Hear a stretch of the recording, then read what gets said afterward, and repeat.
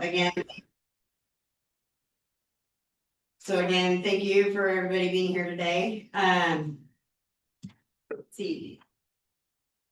So we have officer reports and let's go with the secretary. I do just have a question, actually, and to go dovetail with what Tammy said. The minutes were done last week, but what we normally do is I send out the meeting notice. And then once every Saturday, I'll send out any reports that come in or anything. The minutes were done, but I was waiting for the Zoom link and we still have the treasurer report, which couldn't come in until the first. So I need to know if people want me to send things out as we've been doing it just on Saturdays, once a week, or do you want me to send them out as they're coming in? The problem with sending them out as they're coming in is that then you tend to get dribbles and drabbles of emails coming in, so I would like to know what.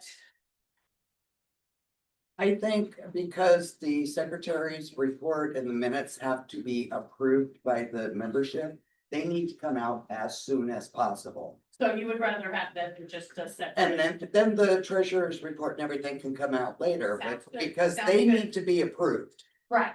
And the treasurer's report doesn't need to be Right. approved. So that's my opinion. Yeah, and I We guess, did get them down to only 7 pages this time. yeah, and sometimes they've been many pages 38, long, the so, ones before were 30. so sometimes it's a little tough going through them all, yeah. So, okay, Okay, thank did you. you have any? Or is there, No, that was just my question, is report or that, anything? and everybody agrees with that? Putting in progress.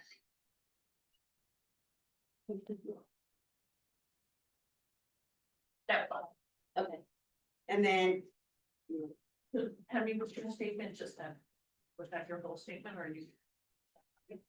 What you read? I was gonna do a little bit more, but I'll Just wait. wait yourself here for. Oh. Oh, that's You not- must be that was working. the order, that was the order on the agenda. So.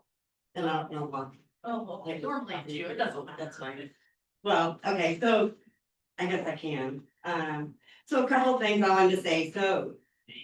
I know that we talked about it a little bit during April 6th meeting.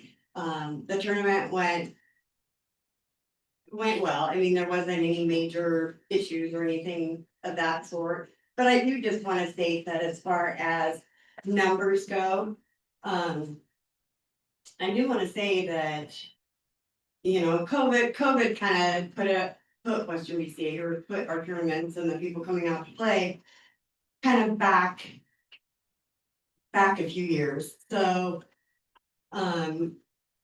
just some of the numbers that I have. So total entries, I'm just gonna say this, for 2019, we had 2,726 total entries of people playing, but that's not unique players, that's somebody that could play three events.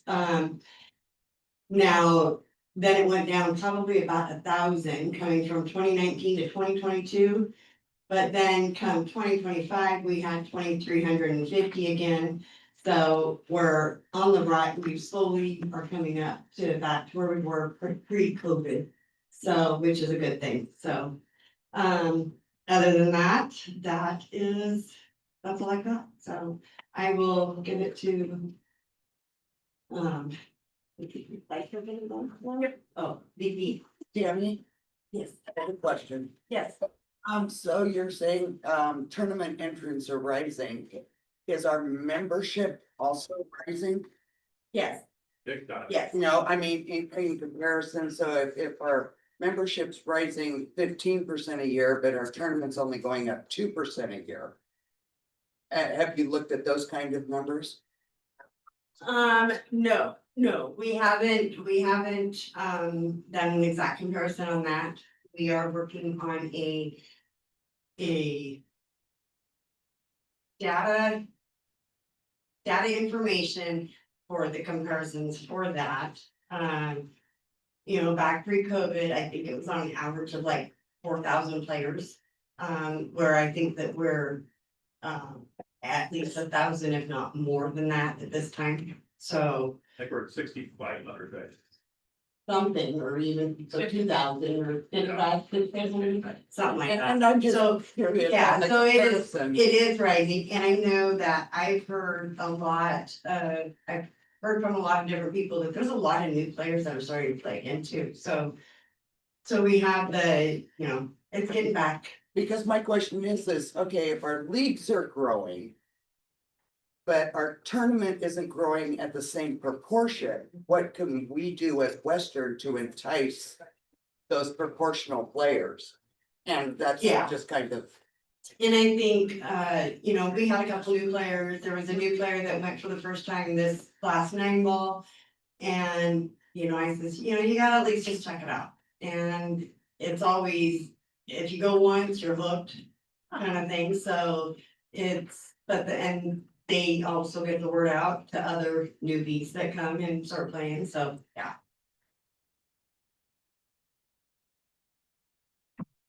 Okay, first of all, a little bit of housekeeping, if I could ask that everyone put their phones on mute or their computers on silent, please, so that we don't have the interruptions, I would appreciate it. Second of all, the purpose of this meeting, this May meeting, is to vote in officers and board members, candidates, new players at large, etc. So hopefully we can get through this in a very expeditious manner. I want to wish the candidates luck and also thank you because this is a volunteer organization. And if it wasn't for you stepping up and volunteering your time and your expertise or even your experience and your education, this organization would not exist. Second of all, I trust that your vote will be a reflection of the membership as a whole and that the results will be in the best interest of our entire organization. So once again, thank you.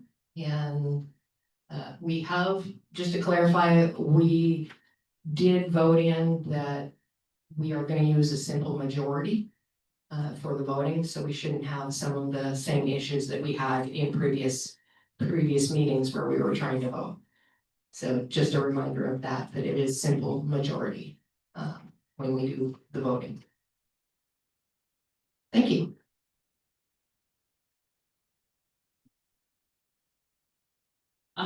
I really don't have much to say. I prepared a treasurer report, which I hope you all have read by this time. If not, there are copies up here. I did prepare a more comprehensive one last month. There is not much going on in April to report. Does anyone have questions?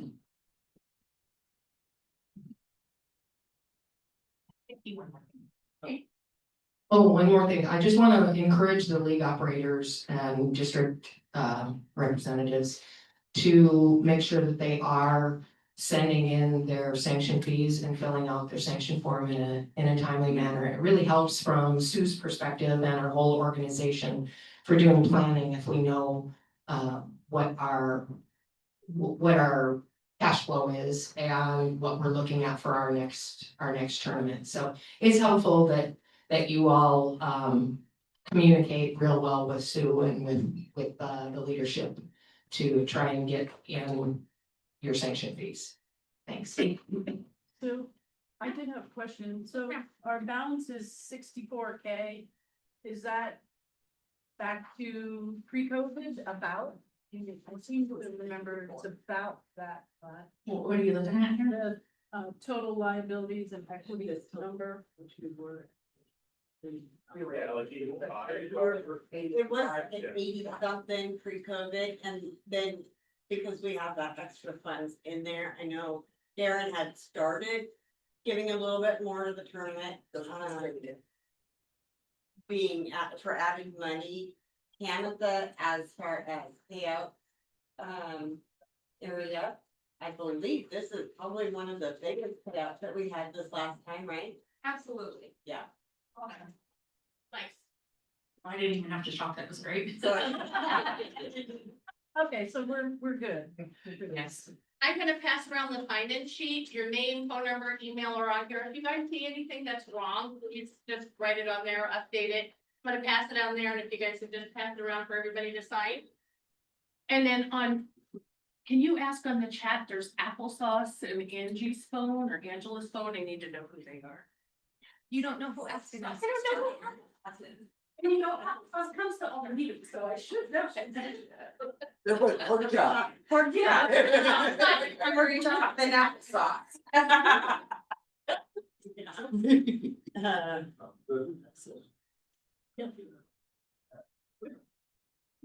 Okay, so now we're on to the committee report, board chair report. That's me. That was Lauren. Hi, everybody. Board chair guy. Since the last meeting, we met once, and that was Friday. We discussed the budget, which Tammy's gonna present later on today in the meeting. We discussed the bylaws revision process that's happened. There's a lot of really good work on there from the committee for sure. We discussed, the sponsorship committee gave us a really good update. They're always making progress on that, so thanks to the sponsorship committee, you guys are awesome. We discussed league rosters and dues verification compliance procedures and how we can make that be a little bit better for Sue. Tammy talked to us about the committees and who she's gonna select as the chairs. Then we discussed the stamp money that we're waiting on from CSI. That was our last meeting on Friday. Any questions for the board? I have a comment. Yes, ma'am. I don't know who was on the sponsorship committee other than Nikki. I don't remember who else. Nikki, Sue, Ed, myself, and Aaron Sullivan. And Aaron, yeah. Great job. That was amazing how many sponsors you got. It was really good. It's the best we've ever done, I think, huh? Yeah.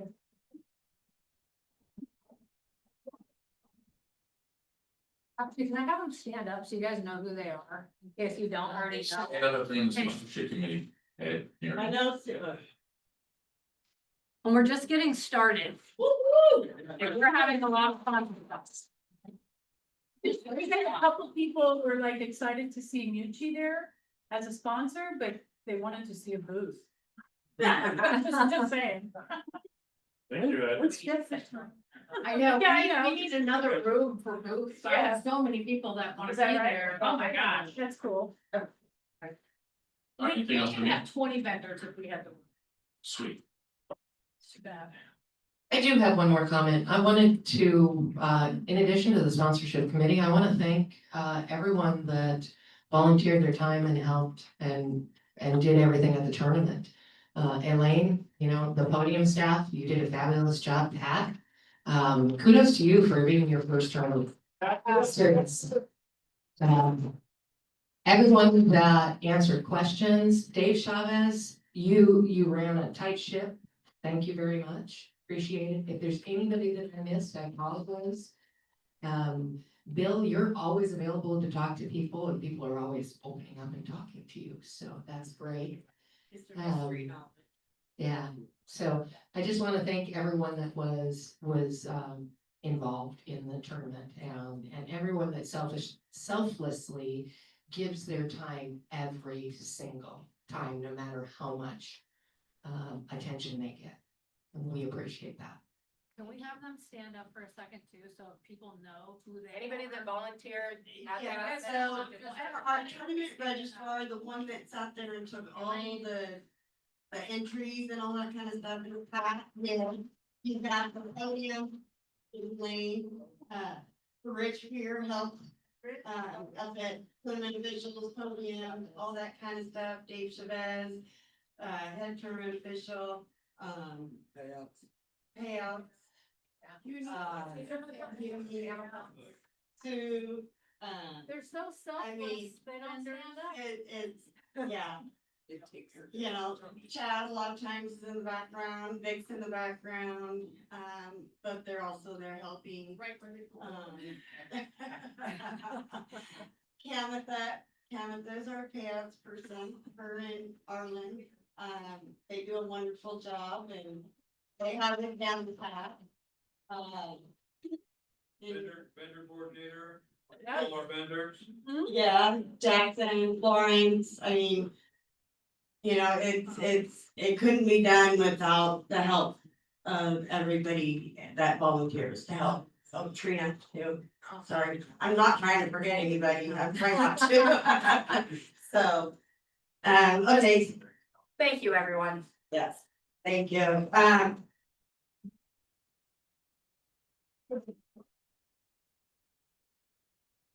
So next, let's go into the committee reports, and I'm gonna let this go over to Nikki if she wants to talk about sponsorship. No, you need to say. Okay, well, want me to move on for a little bit? Yeah. Okay. Tournament competition committee. I don't know if Jackson wants to talk about, do you want to talk a little bit about that? I know that there wasn't a lot done in the later part, but we will work forward to getting that better. That's what I was gonna say, is I think I'm super excited to, make a selection today, get the charges, approved by the membership. And move forward with that. We've still been talking with, some people, still thinking of ideas, all that stuff's going on, but, we're excited to make it official today.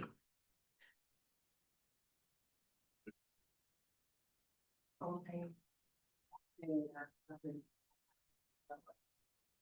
So there isn't really, I know Clay's not here, but Hall of Fame, and that's like an every 2-year thing, so. We'll pass that. Media website, we really didn't have a media website committee, so we're gonna pass that for now. And the same with contract was squashed over a year ago, so that is more being done, contracts are being done now by the leadership. Or board. Payouts. That's kind of, but we haven't really done it as a committee for I don't know how many years, so it's been a while, so. And I just consider that the payout. The Harper payouts department. For those calculations, policy and procedures. Policy and procedures and bylaws, do you want to do that, Phil?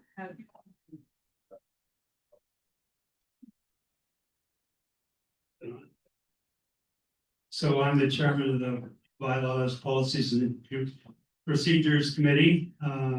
We've been working hard to get these new bylaws done. Sam and Lawrence and I went and visited with a nonprofit lawyer from Oregon, and we hopefully got all the legalese done and put in the new bylaws. After this meeting, we're gonna send out a copy of the new bylaws next to the old bylaws to everybody that's a member of Western BCA. And so you can look at them. This is not the finished product. It's a first draft, basically, but it's a draft that the committee came up with. And we think we have a lot of good ideas in there, but it's quite a bit different from what we've had in the past. I don't know if you recall, but we had not upgraded the bylaws since 2012.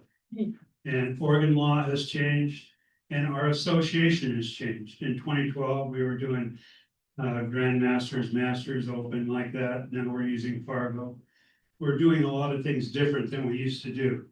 So we tried to incorporate everything that we are doing now and the way we do it now in these new bylaws.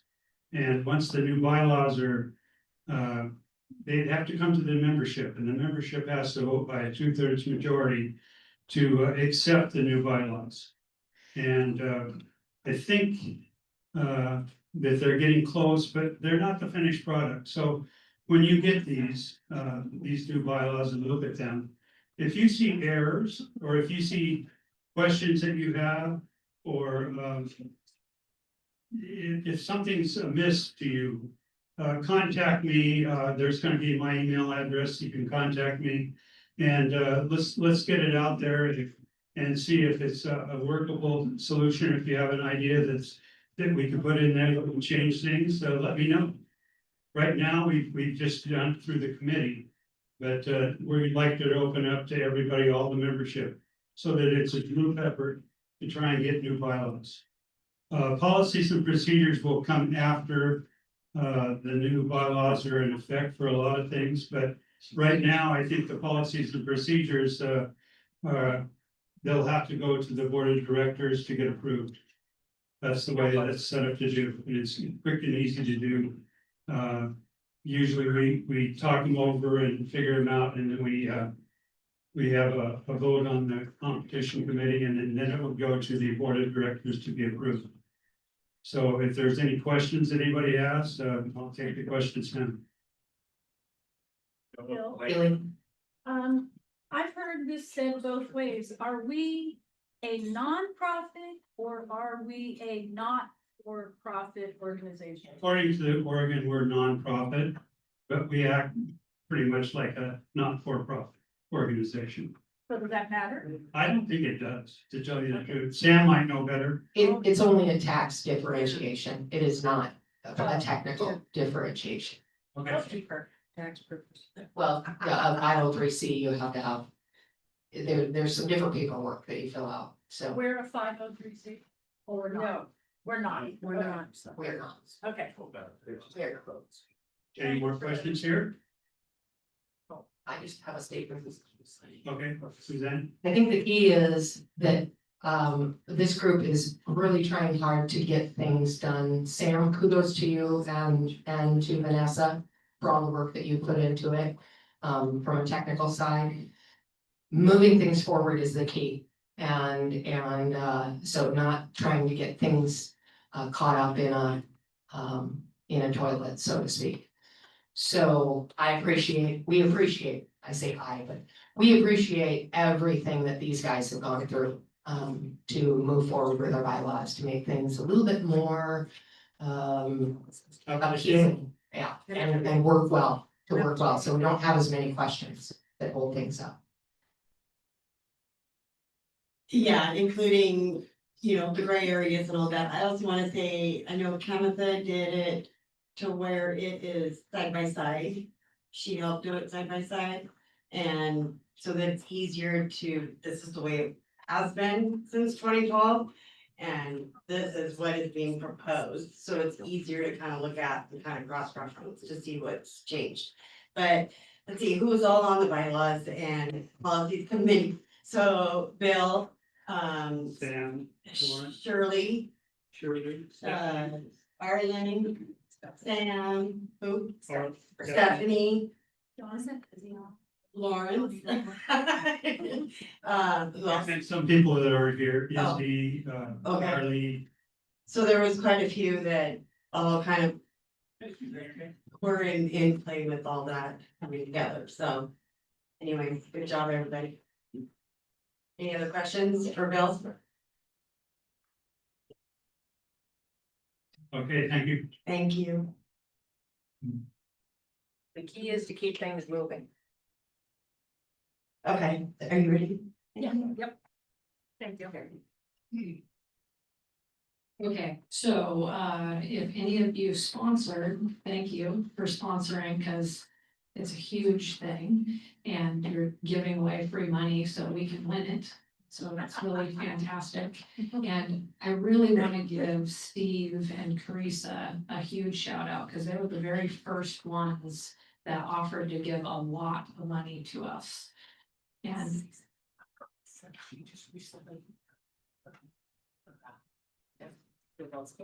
yeah, so I want to say thank you to them for putting in the effort and money, and that they always put in 100% when they come to our events.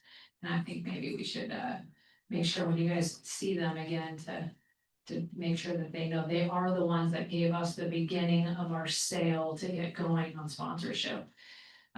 Also, we heard recently that her medical condition has gotten a little bit better too, which is really inspiring.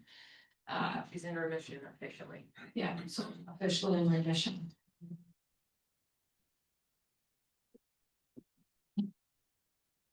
And I don't think that she's online, but I think we are gonna wanna send her. Yeah, we're gonna wanna send her the recording so she sees that. And Tammy's saying how much of an ambassador she is to Pool, that she's always been there. She won,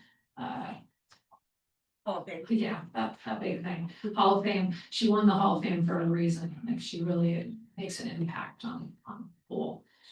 So anyways, thanks to all the sponsors, and what we're looking at now is we wanna find a new photographer if we can. That's one thing that, so we used to have a photographer, and I think it's nice to be able to download photos of yourself. You can repost them online. And maybe if we had a photographer that you don't have to buy the photos because Western BCA sponsorship is what's paying for those, and then you can download what you want, and it's okay to do that. But we're not gonna be asking for money from the Western BCA. We're gonna want the sponsorship money to pay for it. Maybe at the bottom of each of the photo, it's gonna have a sponsor or two on there, and that motivates sponsors to want to pay for that. We have a new website guy. His name's Deepak. We are super excited about him, and it definitely goes into the sponsorship committee because it's easier for us to ask for people to give when they see that they're going to get people to see what they're doing, or that, you know, the beer company or a wine company or the bingo box, that you can access it through our website. So we're super excited about the new website guy. And then we also are gonna do a new way of asking for sponsorship. So one, they can call it advertising, so it's easier for those businesses to deduct that. And hopefully they feel that they're getting some advertisement. So when I post online, hey, this person's sponsoring, yay, give it a like, because that makes them feel good that they're giving money to us. So it really helps us motivate more and more sponsors, and it gives them a pat on the back for doing it for us also. And now this year, instead of like a $500,000, like all these really expensive ones, we're gonna do them where they're like $100 to have your poster on the wall. Those numbers are not set for sure, but there's gonna be an a la carte to put your poster up. If you want your name of your business on a commercial that's going up when people are racking, 5 times a day is this certain amount of money. So if you have a small business and you wanna get your name out there to other pool players, but you don't have $2,000, say you got $500 that go towards this, or maybe even $200, and it would give all of us the ability to do that if you know any entrepreneurs or if you. And I think that that's all I got about that. We have, right now, Raw is helping us, and Tony Bloom is willing to help us. And if anybody else wants to be on this committee, the more, let me know. We meet every single Tuesday at 5 o'clock. And I'm down to get a whole crew of us. We have a really good chemistry right now. It's been really fun. And so lastly, to say Ed and Aaron and Sue and Jackson, am I missing anybody? I think that's just the crew, right? That thank you, that you guys are really inspiring. I love working with you guys. You always are there. You come there every single week. If not, you watch get the notes and go through things. If you're all part of a text group, it's really fantastic working with you guys. Thank you. Yeah, thanks for leading us, Nikki. You're doing a good job. Thank you. And that's awesome how excited you are about. Yes, thank you for the sponsorship promotions committee. They did do a wonderful job. So I'm kind of doing this for Julie, but there is applesauce on this. Is that? Are they still apples? Who I is? just- No. Can you from your recording in I don't know if she is anymore. I think she is. So whoever applesauce is in the Zoom, if you could write in the chat who you are, that would be great. In my chat, it says Nancy Ann Kennedy. Okay. under I wondered- applesauce? Yeah. Awesome, cool. Okay. That's, I thought it was Nancy, but.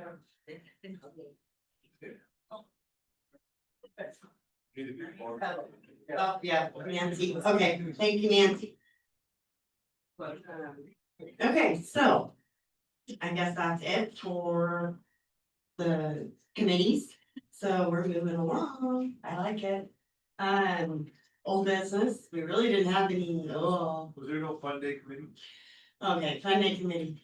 No, The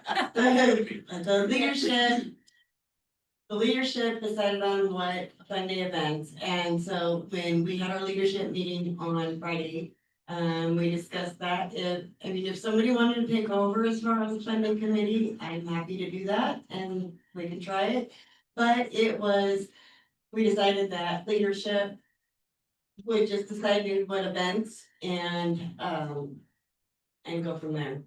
I mean, cause I don't think it's a lot, it's not. There's not too much to have to do for that, so. Anyways, okay, so old business. So old business, we really didn't have anything because we had this special meeting. Last April 6th. We had that meeting, and so that was to kind of get through most of the stuff that we still had lingering. So next, we are ready to start with new business. Do we want to take a little break or just keep going? Let's just keep going. Well, usually it's a lot later than this now, so, okay. Don't stop the roll. So, okay, so elections. So, we will have members at large. There's 5 positions open for members at large. I'm just gonna kind of speak on the positions, and then we can start with, letting those who are running for the positions speak. So we have members at large, which are 5 positions. We have board of directors, which is 3 positions. We have secretary and we have treasurer. The board of directors positions up for reelection is Ed Jackson and Bill Henderson. So, and then members at large, there was only one that was rerunning, and that was Michael Deichman. Secretary is Julie Frazier, and treasurer running is Sue Ledger again for another term, so. For her first term. For her first term. Or didn't she take over Yeah, for she took somebody? over. Oh, yeah. Oh, So this would be for her first. Oh, yeah, I guess it was almost 2 years. I was Did you get oh, elected? yeah. Okay. Yeah, we're okay. Okay. Yeah, special. So. Okay, so I guess first and like, yes. Do we have any guests here that aren't part of the membership? One, two. They're signed up on the back page, the ones that are over here at. Okay. Yeah.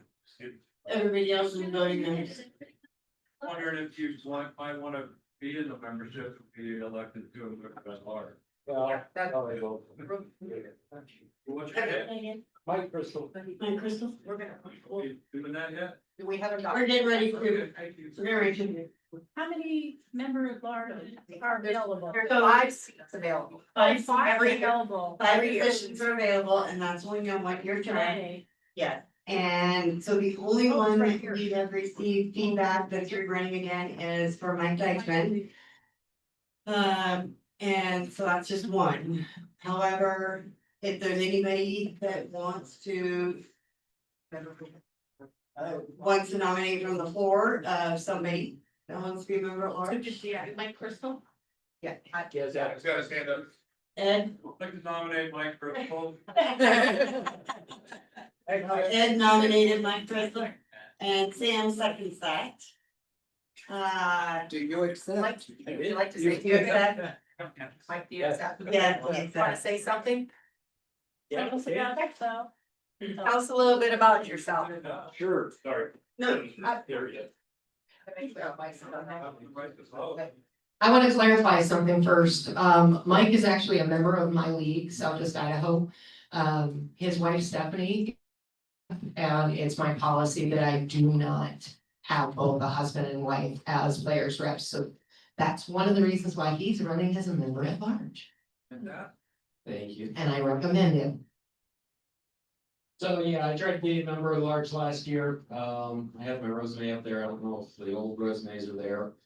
I've been in the community 5-6 years. I have been a CSI referee for the last 3 years. So I do go up to Lincoln City, both spring and fall. To represent there and be a referee. I'm right in the mid area, 477 for, my Fargo rating. So I do get a lot of people that talk to me that are both high and low level. So I help teach that. With new people, I try to bring people in that are interested. A lot of people from APA want to know more about the BCA, with comparisons. So I have fairly good knowledge as far as the rules and regulations between the two. We've got a great group there in the Boise area, and I love being around. I help with Friday night tournaments. Every Friday I run one. So yeah, I get a lot of repetition up there, whether it's good or bad, I guess, but.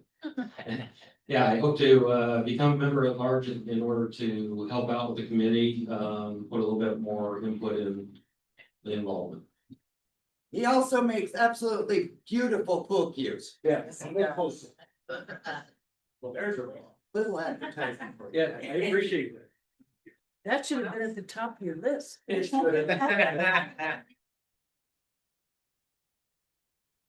You did nominate somebody that isn't there. Well, no, they have to answer themselves. Okay, so right now, as it stands, we have Mike Deichman and Mike Crystal. Tammy?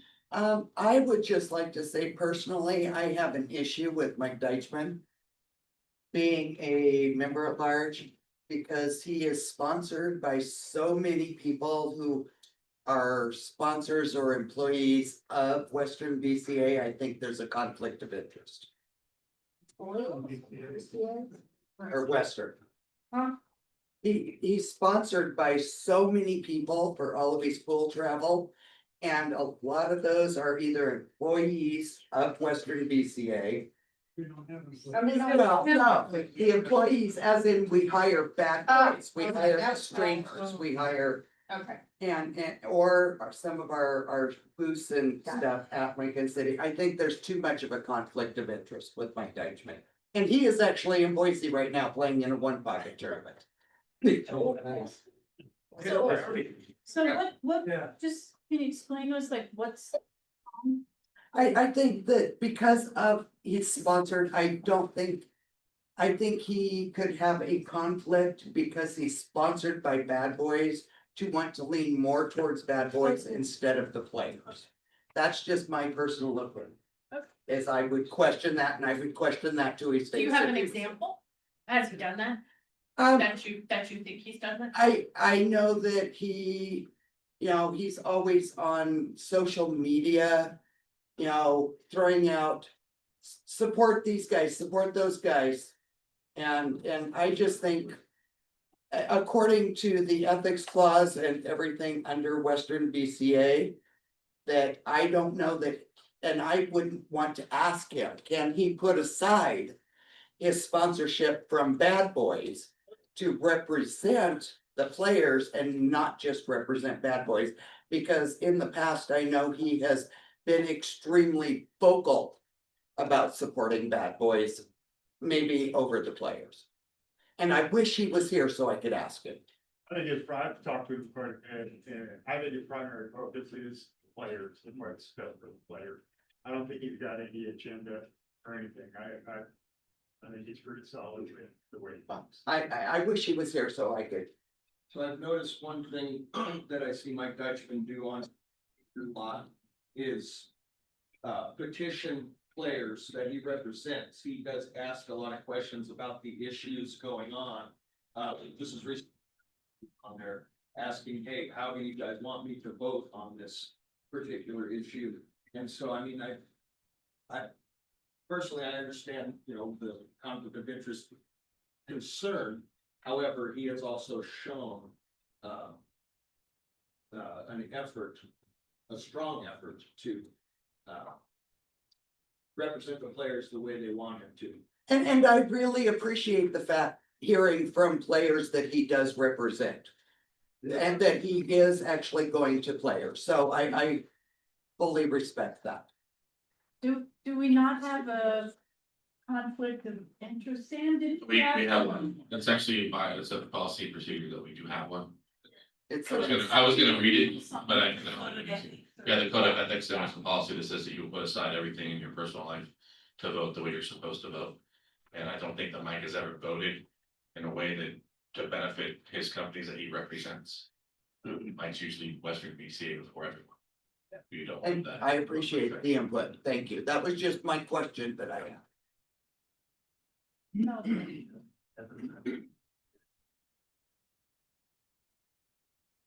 Okay. Anybody else gonna be nominating anybody? So what's the problem with not, is there a problem not having 5 MALs? No, No. It's kind of like a league operator having the ability to have 12 players reps, but they only have 6 Yeah, that they okay. want to. And people that wanna be involved that maybe don't play, or don't, Right. you know, they come down there, they volunteer, or they, whatever. We have, we've had 2 spots open for the last year. The 3 spots that were filled, only one of them ever came to a meeting, so it's not, detrimental. And that was Deichman that actually. Didn't come. But maybe they were online. is there any more? Yeah, it's a fine. Do you wanna have? I think Okay. it's still. Can I have? Oh, no, the second. Hey, I It's think still. I'm gonna be putting somebody on the spot by asking, because I did not ask them It first. comes to me, I think But it's blown I over. think that Carly Waters tries to help in a lot of ways all the time. Player. Oh, she is? She's a players rep. Never mind. Out of Bruceburg.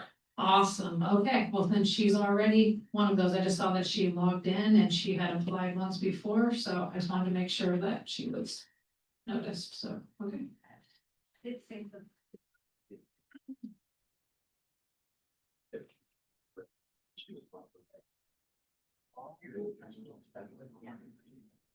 Okay, so.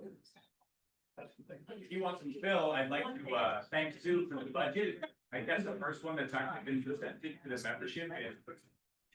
And her. What budget? Sorry, can't hear over here. Tammy, did the budget? Yeah. Wow. Second year in a row. Second year in a row, or, you know, I didn't get it last year. It was at the meeting. Oh. Well,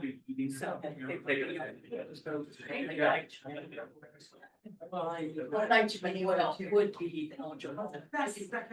Yeah. But anyway. So the only one was you, like, Mike Crystal. Right, Just to. yeah. Okay. Check out the exception. But yeah, someone cares you're gonna have. You wanna be a member at large?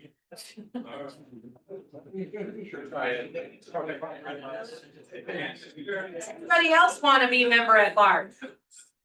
Stand up if you do. There's only 2 people in the room that aren't members of this. I mean, aren't. Oh, there's 3. Player rep. There's 3. Carla Jean. Player rep. You know. Okay, yes,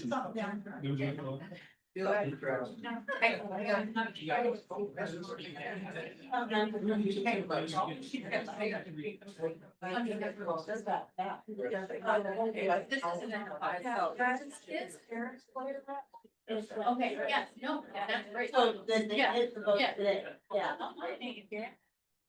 We have a question. Okay, go ahead. I just want to say about the member at large position, because I just finished up a year long deal of that. And to be honest, guys like Mike Crystal and Mike Deichman and myself really fit that because we talked to so many different people across so many different leagues. And so when it came time to vote. Right, I was almost on it. So when it came time to vote, we would ask people their opinions, whether we got on their Facebook page, we saw you in person. And so there's not really any special privileges of being a member at large, other than you vote, like you get a vote, like I wasn't a player rep last time, so. People like Mike and whoever else said, they really embody what that's about, and that is reaching out to a lot of different leagues and getting a lot of different opinions before you make your one single vote, so. You know, the conflict of interest is notable, but I don't know if we're voting on bad boy stuff or not, but you know, both of these guys. They really embody what that position's about. You're running for the board, aren't you? He is. I'm a great player rep. I'll take that. Yes. I would like to nominate somebody. Oh, go ahead, Stephanie. I would like to nominate Carla Jean Beers as member at large. She is a great pillar in our community. She has known Pool for years. I've learned a lot from this lady and I'd love to do more with learning from her. So I nominate her. Do you accept? Do you accept the nomination, Carla Jean Beers? Was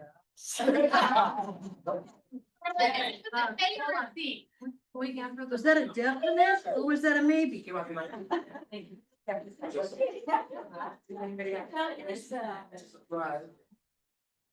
Thank you. Well, I do have a lot of Experience. experience and interaction with pool players. My husband and I both own Billiards of Idaho and Boise, so we're bringing new players into the leagues. I give a lot of lessons. My personal experience, I won the collegiate national championships for the entire nation in 1993. Playing in the pro event. And also taught pool at Boise State for 17 years. So I have really, this is my life. So. Why? There you go. If she's the plan, why aren't you already, cause she's married to my players rep. Her players rep. Okay. I have a question about that. Say something about his name is Joe. I gotta say something about her. She's a great team member. Yes. Played on a team with her. She's a good team member. Well, that's good. Okay. Hand this back to somebody. Did you have a No, it's question? fine.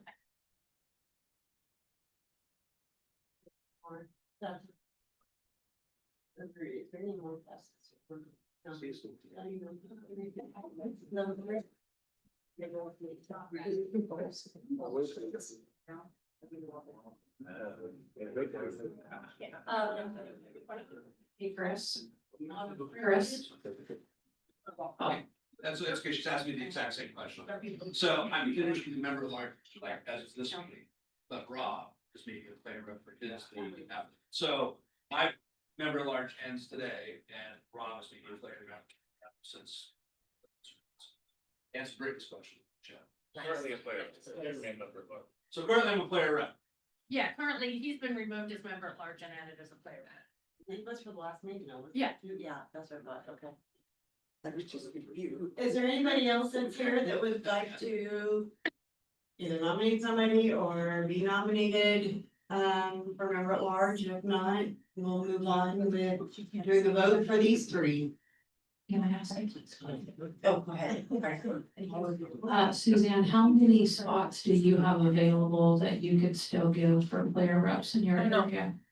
Don't know, I don't pay attention to it all that much. I mean, I do, but I have to get to know somebody and trust them and feel that they are a good fit for this. And I just have always had a policy of not having a couple be players reps. It's just always been my policy. But you're endorsing both of them. I am, yeah, and it's a 1-year position and I think that's a great, Good. great fit. They both So, bring lots of yeah, because they have experience, busy background, lives. knowledge. Okay, thank you. Yeah. Can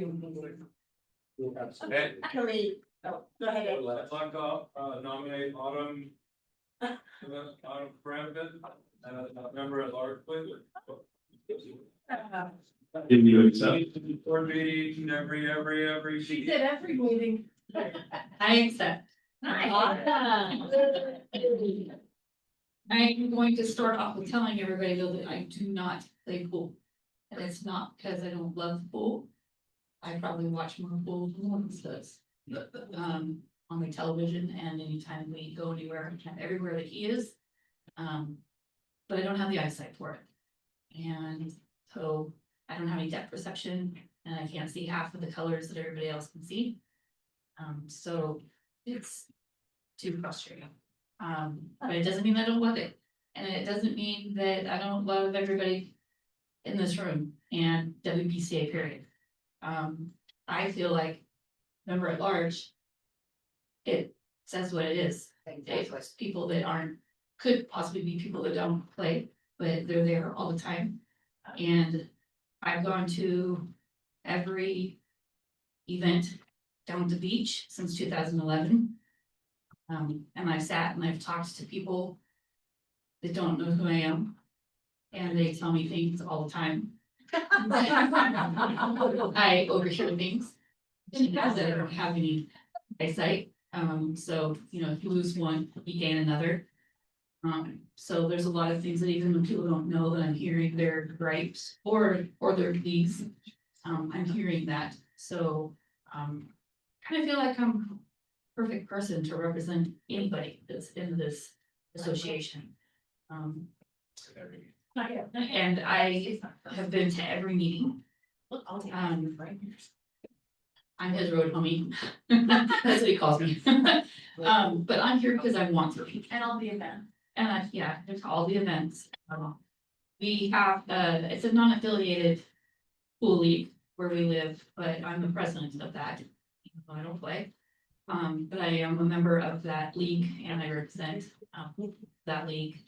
And, I go with him when he does his qualifier, because he's a division manager or qualifier, and I go with him and I help him with that too. So, I don't know everything about pool, but I know a lot about pool, and I know a lot about your guys' rules, and I know a lot about your bylaws and your policies and procedures, because not only have I heard it, but I've read it multiple times.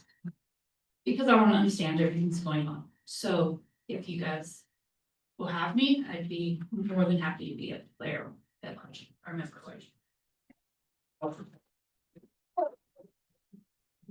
Anybody have a question? I can't see who you are. I'm really sorry. Sorry, Stephanie. Okay, So question, you said that you attend the board meetings? well, I mean, it's in our kitchen. So I can hear them. And that is something that Lawrence and I talked about. That was one of my worries. I wanted to be a member at large for a while, but because he's a board member, I didn't want anybody to think that anything that I overhear is gonna sway me, because much like Lawrence, he can make a decision based off of what's best, not what his friends or everybody else is going along with. And we're the same way as a couple. We do everything together, and we do sit down and we do make choices together in our personal lives and in our homes and with our family. But if I don't necessarily agree with him and it comes time to vote, I'm not gonna vote what he's voting just because that's what he's voting. I'm gonna vote for what I feel is best. Okay, thank you. Any other questions? Did everybody sign this? Voted in, he can. Okay, I'll kind of in as a guest. Jackson is gonna hand out the ballots. Please don't make any markup because they all have to look the same. So once you get your ballot, we'll add the names of the new nominees. So don't write anything yet. I felt it. Felt it. I have a question while that are doing this. Is there any reason why members at large cannot attend the board meetings so that they know what's going on? Or any. Well, are you talking about board meeting or membership?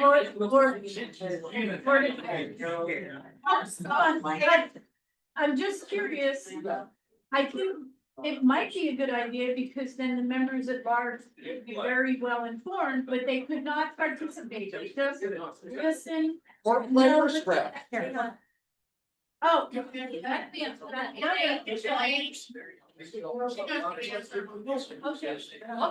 on both. Is it on? Almost. You have the last name. Sorry, tell her. You know what? I got a lot. Okay, oh, that is really not on. Okay, so I had a thought, and I've had this before. If members at large, if their thought is to hear what the peeps, want to tell them and listen to the peeps and bring it back to the organization, why wouldn't it be a good idea for the few members at large to just be zoomed in, no comments, just listening to what's going on at what are the board meetings once a month? I mean, is there?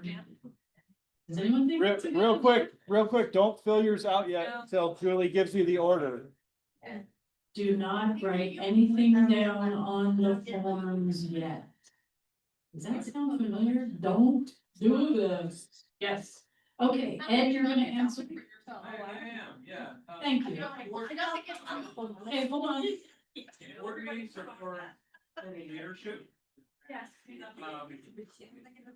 Board meetings are for the leadership. The leadership is who's sitting up at that table and the other 7 board members. And if we're going to invite members at large to our board meetings, then we're also gonna invite the membership, the other voting members to our board meetings. It's a conflict of interest. And then they're just this meeting. Yeah. Or a regular Zoom meeting. So I think that's pretty much sums it up. I like to add something too. Sometimes there's some disciplinary things that go on in those meetings as well, that I wouldn't necessarily want everybody that's not a board member to hear. I know we could probably remove them from that portion of it, and Yeah. I do like your idea, but Autumn and I talked about it, and we're like, hey, if this happens, then I should help you to hang out. Yeah, I mean, I guess I differ with you a little bit there because, it's on. Oh, thanks. And I get what you're saying. I personally don't believe it's necessary that the whole membership attend. The 5 members are representing the people to the organization. They might be better well informed when the peeps talk to them about the organization, if they were able to understand what was going on a little better. I don't know, I just always wondered this, it doesn't have to happen, but I think if we're gonna go for some changing in directions, maybe that's a good way to go. That's all, we don't have to debate, it was just a question. Maybe it's an agenda item, I don't know, Nikki, you tell me. Elaine, I'd like to say something about that. Okay. So. Like Mona said, we had talked about it, and there are a lot of things, well, not a lot, but sometimes there are things, like he said, that get talked out in the meeting. But there has also been, point of order, please. there has, We're here to hold elections. oh, that's a good point. That has to be an agenda item. Yeah. Thank you, sorry about that, so for right now, that has to be an agenda item for later. I'm good with that, I'll submit it. Okay, back to you. Yeah. Thanks. Okay, so everybody's, let's see, do we need to go through and do who Yeah, so is, we need to, so- all of them need to look the same, so you wanna go down the list of names. actually, can I do like something? Well, they should vote on the screen. Yeah. No, I know, The but screen's it on would the show, It's gotta be, but it would show up there. Yeah. it's gotta be this one. Well, I can do it. So you, of course, everybody will have Michael Deichman as the first one. You got Mike Crystal. Crystal is the last name. Then you have Carla Jean as one word, Carla, capital Jean. Beers, capital Bears. B-E, like a beer. Like a beer. Beers. Okay. And then. I'm not going too fast. Last one is Autumn, AUTUM, MN. And then Frampton, FAFRAMPTON.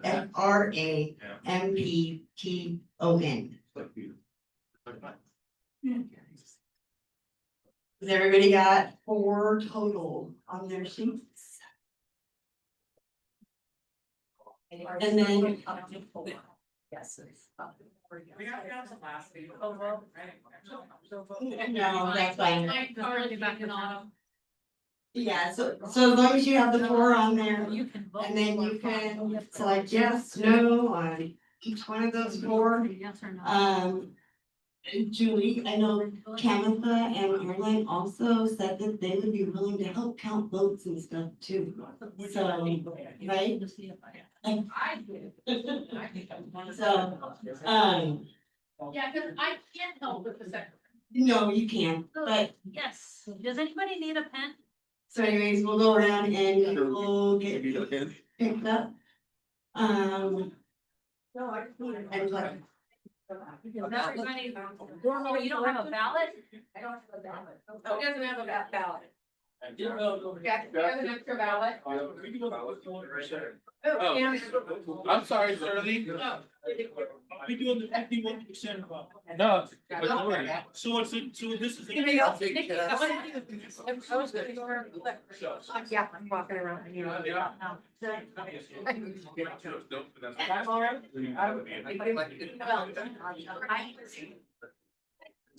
Somebody, I was going to, and I'm digging through my bag. So they're not. I just think we saw. Well, I think it was. I choose thought. That's my picture. It's still plugged in, yeah, it's okay. I'm plugged in on the battery. I was like, you were, no, I'm just pushing it in here. I'll check. Mike's working on that quest for either. She's.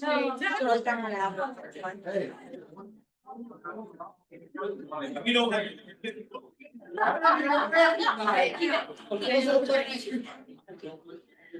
Obviously, okay.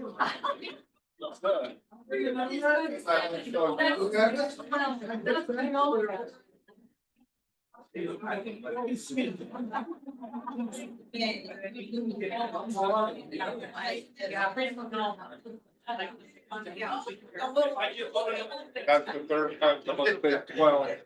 At least.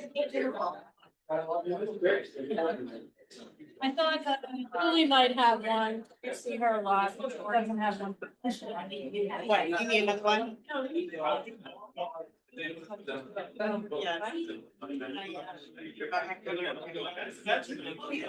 Let's stop. Just like the street. Where do we get? Suzanne, could you? Everybody's. Julie's right there.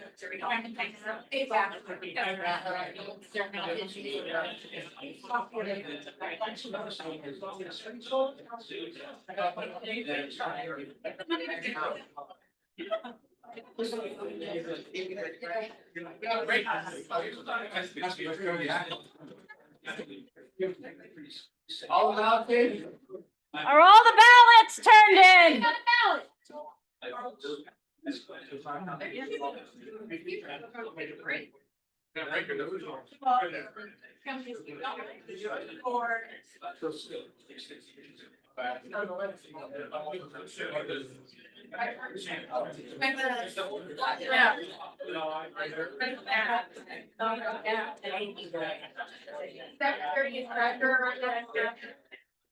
Like, if available last or that. They will, yeah.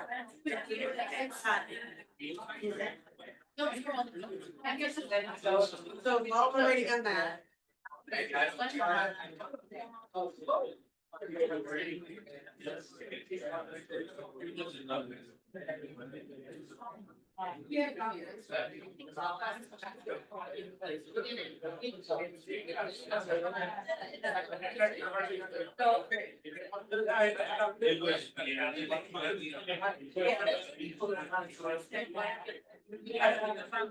Yeah, maybe it's there. I was out there. I was there.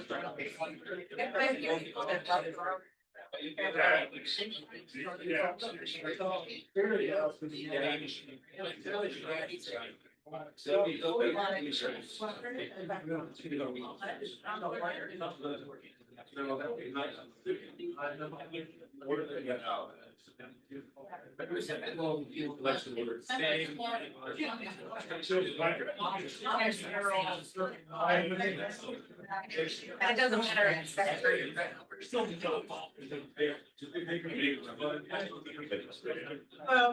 Want me to wait? You're all good. Yeah. I'm gonna go see.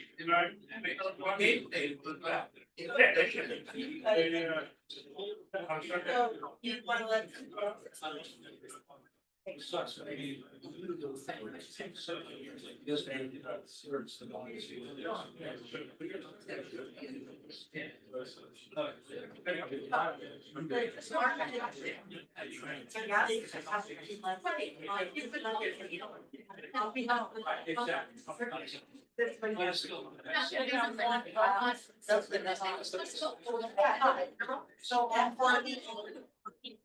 Well, then you would have to say it's only 5, or 20, you can only say yes to 5.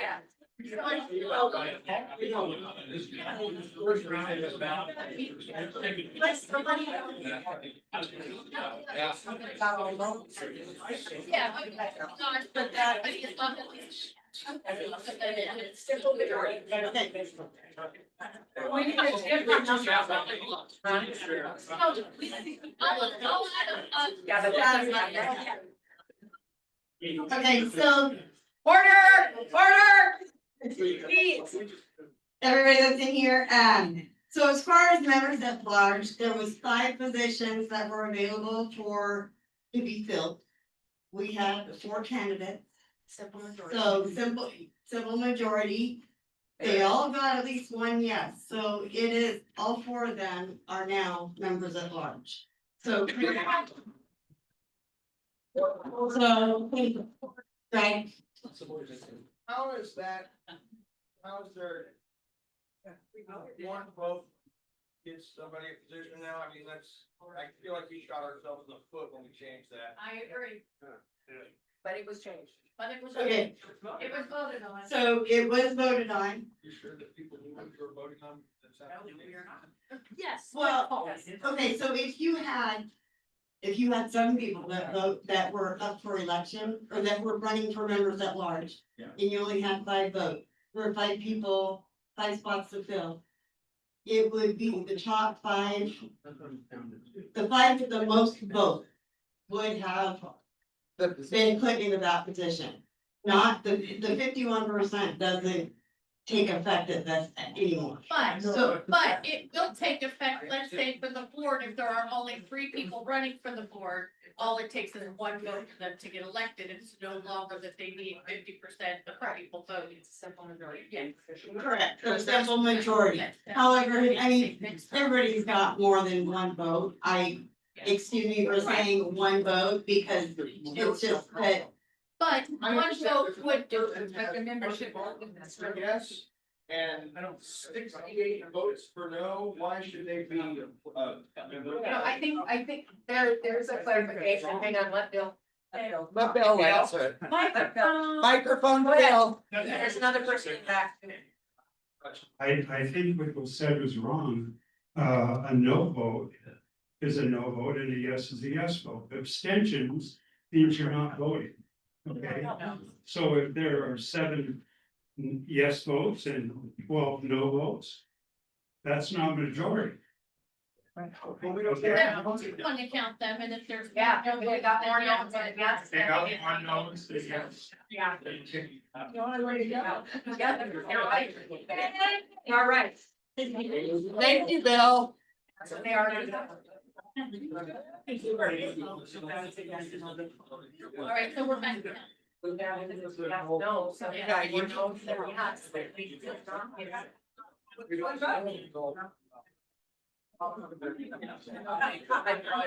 That's a signature. You're prepared in the back. They're prepared. Did you have a question? Oh, no, have a question? We'll ask. Okay, thank you. Thank you. More knows that yes, no, no, yes.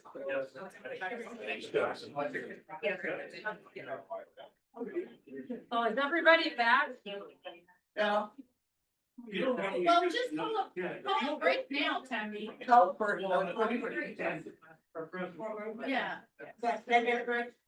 Fine.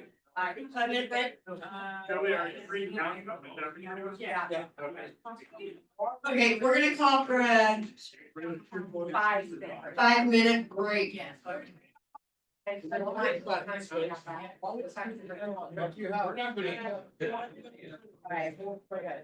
Actually, let's go 1:25, yeah.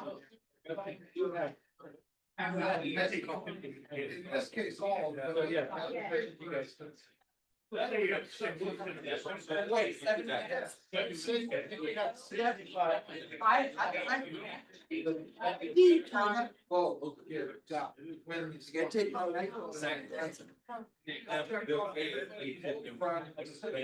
Seven of which said yes. And I was $3 twice the size. Yeah, that person would be, 6:30.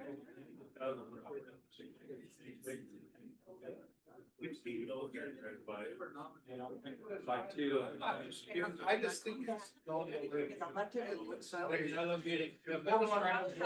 Clarify.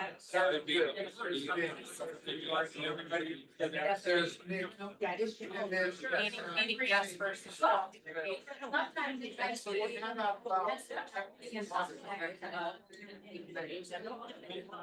Needed it. Not a over. I think that's Also under the bylaws. Have a section at the end. I know at the beginning of the bylaws, it says here in, we refer to as the association. But at the end, there should be a definition of where it is. Every bylaw, the law, every, one that I've been involved with has always had that. There was.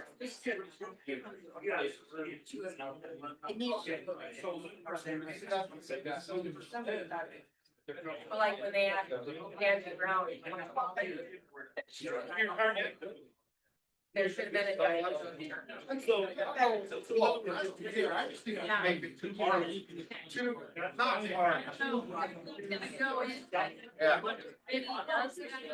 It's usually, yeah, the bylaws, same people who are doing the clarification of things. They know the seal and ask for a really. I agree. In essence, specifically. I think that's.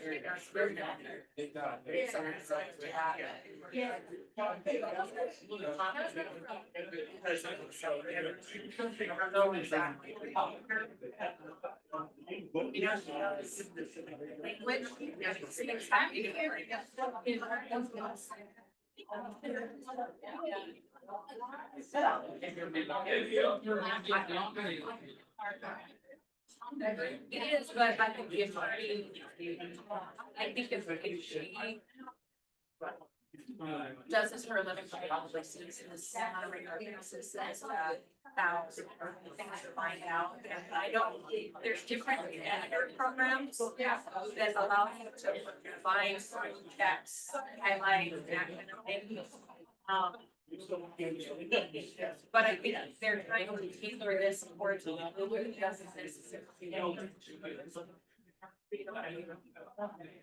I don't know, it doesn't mean. Yeah. Yeah.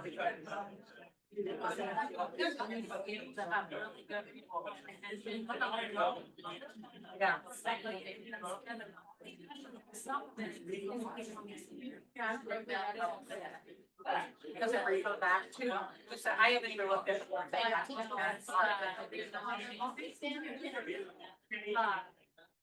I have heard it quite a bit. It's way more. And then, well, I've only read from businesses who don't understand anything. Yeah, I help them. So I think it's different.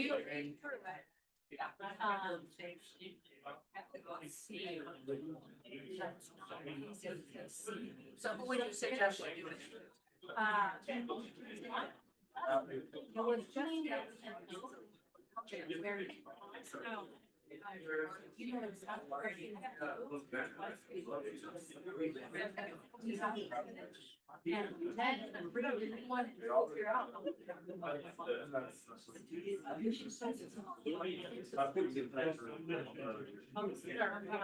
Oh, that was the old town. That's not.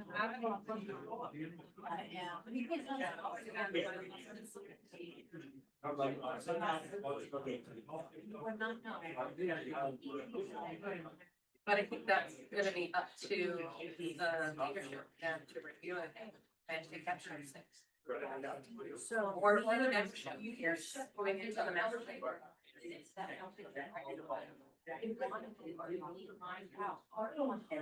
I did bring up, I brought it up because that's an attorney code assessment. And I forget that she's showing us that as an example, so it's easier for us, or for you guys when you were, or whatever, to look at. But I'm not certain for her membership is something. Does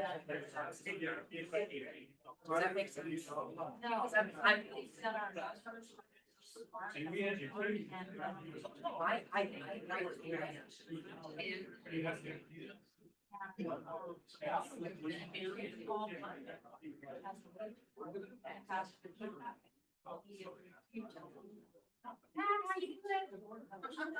I'm good. Unless we were like. Huh? It's all too there. I'm just trying to catch up on my. Yeah, I'm a yes and a no on that one, it's because I feel that. Here? Oh. As an organization, micromanaging.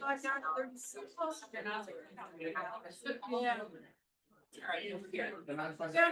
Well. And I stopped at Costco, so. Because we don't have an open. Then I don't have to stop at Costco and Nancy tomorrow, because I did it on the way. Therefore, either gonna, or either gonna. I can see you can go follow behind the scenes. Just imagine everybody in their underwear. Then it's not as terrifying as talking. It's it. Yeah, you'll be great. You'll be great. I'm just. The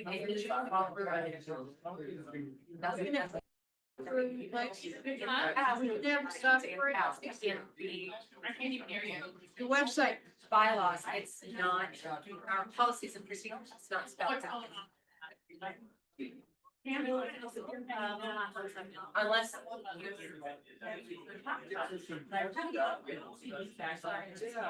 Yeah, no, I, yeah, I like I said, I'm on the fence, so I'm not. So before I'm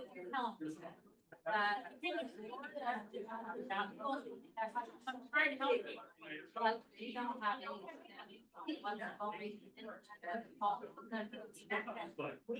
Yeah.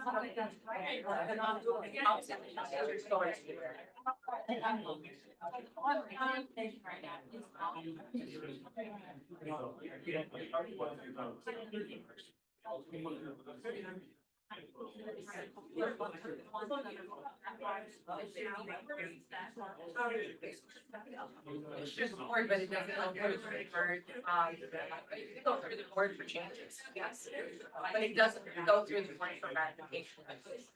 Board can make changes, but the ratification goes through the board. I've heard that.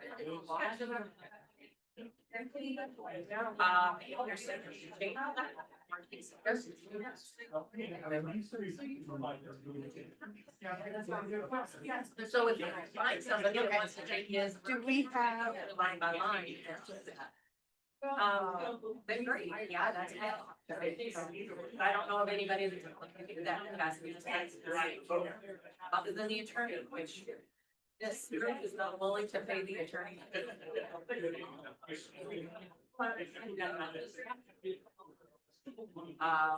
They already voted down that having, because the last time that the attorney found the last time There's been discussion about how much the entire charges are out and whether or not.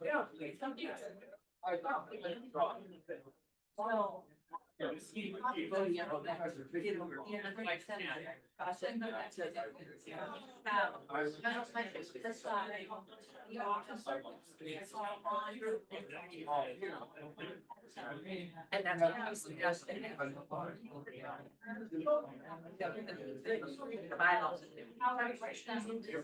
All right, let's try and get everybody back in here. And we're not, we haven't addressed that. We haven't addressed it. It hasn't been, it has not been put in as an agenda.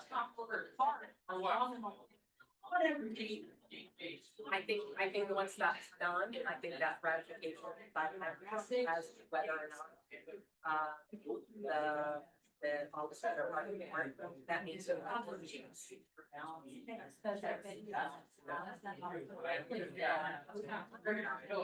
Because, yeah, if you're going to.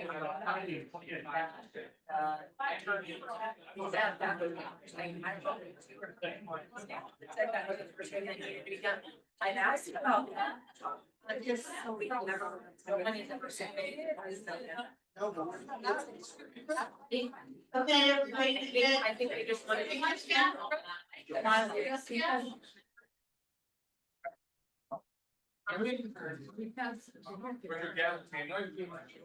She's got it. so we have the results from the books. I disagree with that. So we have Mike Deichman with 31 yeses and 9 noes. Mike Crystal, 31 yeses, 8 noes. Carla Jean Beers with 33 yeses, 11 noes. And Autumn Frampton with 33 yeses and 7 noes. So Mike Deichman, Mike Crystal, Carla Jean Beers, and Autumn Frampton are all members at large. Congratulations. Thank you, everybody, for running. And now you could now vote in the elections. And now, yes, that was, I just overheard something. The members at large are now able to vote in the following, the elections coming up. In 5 minutes. Yeah, Except for so Mike, he's not. members at large will become members immediately following their election. So you guys are allowed to vote in the next votes here coming soon. So next we have the officers. So we have secretary and treasurer. Who wants to go first? It says board of director. Actually, order, I don't know why it's There's an order. We got of to- procedures that. yeah, the procedures are members at large, officers, and then board of directors is how it's supposed to be. So, we'll just start with secretary, I guess.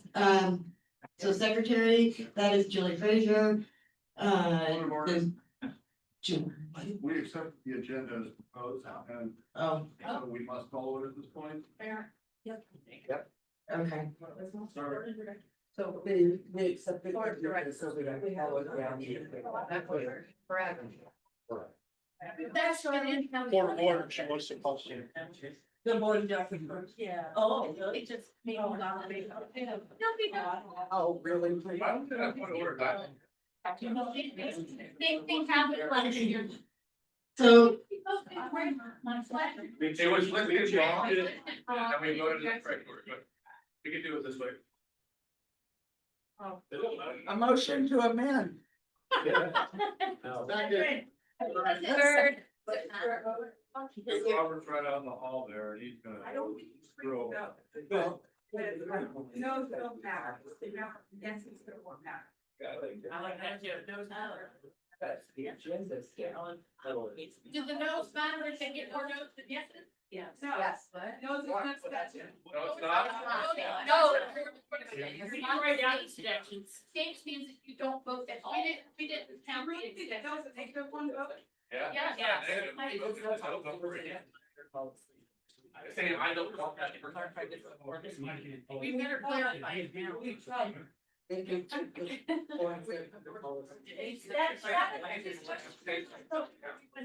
no, let's move on. Okay, so board of directors. there is 3 positions that are up for reelection. And there is 5, correct, 5 that I know of that are running for board of directors. Currently, yes, unless there's any nominations from the floor. Okay, so we have Jackson McDonald is rerunning. We have Ed Slade is rerunning. Which Ed was under a 1-year term, right? Because you took over at then. And then Bill Henderson is also rerunning. So, and then we have Tammy Conover and Chris Norling, who is also put in their request to run for election for the board as well. So whoever wants to start with. Copy.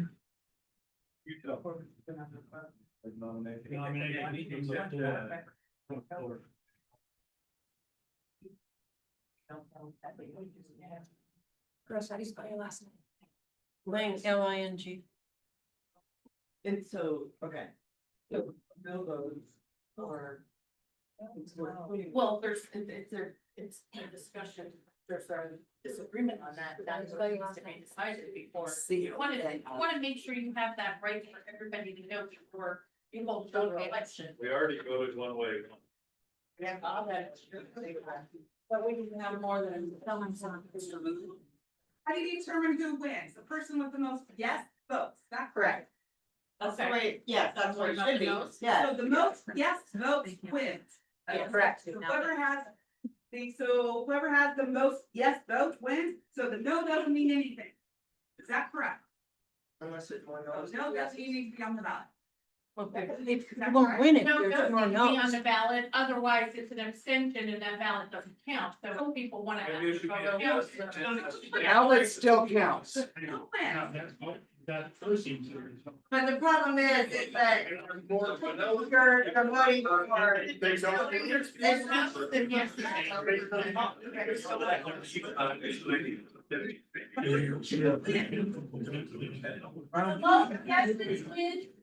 So, okay, so we have 5 positions, well, right now.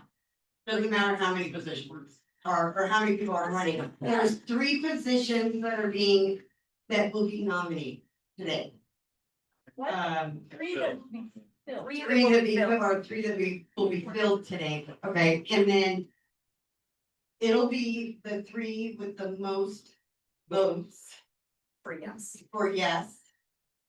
That get nominated, get elected onto that position. Doesn't even need to be a So no. the no don't. Are they all But- in 2-year position? Are they all? They're all 2-year positions for the board, Technically, the no's shouldn't count in this case, because We have more than enough. we have more than enough candidates running for the 3 positions. And it's not. Chris? In case of a tie, how you breaking the tie? A revote. Revote. Okay, thank you. Just those 2 individuals. If I'm running for secretary and I get more no votes than yes votes, I still win. Even though you're. If I get. If you're the. Well, if I'm the only one, or not if the only one, but if I land. Yeah, that's the question, there's more no votes than yes votes, you cannot be elected. Julie, how many voting members do we have here? Can I ask what the current policy and procedures say about this? Lauren? Okay, so the majority vote of the members voting shall be the act of the members, excluding those abstaining or blank votes unless otherwise provided for by these bylaws. That is how it was voted to accept April 6th, or was it the one before? No, it was the one before. It was the one before that, the meeting before that. So that is how it is now. So it isn't, so we don't use having to have the 51, so it's plural, how do you say it, plurality of the, or the symbol. symbol of votes, which would be the majority of how many votes. So if we don't have to go to over 50% of the total people voting. So it's a pure vote count, there's no percentage. Right. Correct. Correct. Correct. So it's the three people who win the most votes, have the most yes votes are on the seats. That what everybody understands? Yes. Before we get going. So basically, you don't need to do a no vote, just vote for I was yes. just gonna suggest that next ballot, I'll get rid of the no. That's what I do. Yes. The reason for the no on there is that if you don't want to vote for anybody and you leave your ballot blank, that doesn't count. Well, I guess it doesn't matter. The only time it would count would be on a percentage. Right, Right. yeah. Doesn't matter. No.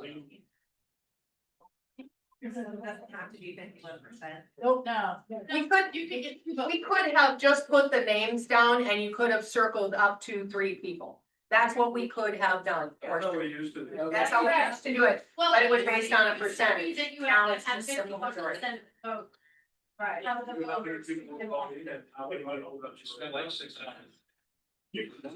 Whereas, Not that way. okay, so is everybody clear on how the vote is done So the now? way it is, Tammy. The way it is that three people with the 3 candidates with the most votes are elected. Yes. Most yeses are elected into those positions. Okay. All So right. don't Is worry everybody about good with voting no. that? Vote yes. Yes. Yes. Okay. Right. Let's hear from the people. Okay, so, actually, I'm gonna, let's see, where we at? Julie, you wanna go, or do you want to go? I don't think we're doing board. Oh, that's right, board. That's what, okay. Nominations from the floor, any nominations from the floor? What Yeah. position? Board directors. Board of directors. 45. Okay.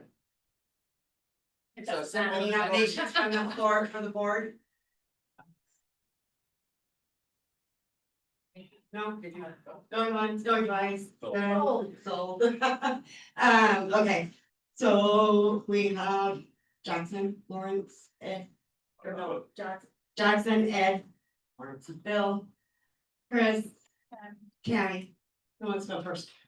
You tell me when I'm first. You tell, You tell. Okay. Go by alphabetical order like it's written. like it's written.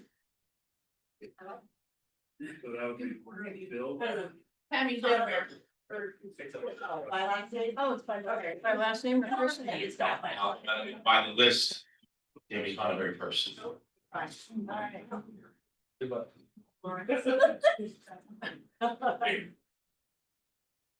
Thank you, Lawrence. Yeah.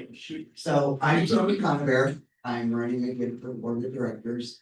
The main reason why I am running for the board of directors is to represent all the players. In our league, I have talked to many players over the last week. I sent a thing out on Facebook. I came back with the same answer. You vote how you want to vote because I trust you as my players rep. So out of our 400 players in Southwest Idaho, the majority said, I trust you. You are going to do what is right for every player in the league. You will listen to everybody. You will have conversations. But we trust you to make the right decision for the players. And that's what I want to do, is represent all of the players throughout Western BCA. And on the other side of it, we have 5 states and part of Canada as part of our league. Every one of our board members is from Washington. And I have an issue with that, with 3 of them specifically from the Vancouver area. So I think that someplace out of Western Washington needs to be represented. So I would ask for your vote. I will do what's right. If I don't have the answer, I will find a source, and I have a large network of people in all different areas to find a source. I can communicate, I can come to an understanding with somebody. I'm not gonna get in their face if I don't agree with them. It's okay, you explain to me your feelings, let me explain to you, can we find some middle ground? And I think that is my strength. I'm not a hothead. I listen, and I listen more than I talk. So, I would appreciate your vote. I am from Idaho, so I'm, out in the area. I have helped. I've been on the competition committee. I helped find this venue for Tammy and Suzanne. So thank you very much. Any questions? You keep that one there, I'll take the other. Any questions? Yeah. Okay, off this one. It's off. It's off. Hi, Tammy. Do you have any professional experience that would carry over to the board position? It's off. I have quite a bit of experience. First of all, I have been what I call Suzanne's left hand for our league for 10 years. Our league has grown since prior to COVID from 250 players to, I think last year we were just shy of 500 players. So we run 17 sessions every year. So I help her coordinate that with all of the players. On the side of that, I have also been voted in as president of the Treasure Valley Pool League in the Valley. I run VNEA Pool League in the Valley. I work for a nonprofit. I'm on the Nampa City Venue Management Commission, which we oversee the Fort Idaho Center, the Nampa Horse Park, and the Nampa Civic Center. So I was appointed by the mayor for that position. Several years ago, I worked for International Gaming Technology, which at that time manufactured 90% of the slot machines that you see in the casinos. And I was a jackpot payout rep. So if somebody won the $1 million jackpot, I had to go to that location, and I covered Idaho, Oregon, Wyoming, and Northern Nevada. And I had to do, first and foremost, casino relations. I had to meet with their staff. I had to do all of the legal documentation for IRS, citizenship, because if you were a non-resident, I had to do different paperwork than if you were a US citizen. I had to do all the media relations paperwork. So, I'm almost 62 years old. They say the average person has 5 careers over a lifetime. I think I've had 13. So I know a little bit about a lot. And so my daughter also runs a nonprofit, so I have that information. So that's kind of all of my backstory and information. Any other questions?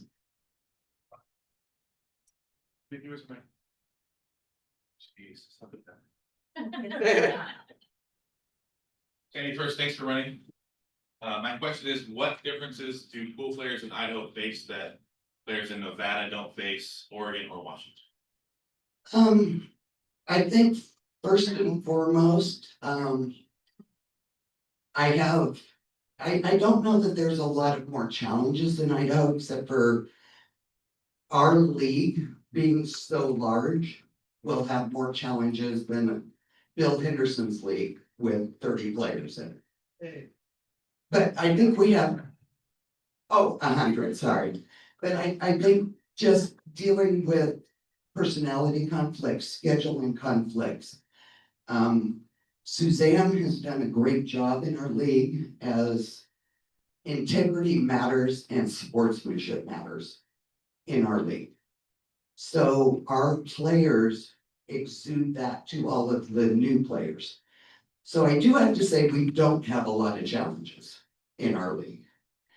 I did, after Lincoln City, I had several people reach out to me privately with their yays, this went really well, and oh, these are my concerns, can you help address some of those?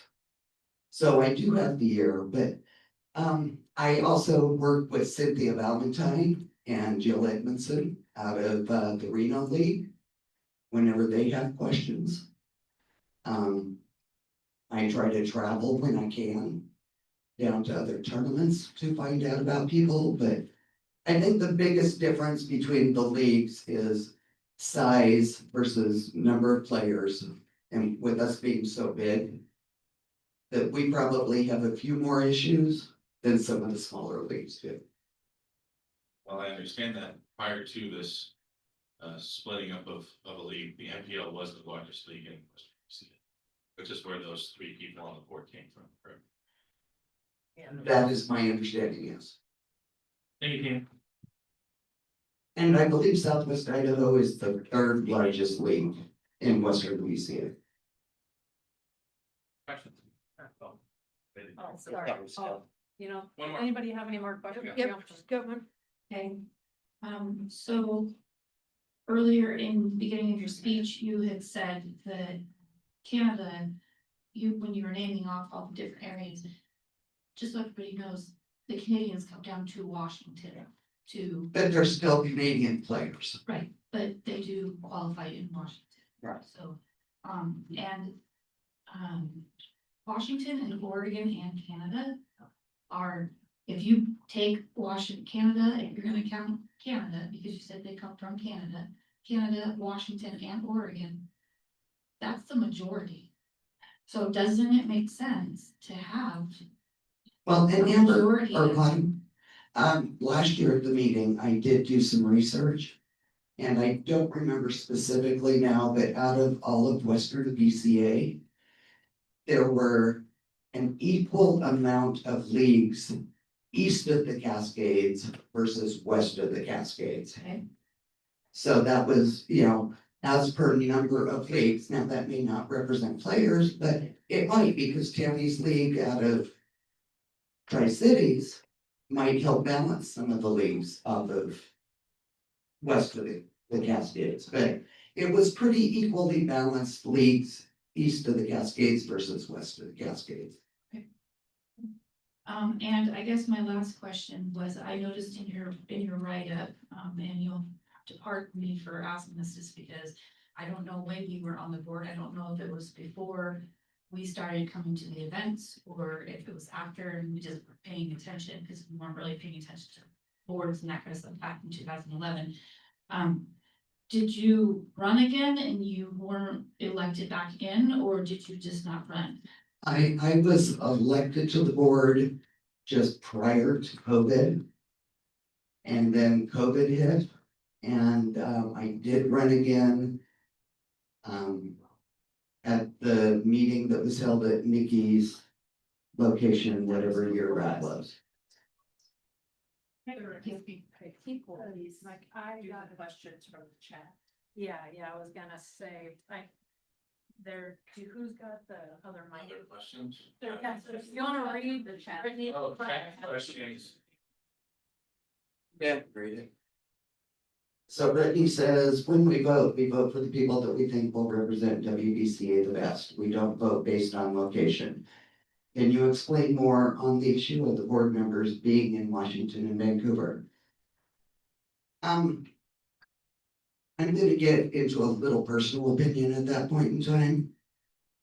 I think that the board needs to have varying ideas from all locations. Because with having so many board members from one area, they may just have a certain set of issues or concerns or players that we in Idaho or Spokane or Walla Walla or Reno, we don't have that issue, but we have another issue. And I think that having some representation for some of those other issues or concerns or representation, instead of just a small area in Western Washington. No, No. How do you turn it? I'm loud enough anyway. So as one of those board members from Vancouver, I just want to touch on that. Just because we're in the same area doesn't mean we vote all the same way. I've been friends with Nikki and Jackson, Lawrence, who's far away. I think I've argued more with Jackson since we've been on the board than in the years that we've been friends. Arguing politely, discussing, disagreeing. I also think that, I've been secretary for 15 years. I've been to every event. I'm very involved. I have the ear of a lot of people. I'm friends with people from all the leagues. I'm familiar with people from all the leagues. So I think that just because we three of us live in Vancouver, it doesn't mean that I can't represent that all the players are being represented. I don't only care about my 144 Vancouver players. I care about all. and I understand and respect that. So my question would be, is on league night, when you guys are all playing together, how many board-related conversations are being held during that league night? We meet once a month and talk. I mean, there may be stuff we talk about, there's secretary stuff we talk about, there's leagues stuff we talk about. Of course, but there's also, I talk to Fran or Lawrence quite often, I talk to Sue quite often. And see, that's also why I'm running, because I would like to have the information that is coming out of the board, the conversations, to be able in another area in Idaho to have, when my players come to me, I can say, this is what's being discussed in the board. What do you think? Instead of, just from a certain area, it kind of broadens the base of information that can be contributed to Western BCA. So you say you have separate issues in Idaho than what we would have. Potentially, I don't know. Okay, so do you bring your issues up in any other meetings or to other people that could bring those issues up for you that aren't being talked about? And I guess part of, if we're talking about distinctive, different issues, probably our biggest different issue from current membership is when we go to Lincoln City, it's a 9-hour drive. When Vancouver goes to Lincoln City, it's 2 hours. So those are some of the different issues.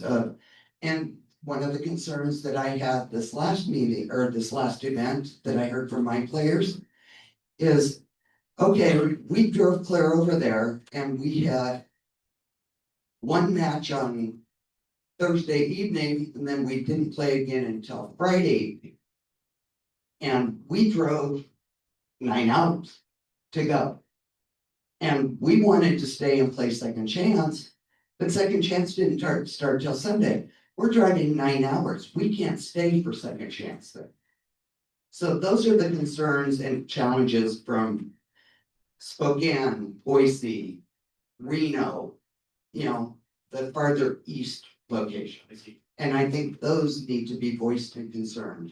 Right, and my point is, you don't have to be a board member to voice those concerns. But I want to be a board member so that I'm, especially with it being now a new leadership team, that I don't think I have, I can voice a concern here, but I'm not sure that it's being actually addressed. And I want to know that in the meeting, it's actually being addressed. I don't know, because I'm not there. We have more. I know, we got more questions. Yeah. Suzanne's right-hand man, she's in the leadership. She's not supposed, the board is proprietary information. Wait a minute, I have. She's invited to everything. I know. I got faith in those, I don't need a microphone. Who is that? You know, I don't care if you're from Idaho, I don't care if you're from Washington, I don't care if you're from Oregon. Right. There is people in Oregon that drive 9 hours to play in the same tournament. The deal is, whoever is on that board has to represent every player in this room and every player from every league. Absolutely. Absolutely, I totally agree with you. And He said he didn't need a mic. whoever is on that board or any position has to represent the 200 player. Our average Fargo for Western is like 450. So we need to represent everybody below and everybody above that 450 number and not just listen to the squeaky wheels. We need to find a solution to that. What I'm saying is, every issue that every player has is why we are here. We are here as a group, represent the players, to do what's best for them, so that all of us have a nice time. I totally agree, but I guess the point that I was getting at is being a 9 hour away, versus a 2 hour away, there's different issues when it comes to our tournaments. And those questions and representation also need to be addressed. Because those players need to be represented also. And that's what I plan on doing, is representing every player who has paid their $15 to Western BCA to have the opportunity to play in 2 tournaments a year in Lincoln City, Oregon. Okay, one little statement and I'll keep my mouth shut, okay? Absolutely. I don't know how to put flowers on my words, so please excuse me. But you're talking bullshit. I'm from Eastern Washington. I'm from Eastern Washington. And my players had a question when I was in Lincoln City. I brought in 6 brand new players. They called their friends. The friends came down to watch. They, and after that, had joined. But they had a big concern question, and I took it to one of our board members. I got an answer right then and there. I'm from NPL. I'm in Eastern Washington. But to say that you're not getting things addressed, are you asking the right questions? All right, I have asked the right questions. I talked to my league operator whenever I have a question from any of the players. When I hear from Cynthia Valentine in Reno or Jill Edmondson or anybody else, I talk to my league operator.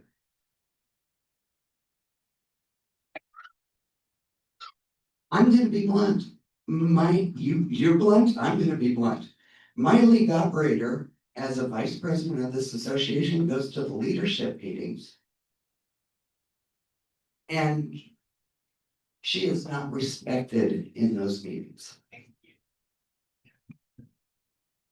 When I picked her up yesterday to drive here, and she is in tears because of the way she was disrespected on Friday night, that is also one of the reasons why I'm running here. Talk about it all, don't they? There's not. Point of order. I'm, Julie, on that, I'm just saying, Julie, would you please let me finish? I am saying that my experience was driving over here, my league operator was in tears because she felt totally disrespected. That is all the information I know. And that tells me that I need to run for this board because there needs to be more of a voice. When you were on the board, did you feel disrespectful? Quite honestly, when I was on the board, it was COVID. And I was on the board with you. And I believe at that point in time, that's when you and Mike Deichman had issues. And I believe I handled that very professionally. Did you feel disrespected? No, not at that time, but that was And I'm talking personal. Okay, I have a question. When we first started this meeting, we're talking about numbers and percentages and stuff like that. As a player that's been around for a long time, I know there's a lot of players out of the Washington, Oregon, stuff like that. And I know it's more convenient for us to come to the tournament of Lincoln City. And you're saying numbers, you know the percentage of your players that are coming to the vote because you're representing mostly for the tournament at the vote in this situation. I do know, pre-COVID, Southwest Idaho would send almost 50%, or about 50% of their players would go to Lincoln City. About 50%, and we were at 200 players at that point in time. Since COVID hit and the dates were all changed and put out later and costs and everything went up, yes, our participation from Southwest Idaho has diminished because of the rising costs. And for players to take 10 days off, 11 days off of work to go to the coast. I mean, I had one player in particular who said, yeah, pre-COVID, we rented the same house for 8 years. We paid $1,300 a month. Tammy, we need to kind of move on, because we still have four more people Roughly that. 5% of the players down there at your guys'. Yeah, but it's pretty amazing to have 50% of a league participate in Lincoln City at that time. Thank you. Okay.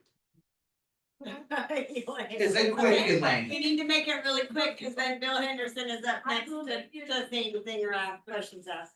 I will make this really quick. In the defense of, there's one comment that you made about the travel.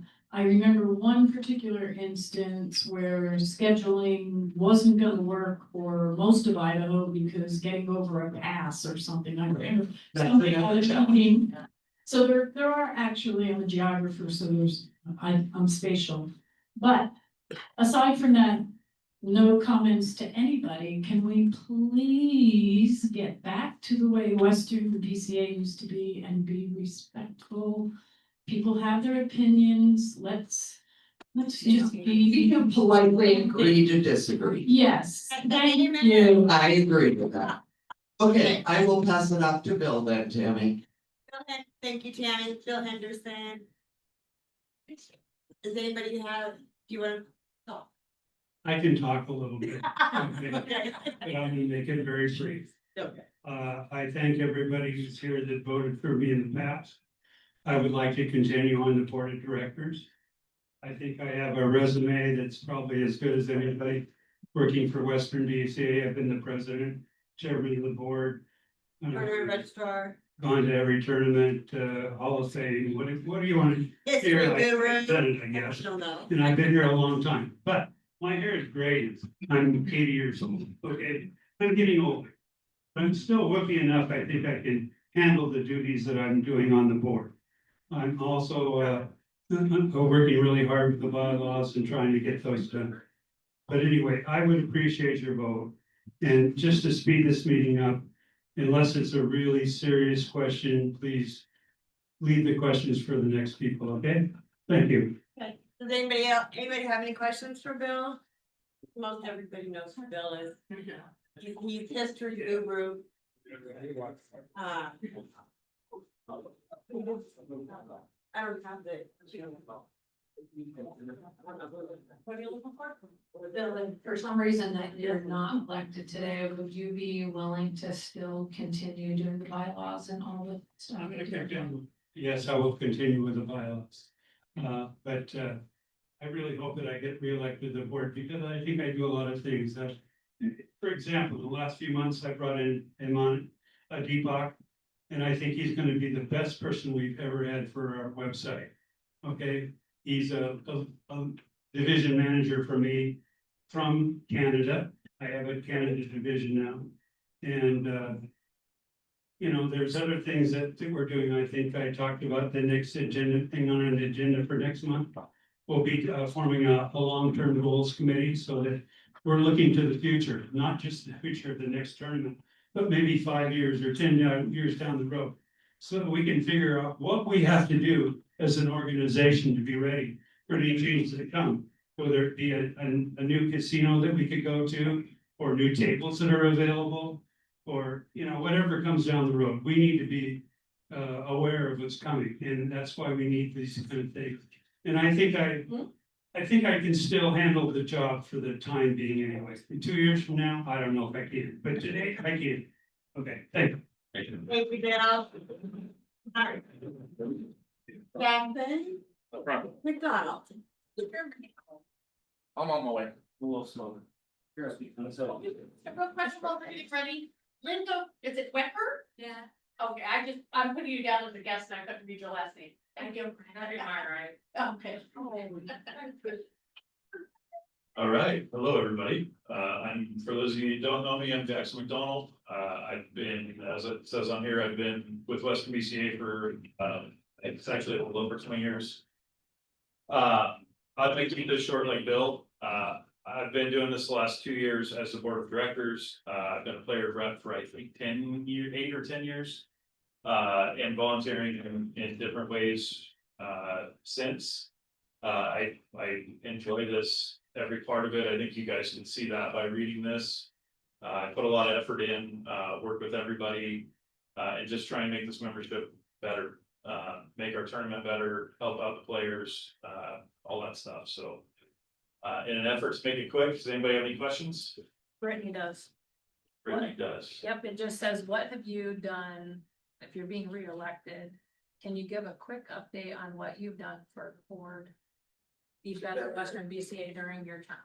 I mean, I think this all explains it. I could run through some of the accomplishments over the last 10 years. Reviewed and positively impacted overall WBCA tournament financials, negotiated long-term table and tournament direction contract, implemented $5 administration fee to strengthen funding, raised $15,000 through sponsorship committee efforts, obviously with the sponsorship team. Expanded did a streaming partnership with One Wire Creative Media, expanded streaming coverage via Evo Sports. I was leader on the grievance committee at one point. I'm the authorized contract signatory for our group. Development of the contract template for vendors and subcontractors. Policy and procedure development earlier on. I was the tournament committee chair, competition committee chair.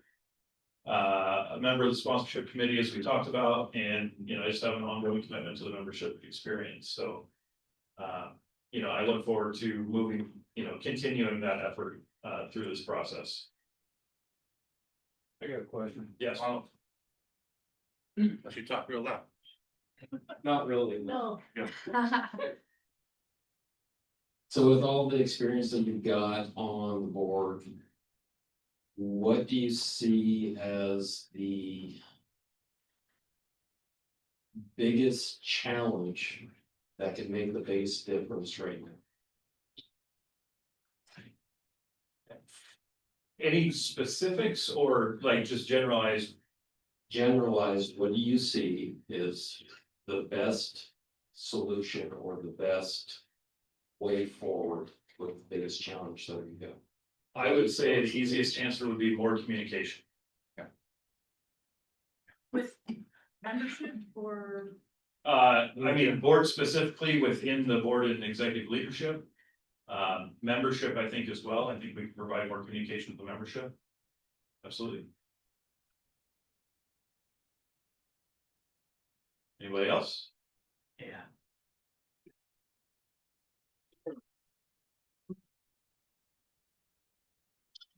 So, tell me how you would increase communication.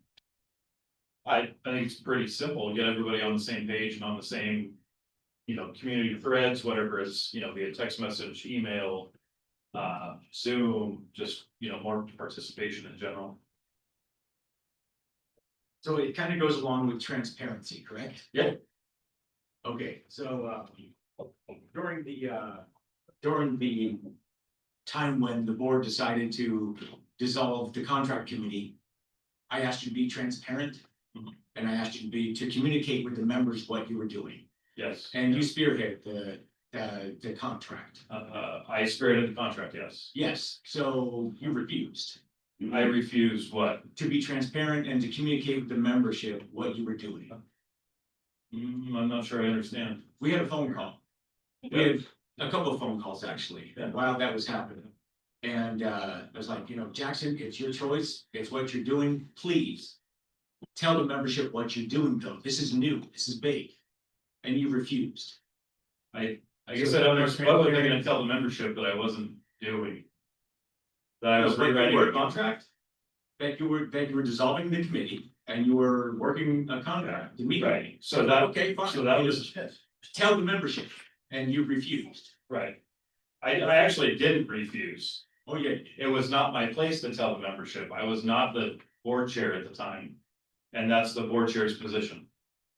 You can back out of it all you want, okay? It's a social organization. We can all contact each other somehow, some way. You can make it happen. Did you reach out to the board chair to do that then? Actually, the board chair in that instance was part of the contract committee that was being closed off. So yes, I did communicate with him. He chose not to communicate.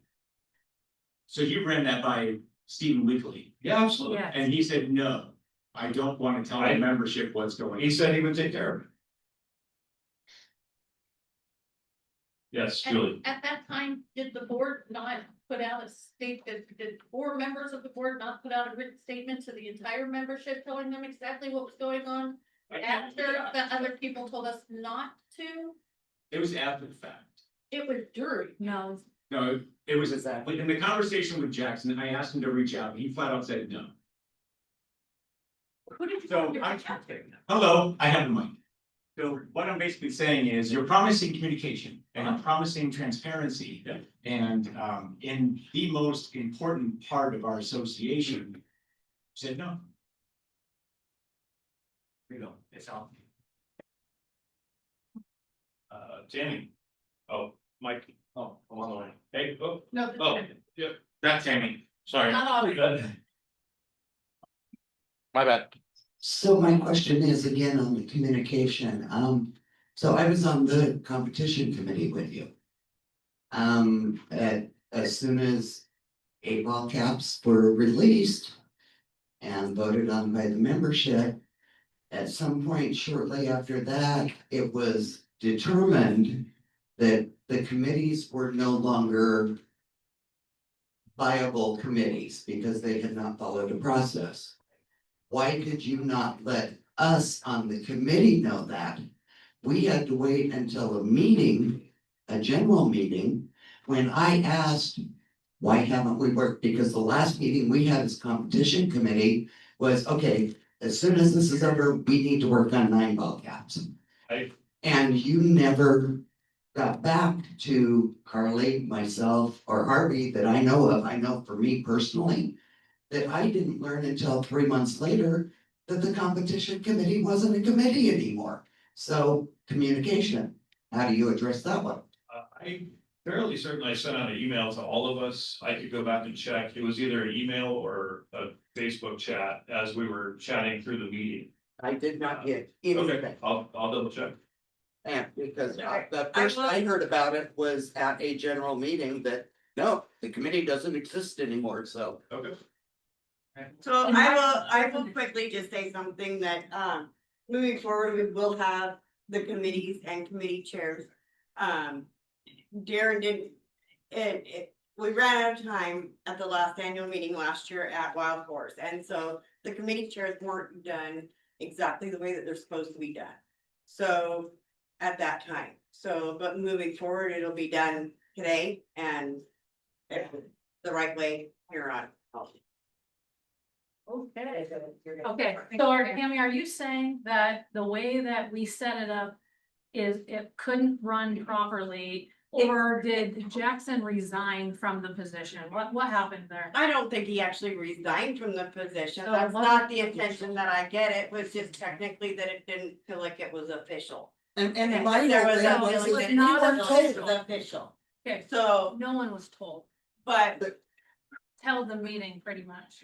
and I didn't say yay or nay, but I mean, it was just.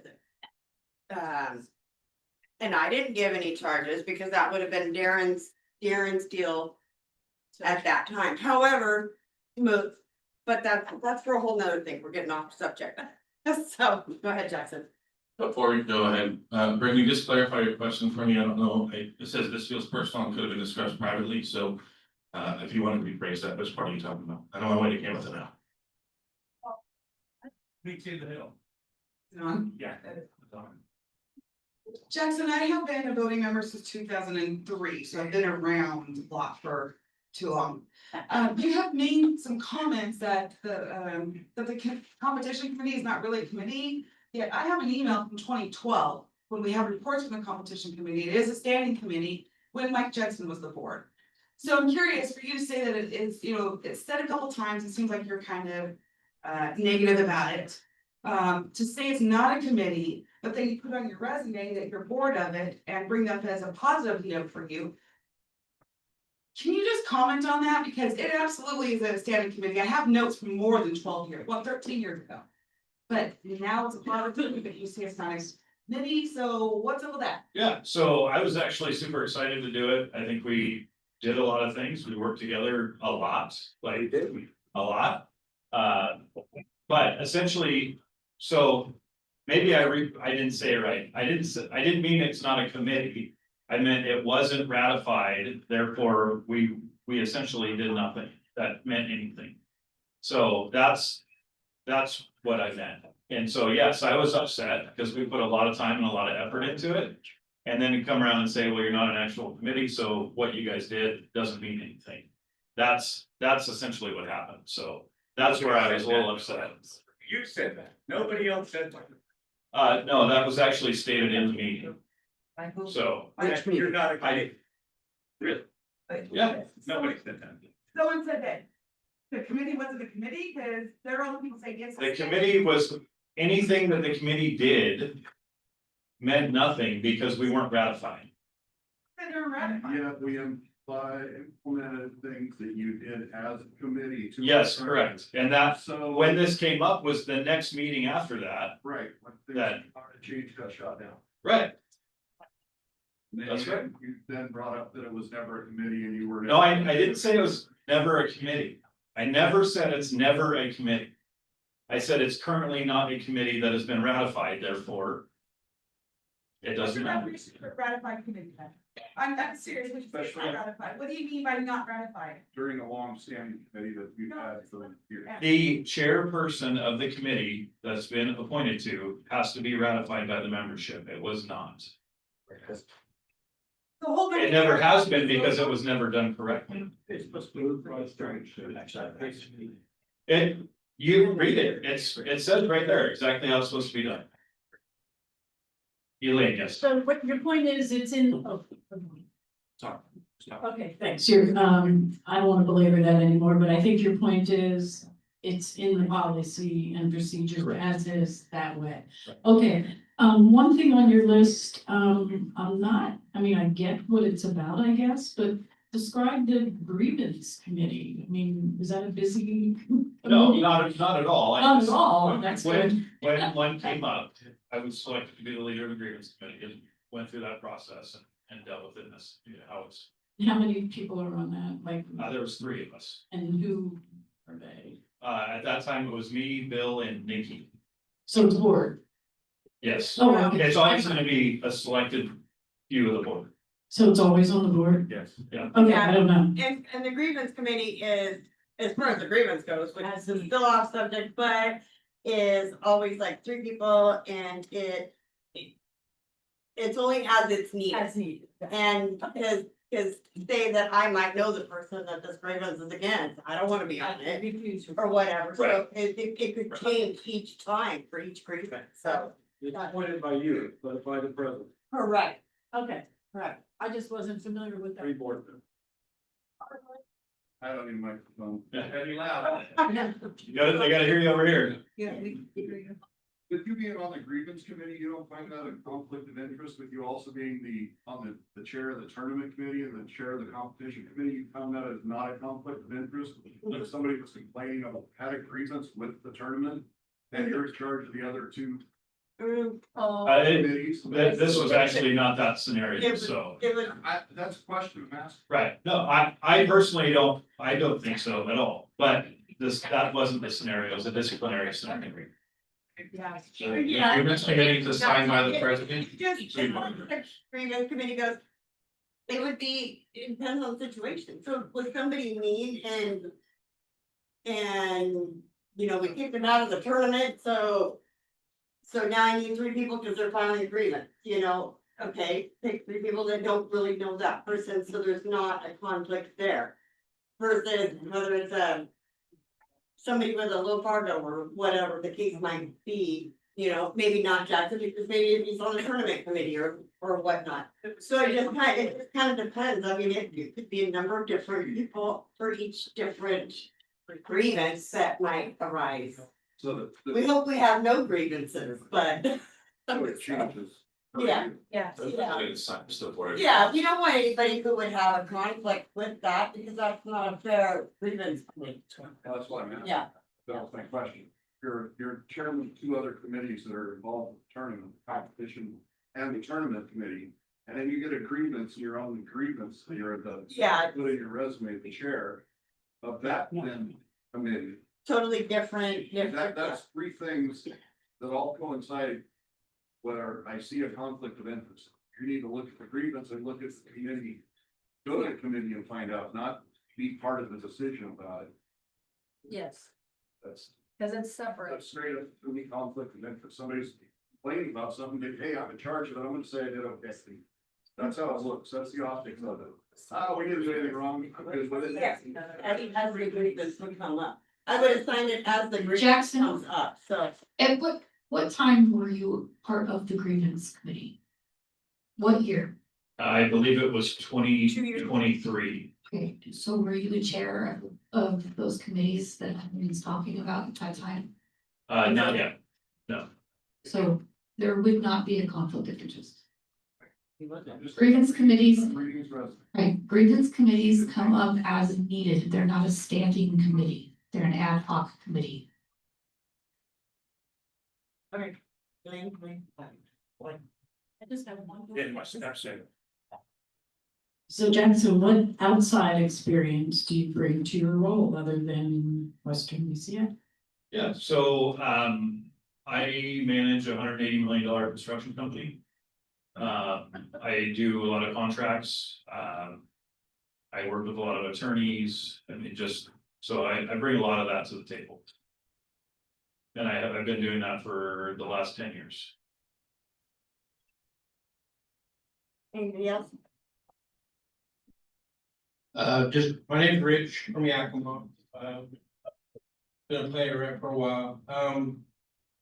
One thing I'm noticing in this right now, I mean, there's a lot of personal crap that's been brought up and going on with Tammy and Jackson. I don't feel that this is the place for that. And it's extending this meeting on forever. And these are voluntary positions. So thank you for volunteering. Thank you for the work you've already done and continue to do. It is appreciated. You may not seem like it at times, I'm sure, but it is. It's a tough job, I'm sure, because I don't want to do it. So somebody's got to, and then we just keep feeding our volunteers out of it. And then they decide, you know what, I don't want to deal with this crap, and they don't do it anymore, then who's gonna do it? So, thank you once again, and to those others on here, thank you. Do you have any more questions for Jackson, or can we move on? I'll come here.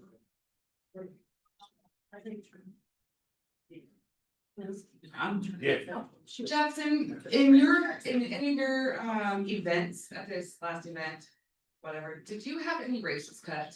Personally taken off of your race, any races cut for you? 3 of them. Okay, I'm not gonna ask how you feel about that, because my real question is, it happens to me too, and you're a high level, and I like the way down here. But I think it was very, very wrong, and it irritated me very bad, so my real question to you is, are you gonna fight for the lower skill players as much as the higher skill players if you think it's wrong? Because if you were to fight for that and having a resolution, are you gonna fight for us low players as well as the higher players equally? That's what this position's about. It's working for everybody. Thank you, Jackson. Is that it? Thank you, Jackson. Okay, Chris Norling. Welcome to the jungle. No kidding. Do you have your flak jacket on? Right? I'm kidding. Well, actually. Your flak jacket on. Yes. Okay, I'm Chris. I've been playing the pool tournaments here since like the third one they had at Seaside. All my stuff is in my bio, hope you have a chance to read that. I do bring a fresh perspective. I've talked to most of the people up here, except for maybe Bill and Nikki and Suzanne, independently throughout the years to be an elected member at large last year. I'm kind of the poll guy, so I would get on Facebook and say, hey, how do you feel about slow play? Or how do you feel about your tournament experience? And so I was really after what the players thought, and I've always been about like representing people no matter where they live and what skill level they are. I bring zero outside world experience to this. I'm a fishing guy working for myself. My thing is approachability and personality. And I've made friends throughout the entire region over this last year. I've joined many different Facebook pages just to kind of get a feel of the membership and to kind of reach out before things came out online. We would, I'd reach out and say, hey, we're having a vote here. So I became pretty public about that. Try to stay out of the main. Just appreciate a chance to hopefully serve a bit larger capacity. And I feel like I can work really well with this particular board and leadership and provide my fresh perspective and experiences related and not related to pool. Any questions? As I have the mic, I have one. Why do you want to be on the board of directors?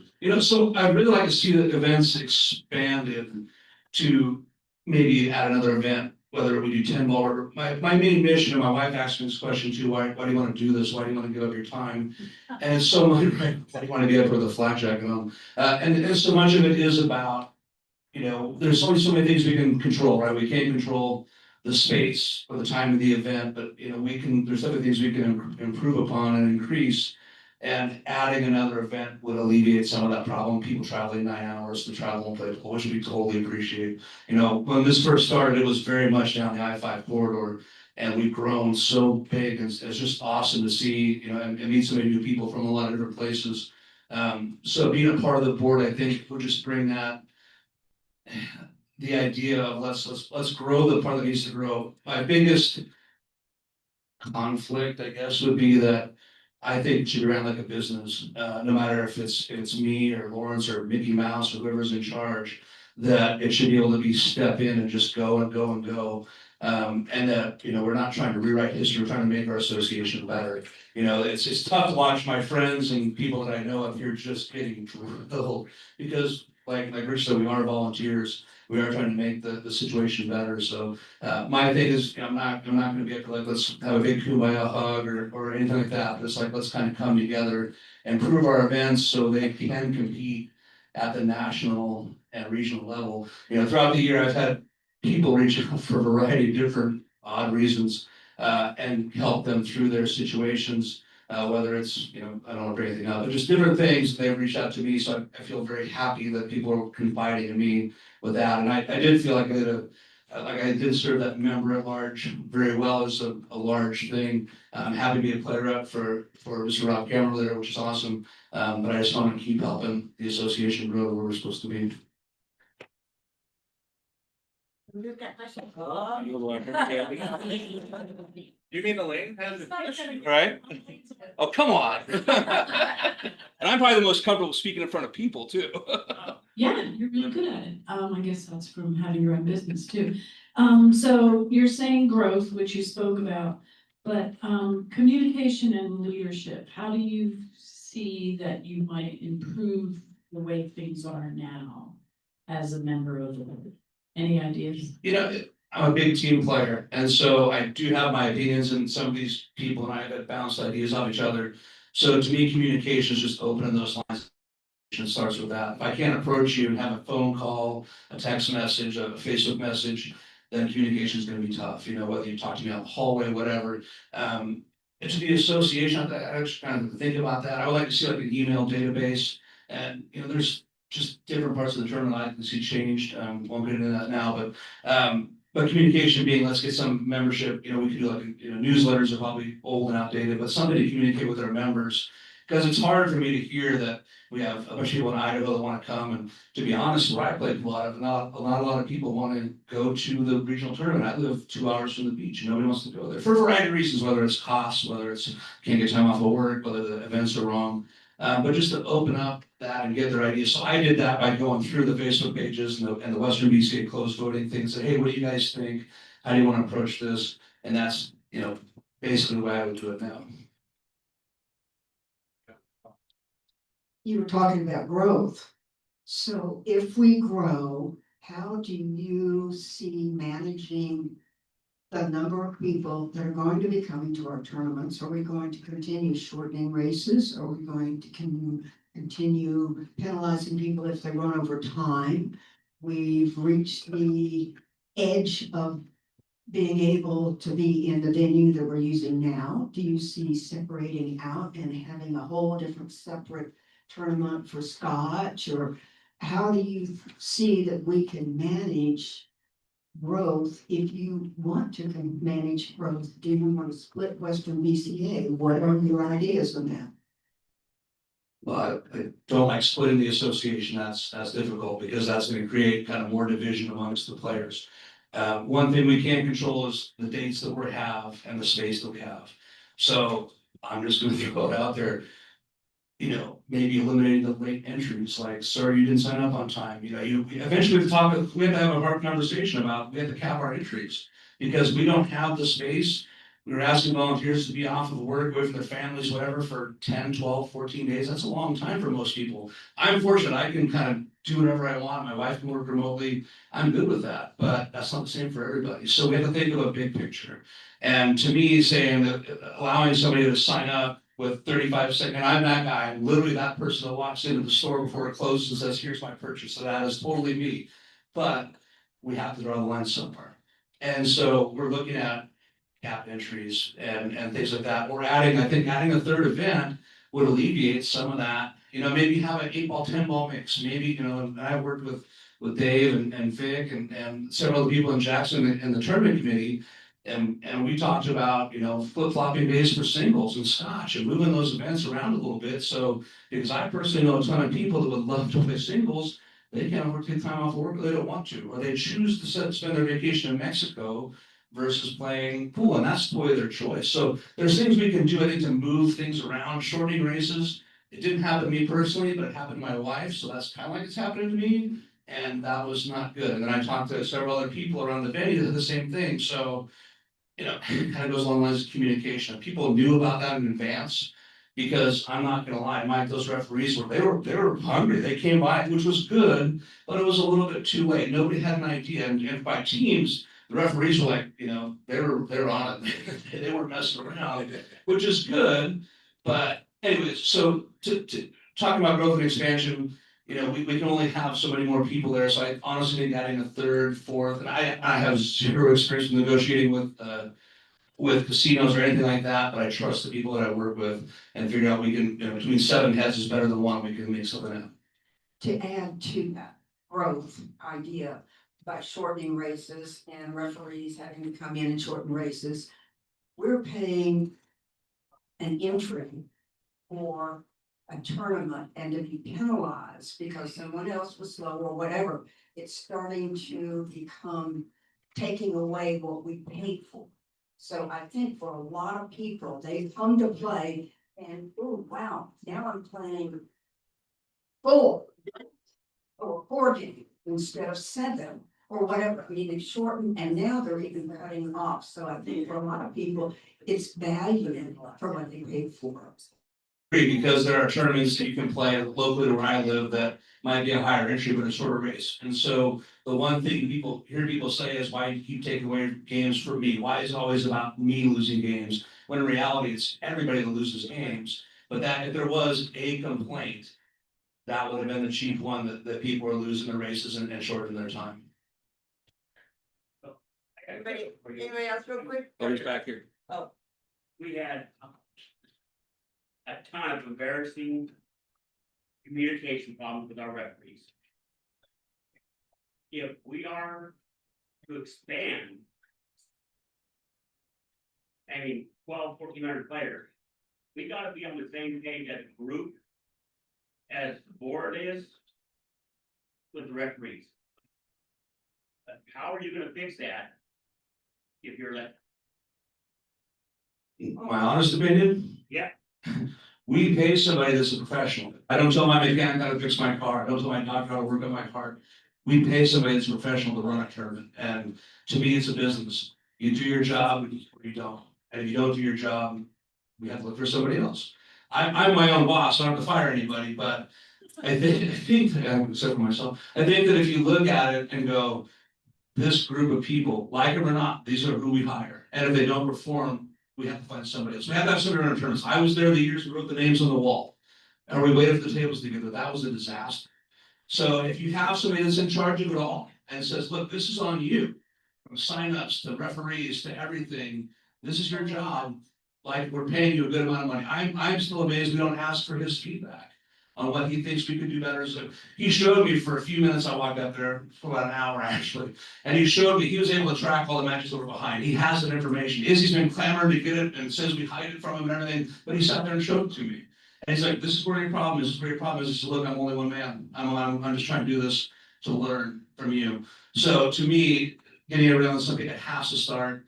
You know, the board and the elected officers have so many other things to do. Running the tournament, if we get him to the starting line, let him drive the car and let him finish the race. That's what we pay him for. okay, I'm not. For a lot of people don't know me, I've been doing this since '96. I was part of the board and a lot of other space. I've been talking to Rick since '96.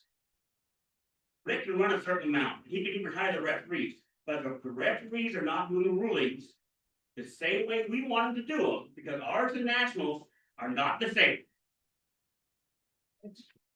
So our communication with the referees, the way that we want them to do things, is not going across to all the referees. We need to fix that. If we hire them, that's fine. We still need for all the referees to be on the same exact.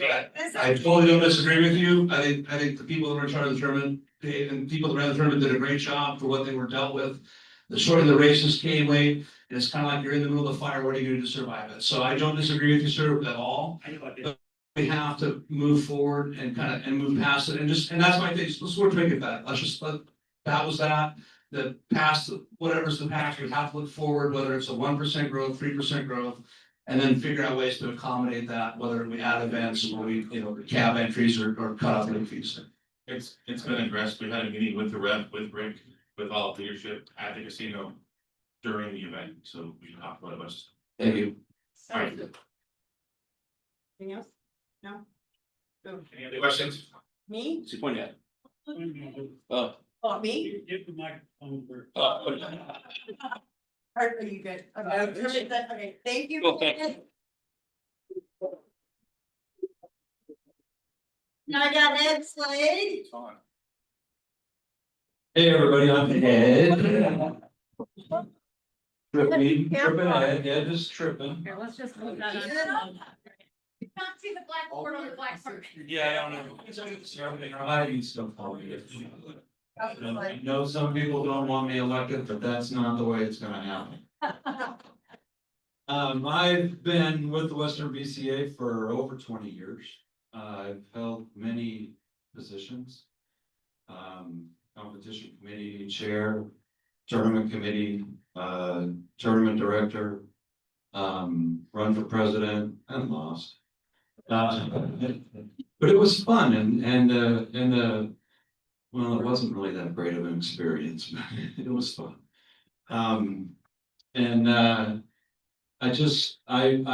this association is run by you, the membership. And the board, and the competition committee and the tournament committee, do things, talk about things, and they bring it to you, the membership, to vote on and ratify. And that's the way it's gonna be, and that's the way it should be. And I'm here for you. And that's what I wanna do, is I wanna be here for you guys. I'm here for the sponsorship, and we did a great job on that, and whether I'm elected or not, I'm gonna stick with the sponsorship, because we're doing a good job on that. And the team did great. And I'm not gonna take up a bunch of time, because I'm not as good a talker as Chris. So if there's any questions, have at it. Anybody have any questions for Ed? Thank you. Oh, come on. Can't get all that easy. Come on. Come on, Come on, Elaine, what do you got? Oh, all right. Just kidding. Let me tell you a little something about Ed. You need a microphone? I do. This sounds good. This is how much Ed gives up. On Sunday, Ed's mom was not well.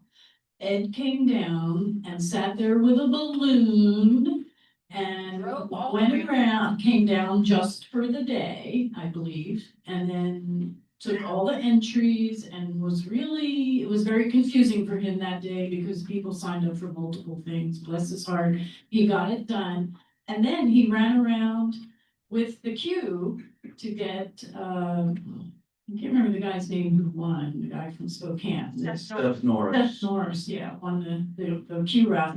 But then the man drove home and came back down for teams. So that's what kind of effort Ed puts into things. And, you know, he can be a little gruff sometimes, but that's just Ed. But he does care about the organization. I just want to say that. And I appreciate it. Thank you, Elaine. And on that note, my mother is doing really well.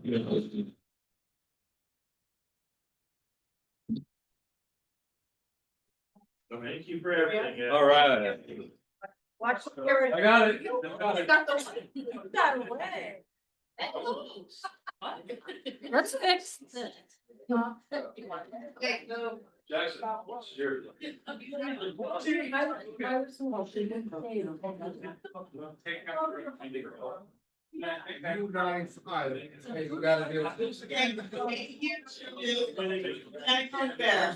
Okay, understand. Jackson McDonald, Chris Gormley, you excellent overall.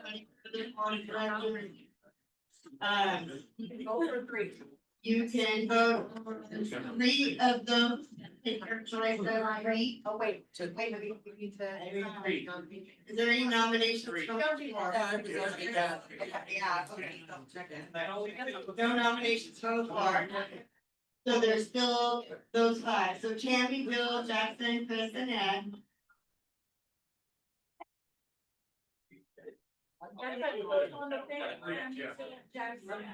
It's on the sheet. It should be on the sheet. They're all.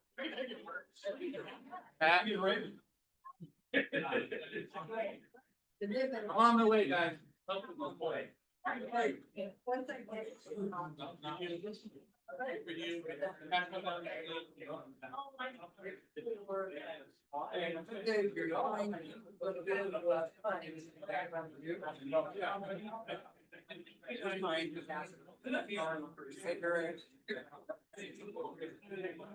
That's right. That's right. You heard about it. I'm just gonna tell you. Then it'll be.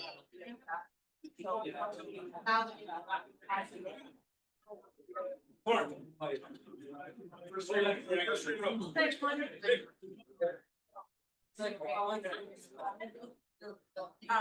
Did you need one over there?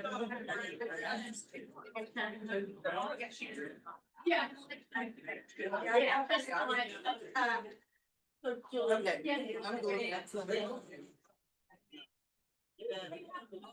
All you got.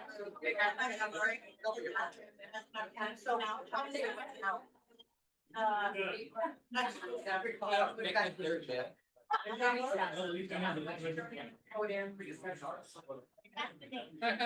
okay, so once you turn your vote in, let's recess till 3 o'clock. That'll give them time to do the counts and everything and have the results. And then we will do the secretary and then the treasurer after that.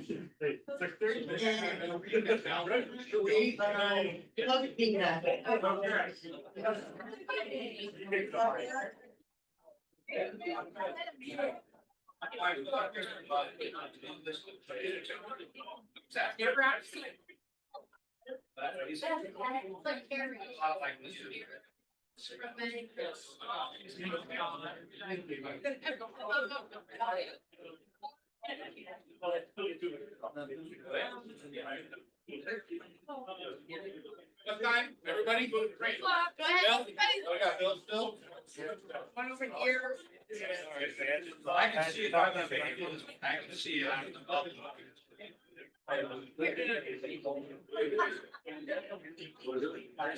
Yeah. And after I talk these documents. Yeah. Well.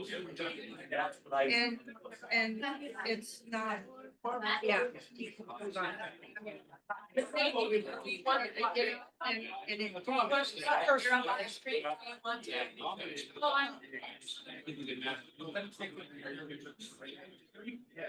I can reset. That's fine. That's right. Yeah.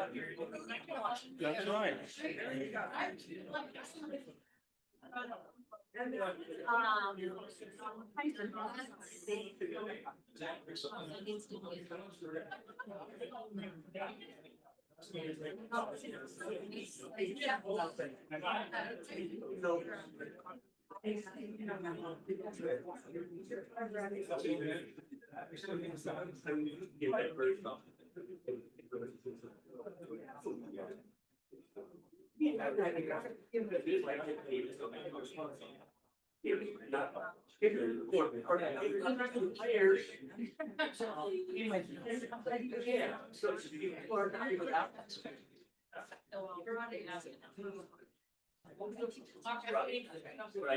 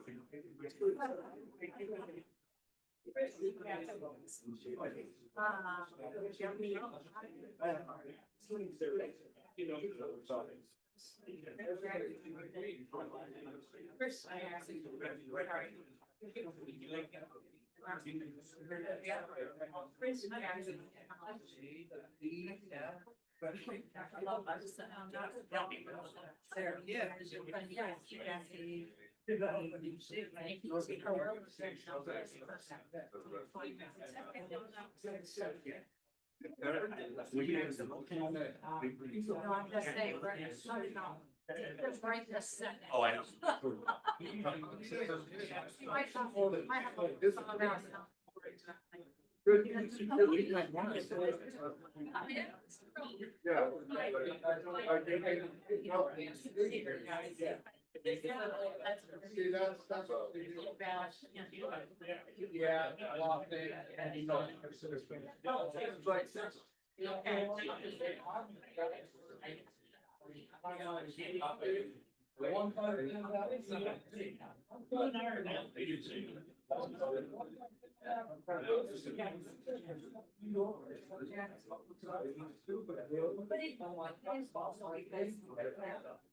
I like this. I love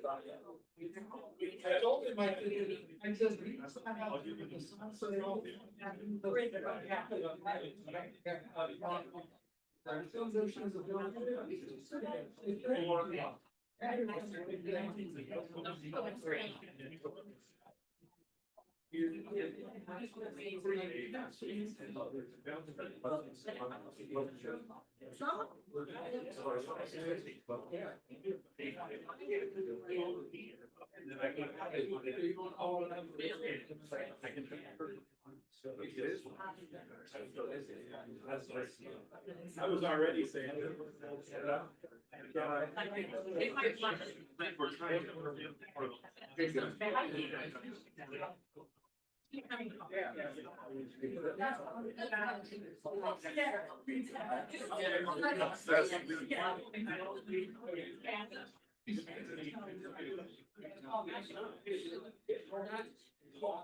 Well, that's why I said. I feel that.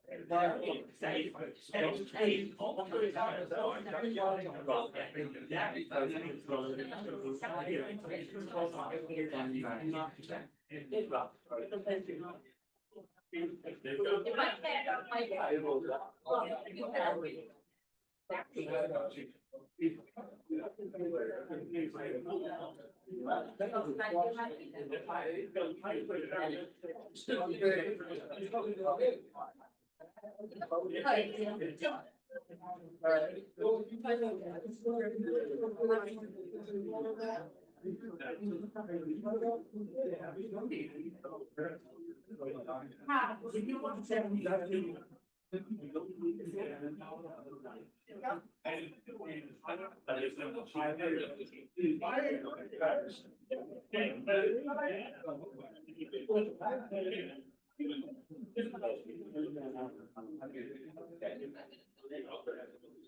This guy over here, did you get my text? Just say, well, I owe you a drink or something, whatever you want. My first one. What? Just stood up and said, I'm not gonna take this bullshit. Well, I mean, she was talking bullshit. Oh, the whole thing about that, we're bringing up the board. And that's what happened. People. I'll tell you what. If you feel that you're disrespected in any way, take a look inside. You're disrespectful person. If you had said something or done something first, maybe you had it coming. So quit playing the blame game. Response to what was being said. And I was like, oh my God, I didn't like that. Yeah.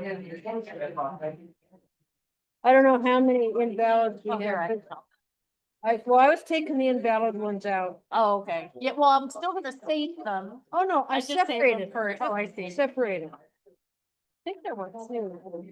Yeah, Sue said she had one. Mine still have it over there. Oh, here, it's this, okay, it's not this one, that's right. She wrote on it, put her initials. Is it that one? That's mine. Oh, okay.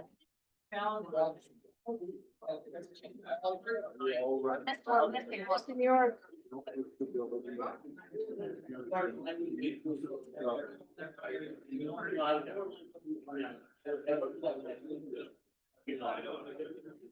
And then I have another one.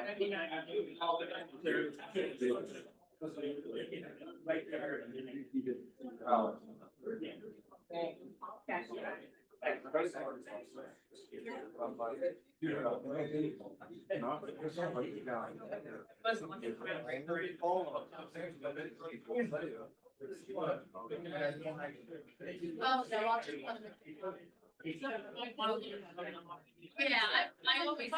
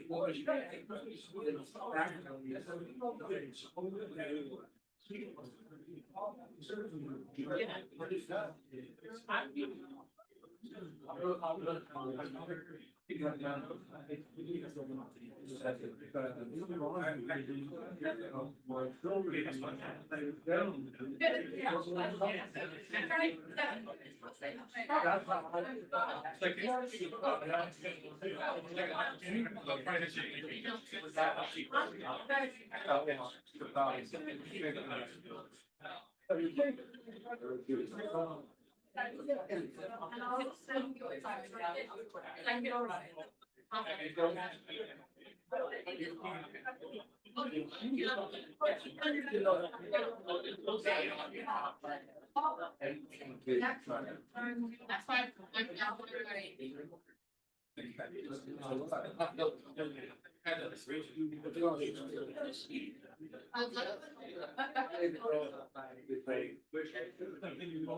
When I worked this, where I worked, people would see me on the street and stuff. And they tell me,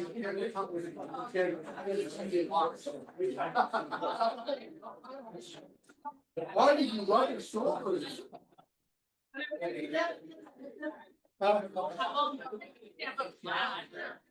It's funny though that you tell it, I think. My guy, yeah, like I was leaving my house. Oh, my mustache go back. Then I was like, I gotta go.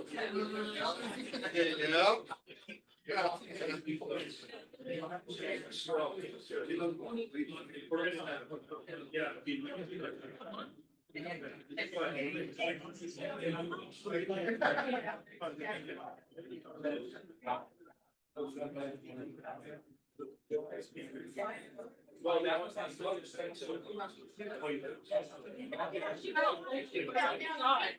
Oh, yeah, I'm gonna say something.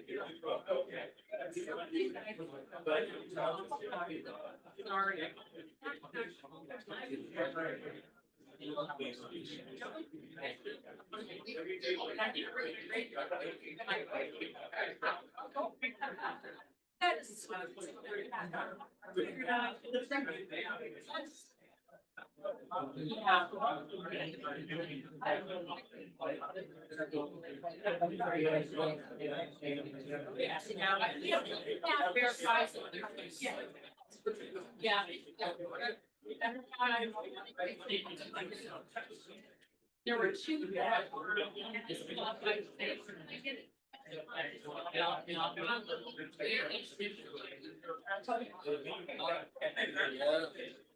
Hey, what's up?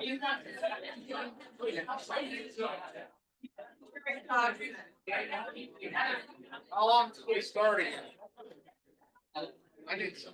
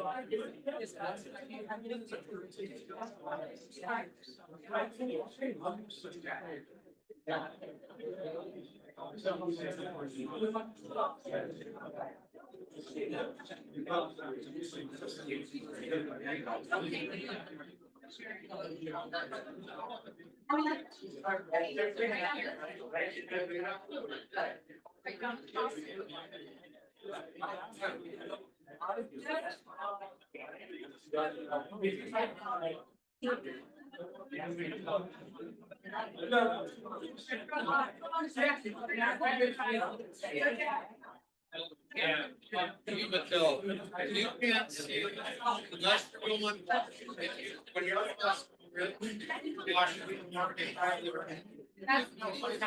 to like. Back up. It's all good up night. Oh, sorry.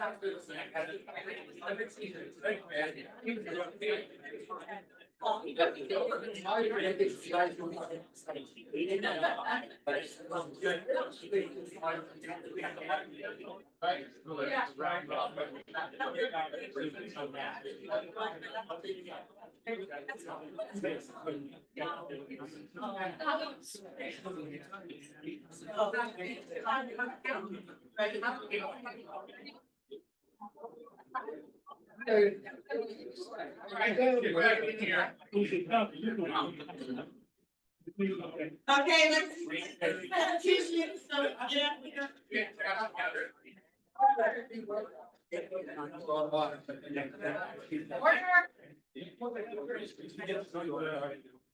Oh, you're with it. The sensitive in some results. Yeah, the results. So. I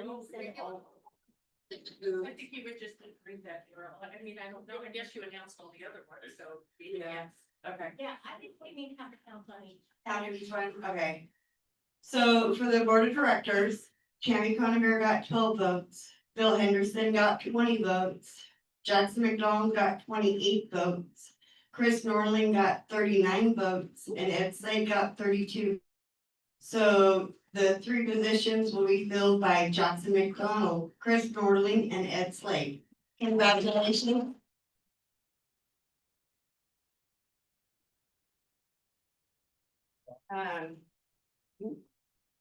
Okay, so moving forward, next we have secretary. So Julie, would you like to talk? Actually, do we have any nominations from the floor? I nominate Stephanie Crystal. Stephanie Crystal. I second. And second. Okay, She accepts. do you accept? Yes. Yes, she accepts. Okay. I don't care, here. Okay, so Julie, go ahead and I'll let you talk and then we'll let Stephanie talk. Is there any more nominations? Just double check. No? No? Okay, we're good. So I filled out the little form, I've been secretary for. No, stay in front. Watch the course, Jim. Yeah. Don't be a black card. Trip like that. Hey, there you go. Don't pull it in. I've been secretary since 2010. I've been a league division manager since about the same time, under Tammy and now under Rob at Columbia Cascade. I'm the vendor coordinator. I don't know, I've been involved since forever. I like my job. I like what I do. I think I'm very approachable. I know probably 90% of the players at the beach and talk to them all. I would like to continue doing what I'm doing, and I'm not nearly as good at this as Chris is, so he could come talk to me. That's it. Any questions? Shirley, I'm on the web. Hours do you spend doing this job?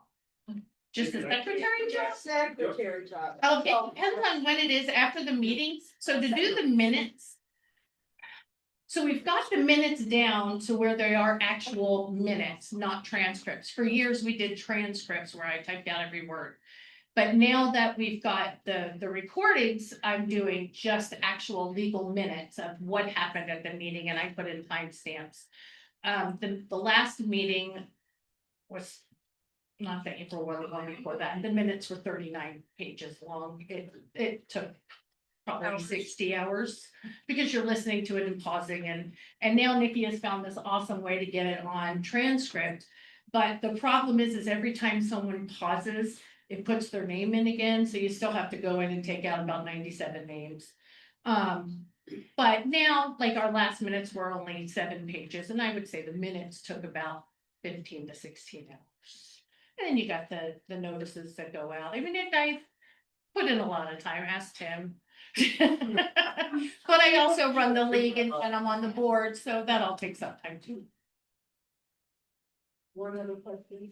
Have you made any changes as the secretary to alter any procedures that you're doing, like you say, with the minutes? Mostly, the biggest change was the minutes. I'm working with Deepak right now. We've got the new Intel guy, and we're working together to where I'll be able to make the changes on the website when our player reps come in. And the minutes.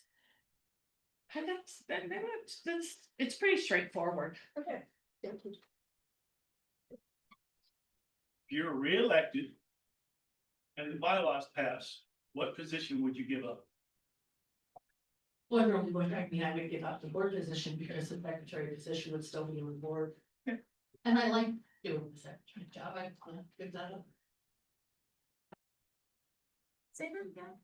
So the board, the minutes that are, the bylaws that are being worked on right now that have not been put out, there is a chance that if approved, all of the officers will be added to the board. So as being on the board and an officer, someone else would get one of those positions. That still has to be voted in and discussed and all of that. Right now, the leadership meets with the board, so it wouldn't really change too much.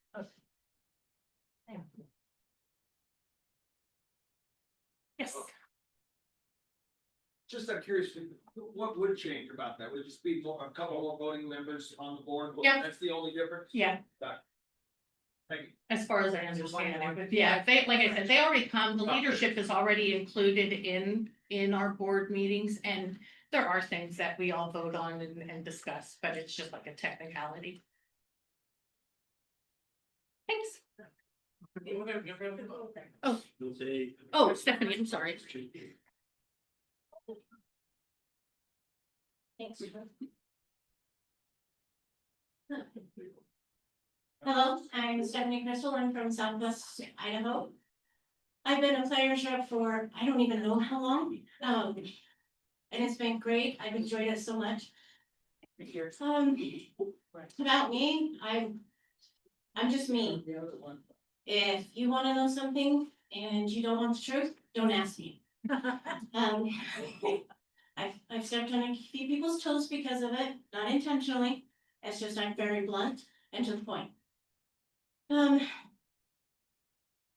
secretary position, granted, I have not had too much experience. I did for a small company with me and my sister, so I do have some. I'm an office admin for a drywall company.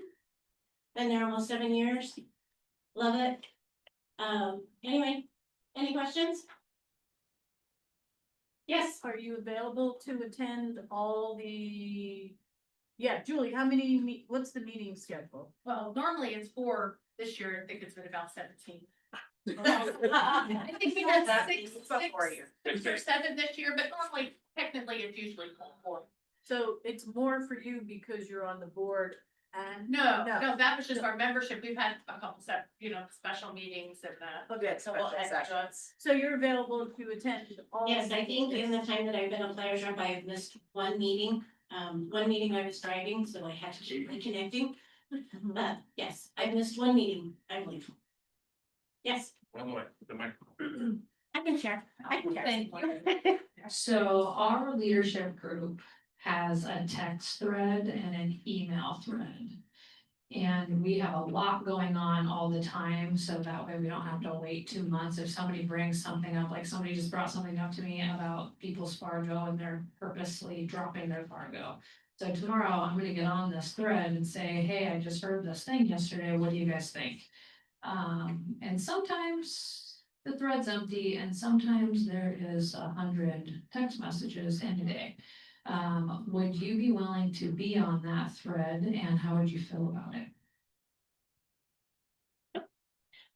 Yes, I can be on a text thread. I will say texts are better than emails because I always have my phone.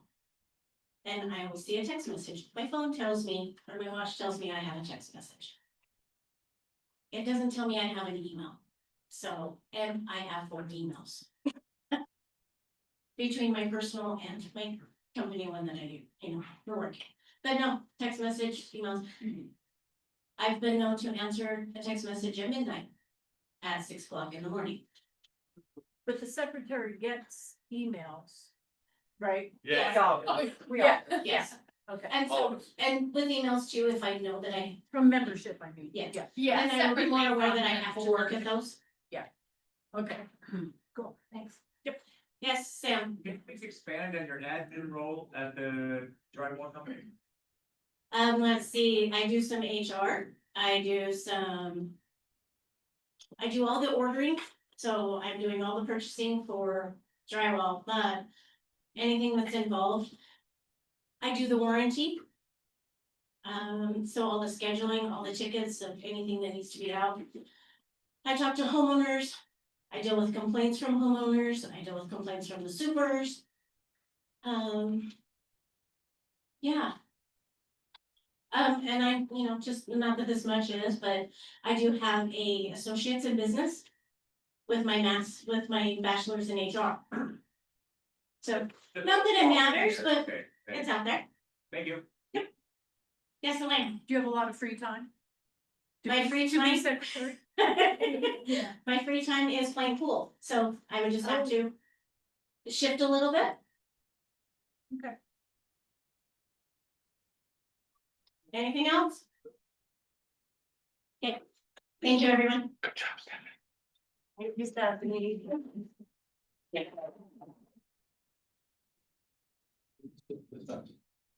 Thank you, Stephanie. Thank you, Julie. They don't write on these. So Julie tells you what to write. You're gonna get.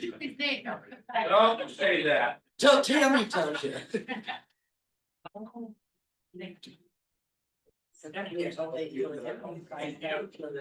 We'll have the good people on out. That's the bad. Really great. Goes to. Oh, I forgot about it.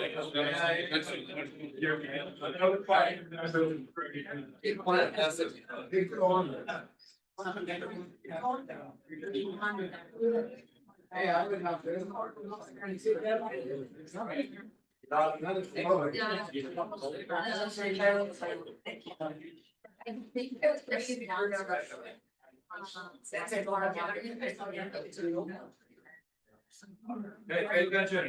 Okay, so. Did you have your valid info right, Stephanie? That's TEPHANIE, Crystal, CRYSTAL.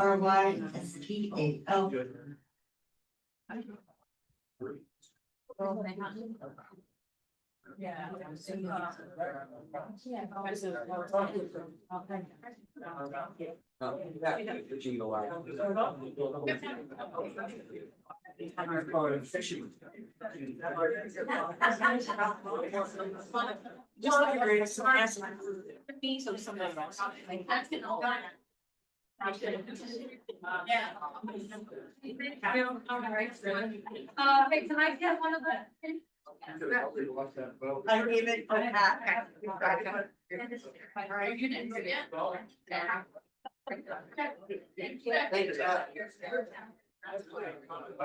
I'm telling you, I'm not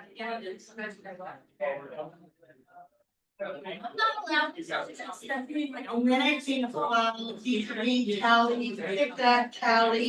We can go ahead and let Sue talk. Yeah. Our open nominations for treasurer. Treasurer is next. Is for. Anybody else? Got any questions? Yes. Yes. Hey, listen up. Quiet.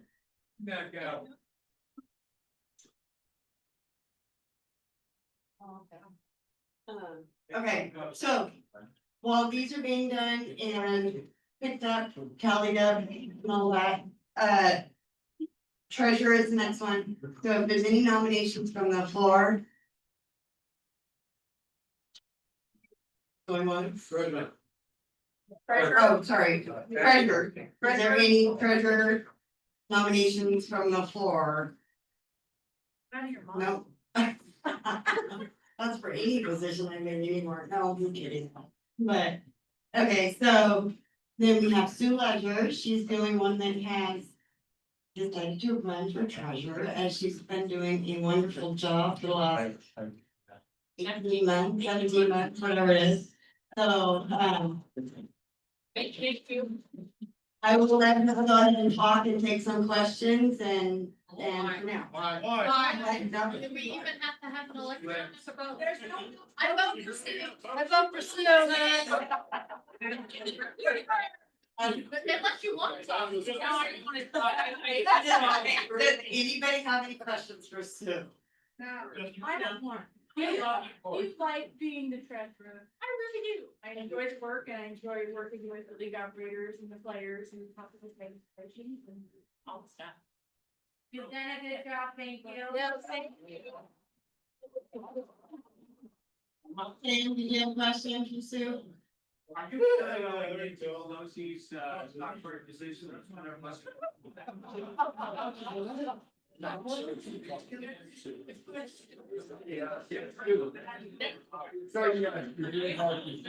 Okay, so.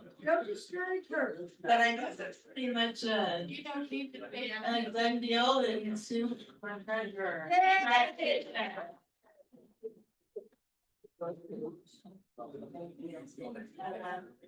You know, that wasn't hard. That wasn't hard. Wasn't bad. You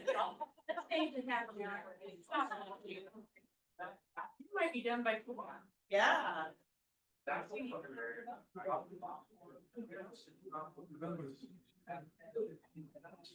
Okay, so while there's still, we'll continue. So I'm gonna continue and move on to the annual appointment of the committee chairs and positions.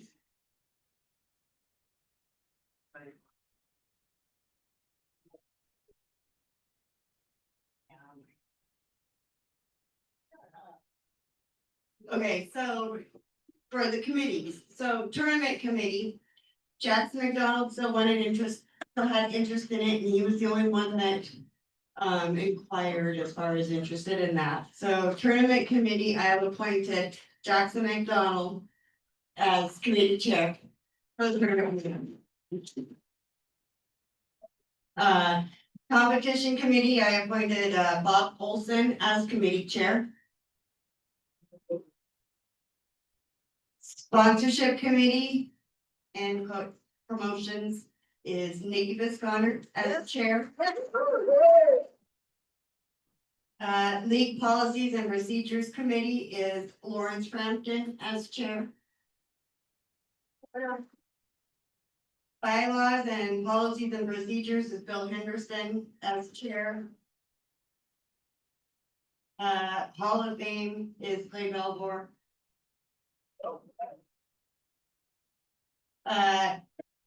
So media committee, it was. It's been media committee, I don't know when we've actually had a media committee with a media charge, but I had found a post or. A charge for it and all that kind of stuff, but I do know that we need some kind of a committee for. Media or communications, the technical, the website, the social media and such. And so it was recommended that we change the name media committee to communications and tech committee by Elaine Everly. And just to give it more of a fancy name. Yeah, so, which will be like the website, the social media and that kind of thing. Lawrence Frampton has accepted to be committee chair for that. Question, Yes, will that be a standing committee or an ad hoc committee? standing committee. Thank you. What, all of these? That's a great. All of these above that I just said, well, no, I take that back. Ad hoc is bylaws and policies and procedures, because as soon as we're done with that, then that can go away for the time unless it's needed again. The league policies and procedures is also an ad hoc. So those two are ad hoc, as far as I've said, tournament, competition, sponsorships, Hall of Fame and media committee would all be standing committees. Thank you.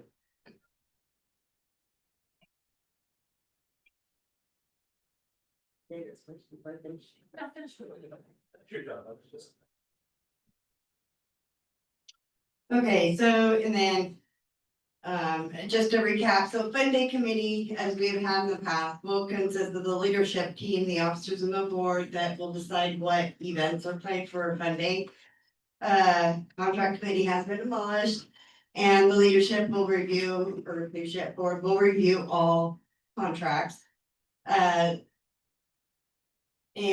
just for future thought, we're not gonna do that today or anything, but there was talk of long-term goals committee for long-term goals for the Western BCA. That, for future, ideas, growing, whatnot. So if anybody has any ideas or thoughts on that, please feel free to email me at president@westernbca.org.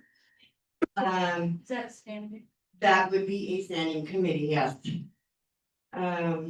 So that's like if we wanted a third tournament, like a 10 ball or whatever. Yeah, the tournament committee also is involved in like a third, like if we did another venue or another event Okay. throughout the year. Bill? Would the long-term goals committee be just a board committee or an association? That was more of the leadership committee. Or the, right? Is that kind of what we discussed? Or, yeah. We're gonna, it's on the agenda for our next board meeting, so we're gonna talk about it more there too, so okay, take that up. I just, yeah, and I just wanted to bring it up. So then that is basically it as far as the committees go. So I do also, next, moving on. I have, the, We need to clarify that. oh, wait, okay. Well, I know we talked about it in the leadership meeting, but I know we did. The membership So- has to vote on it, say that's a problem. so this would be just a hand vote though, right? Yeah. Okay, so to ratify or to, Yeah, if you do a closer. Approve it? do what? We can do a campaign to do the closer. It's faster. Okay, so motion to accept, go ahead. Do we get time for questions for that? Yes. After she states the motion, then there'll be discussion. Okay, thanks. Okay, so motion is to accept the committee chairs and committees that I have. Do I need to rename them? Second, somebody said second? Oh, Okay. What's the motion? Let's repeat the whole motion. Yeah. Let's make a good motion. And now we go through all. Okay, motion to accept the committees and committee chairs And chairs, the proposed amendment. proposed by the president. I'll second that. Thanks, Sam. Rob Cameron also seconded. Got lots of stuff. Yeah. Okay, so any discussion, any questions? Question. Okay. She had her first question for you. You're next. Okay, I agree. I like all these. The leadership review is getting rid of that. So I'm wondering what that means because we had kind of a nightmare happen with contracts once before, and I hope that never happens again. And so I'm just wondering, getting rid of contracts, and so the leadership discusses it, and who signs contracts?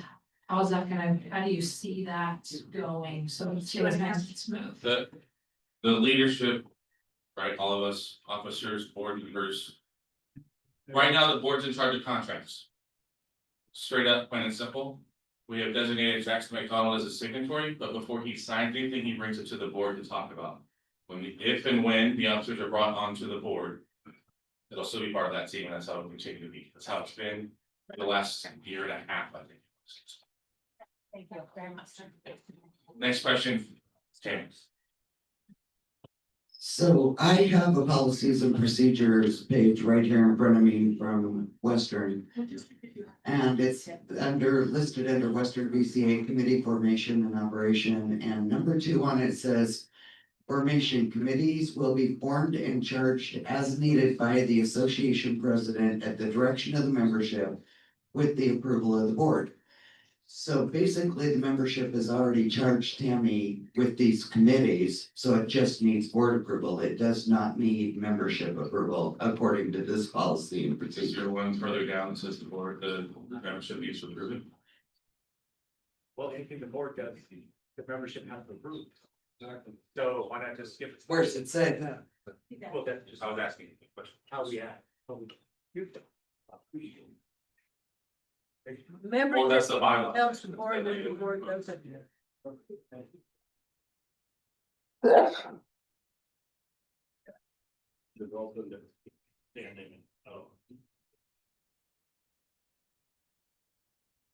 It does not say anything on this page regarding committees about membership needing to approve. They just direct the president as to what committees are needed, she designates the chair with board approval, according to this paper, if you'd like to look at it. Well, I haven't. The other part of that though is that the association bylaws recharge committees and approve chairs.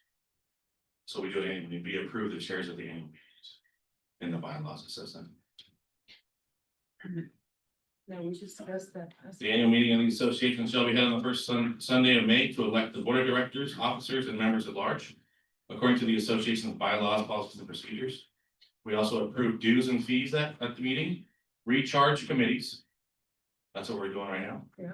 And approve their chairs, so we approve the chairs. And conduct any other business that comes before the association. Okay, I did not see that in the bylaws, because last bylaws that I read said that the president appointed the chairs, period. That's on the website. But that was just ago, so, thank you. The bylaws on the website have. No, that's what they're working on. Sam's up. Sam's up. Sam or Rob? Let Sam go, then Rob go. I've been researching the bylaws for a while and, I don't wanna force my opinion on anybody, but what I read about what the board, did for, making Jackson the signatory is totally above board. They can do that, and if Jackson's in charge of $180 million in contracts as it is, it's a logical choice. As far as I'm concerned, that's one. Two, in doing the bylaws, I scoured for policy and procedure, because there's nothing in the Oregon revised statutes about policy and procedure. So I went to the 4 different nonprofit websites trying to find something on policy and procedures, and the only thing they refer to is its instructions. If you find a better way to do something, go for it. Right. Add it, change it, whatever. It's a flowing document. Correct. It is not static. It doesn't have to go before this entity.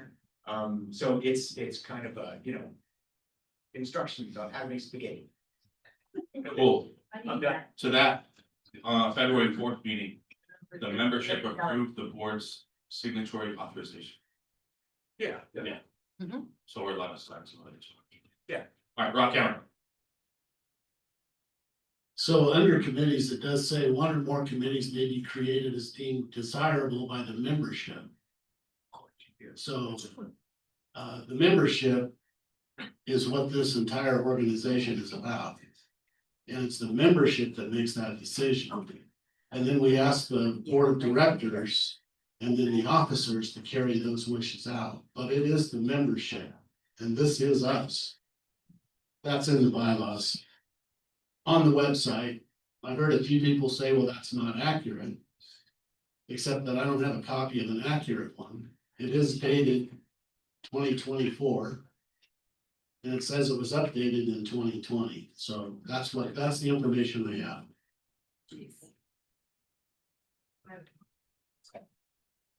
Oh, Lane's already got a mic. Yes, I'm dangerous. Okay, so on the committees, Tammy, the standing committees.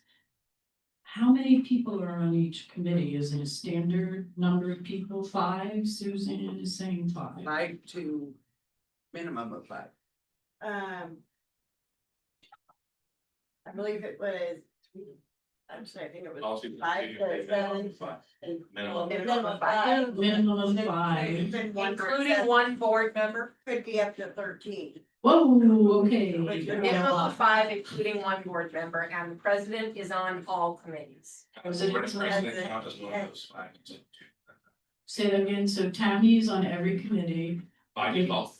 By default, and then the person in charge of the committee. Right. And it could be 11 more people on the committee. No, one board member must be on all. No, but you said up to 13. It's a minimum of 5 total. Minimum, so between 5 and 13. Yeah. Yeah, and it's up Does it to, have to be an odd it's number? up to the chair. No, Okay. because it doesn't. There's no voting. No. That's what I'm trying to get to.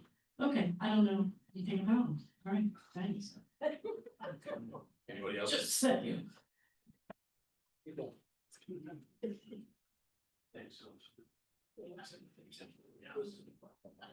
Anybody else? Anybody else that wants to ask a question? One of the things we didn't discuss was. I don't know if it's the fees the same that I think that what's it gonna be then? Was that on the agenda? Well, but it's supposed to. There was no recommendation by the board. Yeah. Tammy, do you have all the charges for these committees? Yes, I have charges that I will get out to those, chairs. Huh?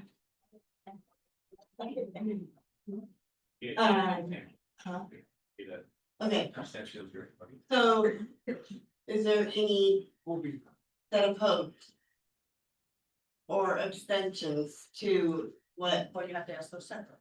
Oh, You read them up. okay. So the motion is to accept the committees and committee chairs proposed by the president. Is there any that are abstaining? One. Any more? No. Okay, so one abstention. Is there any opposed to the board or the committee chairs? No. So approved. Right? Fast. Okay. Good. Okay, next. Next. Okay, so we have the results for Citrus. Stephanie Crystal got 16 votes, Julie Fraser got 30 votes, so Julie Fraser.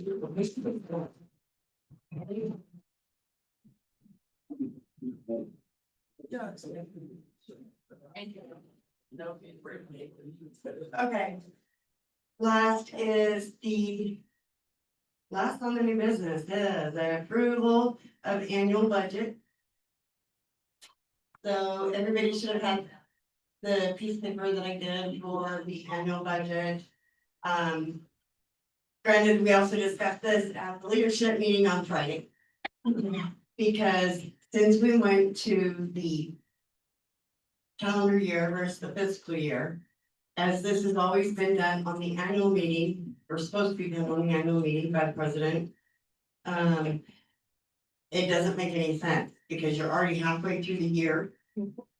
And so basically the first part of that is pretty close to what it is. Versus the other part is a guesstimate of what it could be, what we forecast moving forward. So. Okay. So, because, you know, we went from July 1st to June 30th, I think that's why it's at the annual meeting. Yeah. So maybe that needs to go into the new bylaws, that it coincides with our membership. Yeah, so we discussed it that the annual budget would then take place in the first. The last meeting of the year, which is usually the first weekend of November. So, November, we'll have a new budget, which would then be for all of 2026. So, which kind of helps to make it more bring the same page. Bring it current. Yeah. Now. Does anybody have any questions on it? On the planned expenses. Hmm? Planned expenses. Questions on what? On the budget. Yes. Okay. Of course, it's a limit. Well, I'm surprised Sam isn't asking this question. Sam's happy we got one. Look at it, I didn't even know it was there. Oh, It was in the email. Okay, so my only question is, there's zero budgeted for advertising. Wouldn't we have some money put aside for advertising, like if we wanted a advertisement in Billiards Digest, or I don't know, somewhere, it seems. We never advertise? You don't have to. Pat ourselves on the back. Yeah. We're this good without advertising? Well, I guess, but I don't know, it just seems unusual. Sam, you know what I mean? Okay. Yeah. Well, actually, No, I'm glad you brought it up, Elaine. I think we should ask the treasurer, Who has an answer for that? Oh, good. Some of the advertising kind of got spilled into sponsorship because the money from sponsorship is paying for like the flyers and things like that. Oh, And it's also under like printing costs. Oh, it should be some vegetable. You cost in there? okay. So, yeah, so we don't actually have we don't have a lot of advertising. We don't have any TV spots. No, I think that's more of a trade, maybe a trade, I don't know. And then, Bill, go ahead. Well, Mike. Run, Jack, no trip. Get your feet.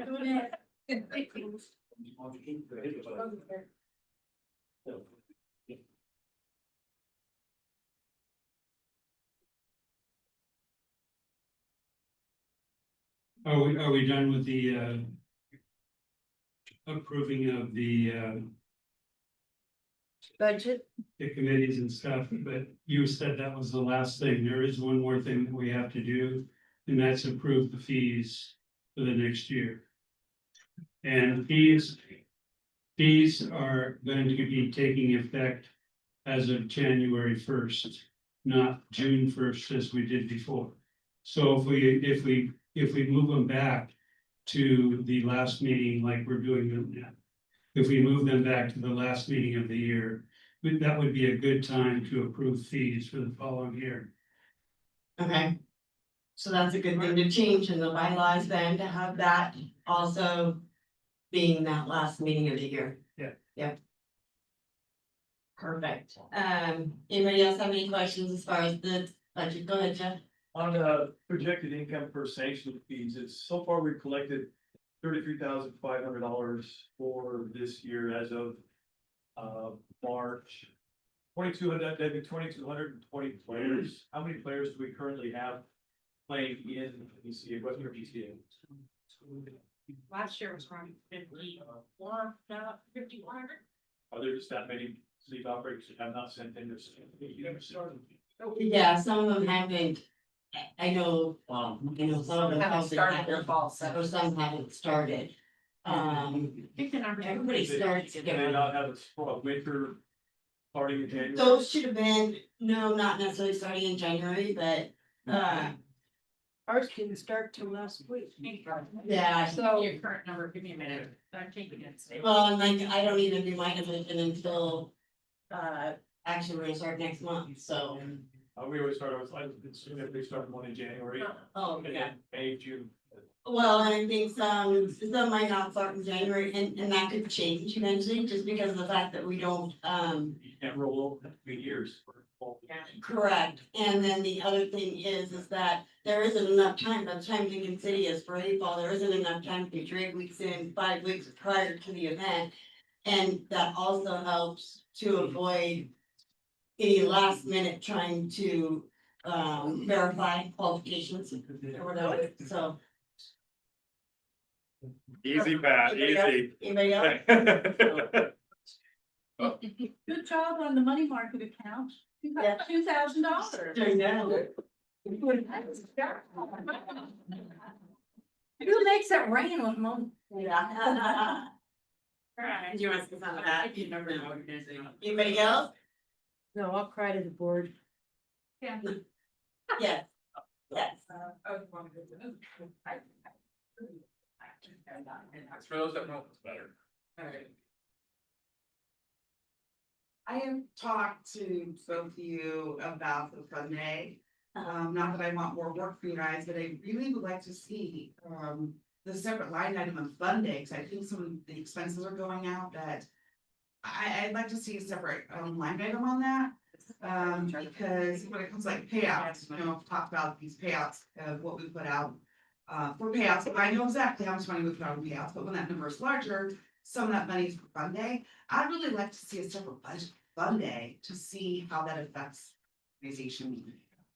Okay, so for fun day though, because we didn't do the online, And it's what we had in mind. oh, fun day and, oh yeah, and second chance. Yeah. So for fun day and second chance was 4,000. Wait a minute. And I know I just talked to both of you, but when it comes to projected expenses, I eat budget, I'm just wondering if they're. Okay, so for fun day, so for fun day, because we don't sign up and take money for fun day online, that make them pay as they get their check-in done deal. It kind of doesn't even go through us. Now, granted, we had fun day sponsors, so that's the only money that I added to any of the fun day events was the fun day sponsorship money. Which was. Does that help answer that, though? It's. I understand what you're saying. I'm just wondering if there's any other expenses that are, any other expenses, like balloons. Fire. Balloons for $30. Well, I mean, we would just say, we might wanna see, do the fun day is costing us too much money, so maybe we don't want that. Well, I know no one will say that, but it's just all the fun day stuff separated out of how much is this fun day really costing us? Are we bringing in enough to cover the fun day? Well, let's see, what would we have? So the money that was, the old money that was added was what sponsorship got with actual fun day sponsors. So nothing of that came out of membership money or Western BCA money. The $20 entry fee for everybody was paid right there on the site at that day. So none of that went through anything. We don't have the refs on that day, so we don't pay for that. We already have the tables. So. Yeah, so that's already coming through. Do we pay the table for it's the all alley for fun day? That's that's how we expense, because the green fee expense. Do we pay that extra day? So the event Saturday through Sunday, we also pay. for the It's kind of Friday. just the set amount though. It's in the package, so Yeah. it's not like a per day. Yeah. Deal. I mean, could we save, maybe, like, we could ask if we could save a day worth the tables, it's not gonna be that much, but. It is a different, I see what you're saying, it could be considered expense, yeah. Yeah. But nothing that's, it's not expensive, it's just bam right there that. To carry on with what Camitha says, on fun day, is there a green fees charged on that day? We don't keep any of the money. No. Okay, so there's no green fees. No. Money out. Yeah, the $20 that you pay when But you you sign have- up, that you pay for the event, all that money goes to the payouts right there too. We don't keep any of that. Okay, and that goes for all the fun day stuff. And what about greens fees that are collected from bad boys for minis? Is that reimbursed back to Western? And why not? Is it not if they're collecting a green fee and our players have already paid the green fee? I don't think they're collecting. Why are we not recuperating that, or why is the bad boys even charging? No, so we don't get it. That boys doesn't collect any of the green fee. Podium. I don't, yeah. If somebody didn't come down for the tournament, but they're just for the day, they do But pay they'll pay you. a green fee Yeah. at the podium. But I think your question is, Because I Bad boys. what money Bad Boys is taking Collecting for a during the green fee. minis is what you're asking. Yeah. That would be different. It's And contract, it's, yeah. It's an entry fee. for the somebody's minis. contract for the. But if it's listed as a green fee, players have already paid a green fee, why is Bad Boys collecting another one and not reimbursing They're us? collecting a fee for running that. For a free. And I think you're referring to the mega mini, which. we No, talked it's referring to the mini meter. Just regular. I think it's- Regular minis. They keep an Wait, entry One entry. for each, for each one, because that's what they're But that's contractually obligated. And that's what they have always done as long as I can remember. Yeah. So, And we don't get any of that. no. No. Any other questions? Keep one entry and the rest of the money goes to the players. Yeah, yeah, it's like they're running the tournament. Okay. So. I think we had. You were right. We're just gonna pay back it. They do not pay any green fees except for a player that goes down there just for the mini tournaments. But they haven't paid any green fees to play in any other events. That's Western BCA, Yes. not bad boy. But I have just heard the bad boys said that this is the entry and that is the green fee. Yeah. And that's why I got questioned, Yeah. why are they charging the green fee when us as Western It's, yeah, are already? green fee isn't the right word, it's an admin. Well, yeah, that might be a conversation. Yeah. For clarification in the future. Yeah. Anything else? Nancy's got one on here that you might know or might know. On the figuring out the purchases resale. It was. So do we have a figure of what was made on purchases for resale? Yeah. WBCA, yeah, Yeah. it's in Sue's treasury report. 1,750. I know, this one didn't get ready. Why are they Yeah. expensive? Bank paper. It's this one right here, so that. Oh, Sue, Yeah. So there's another question, why are the expenses for the bank merchant changes so high in February and March? The registration then. And this is, oh yes, in August, September, so it's all registration. Oh, yeah, that's for all the credit card transactions on the entries. Sam, Administrative, under website expenses. April, May and June show nothing, and then back up to the $750 for July, August, September, over.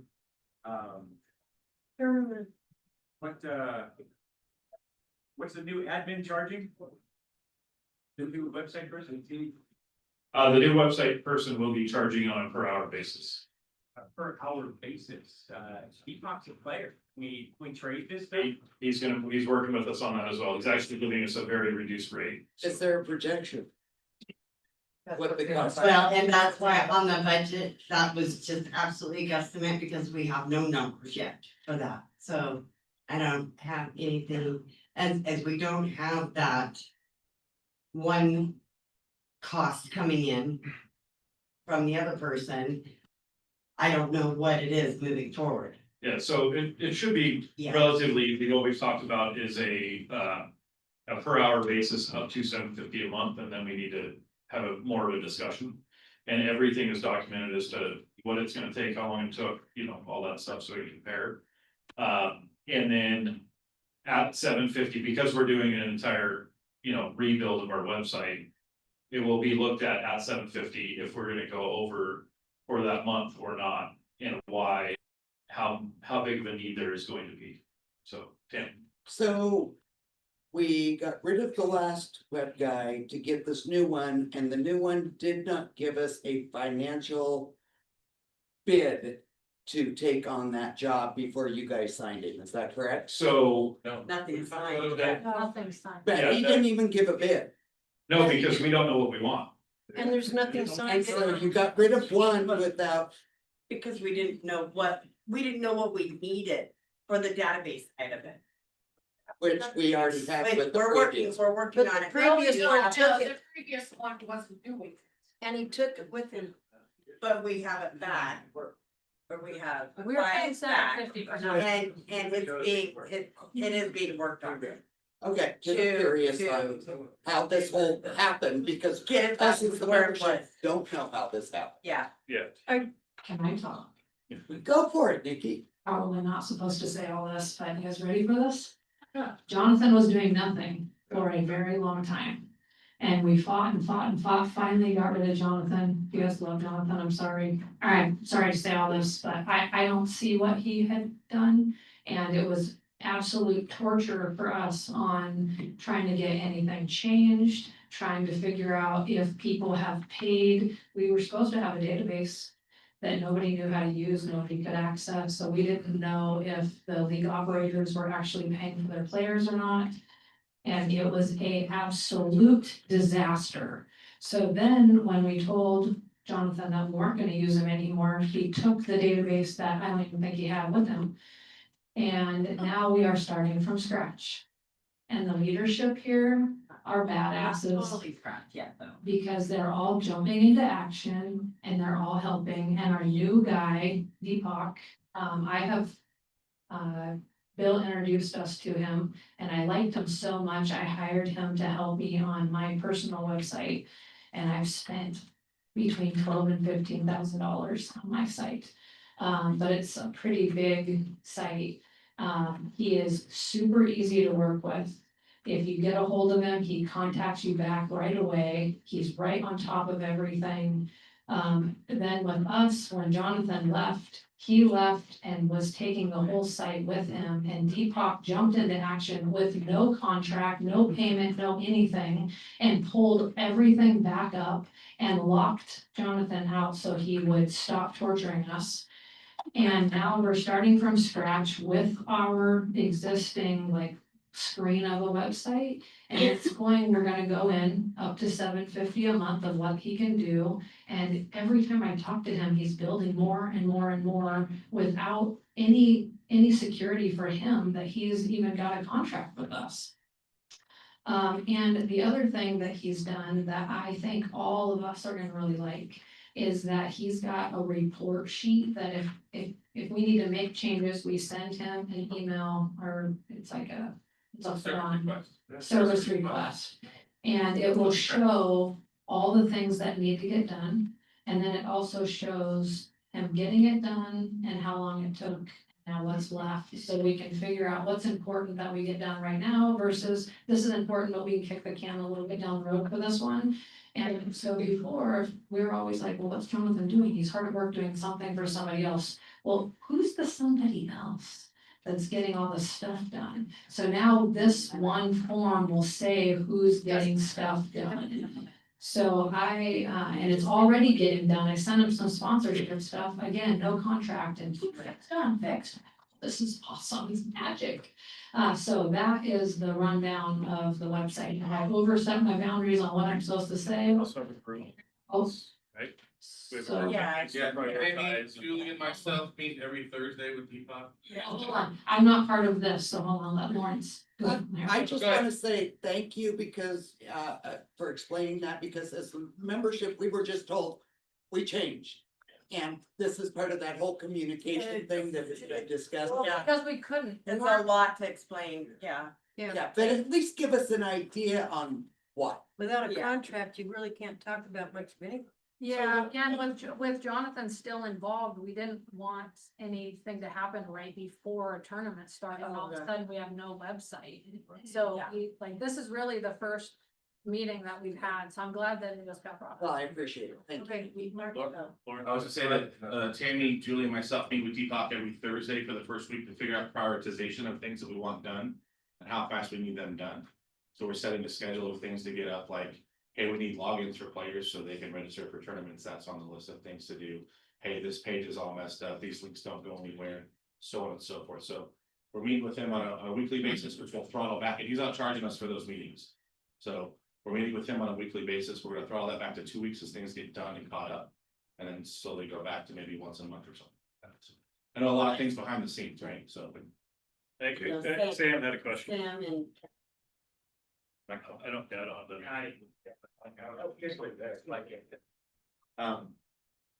Hello. So it's my understanding that CTS offers our signups.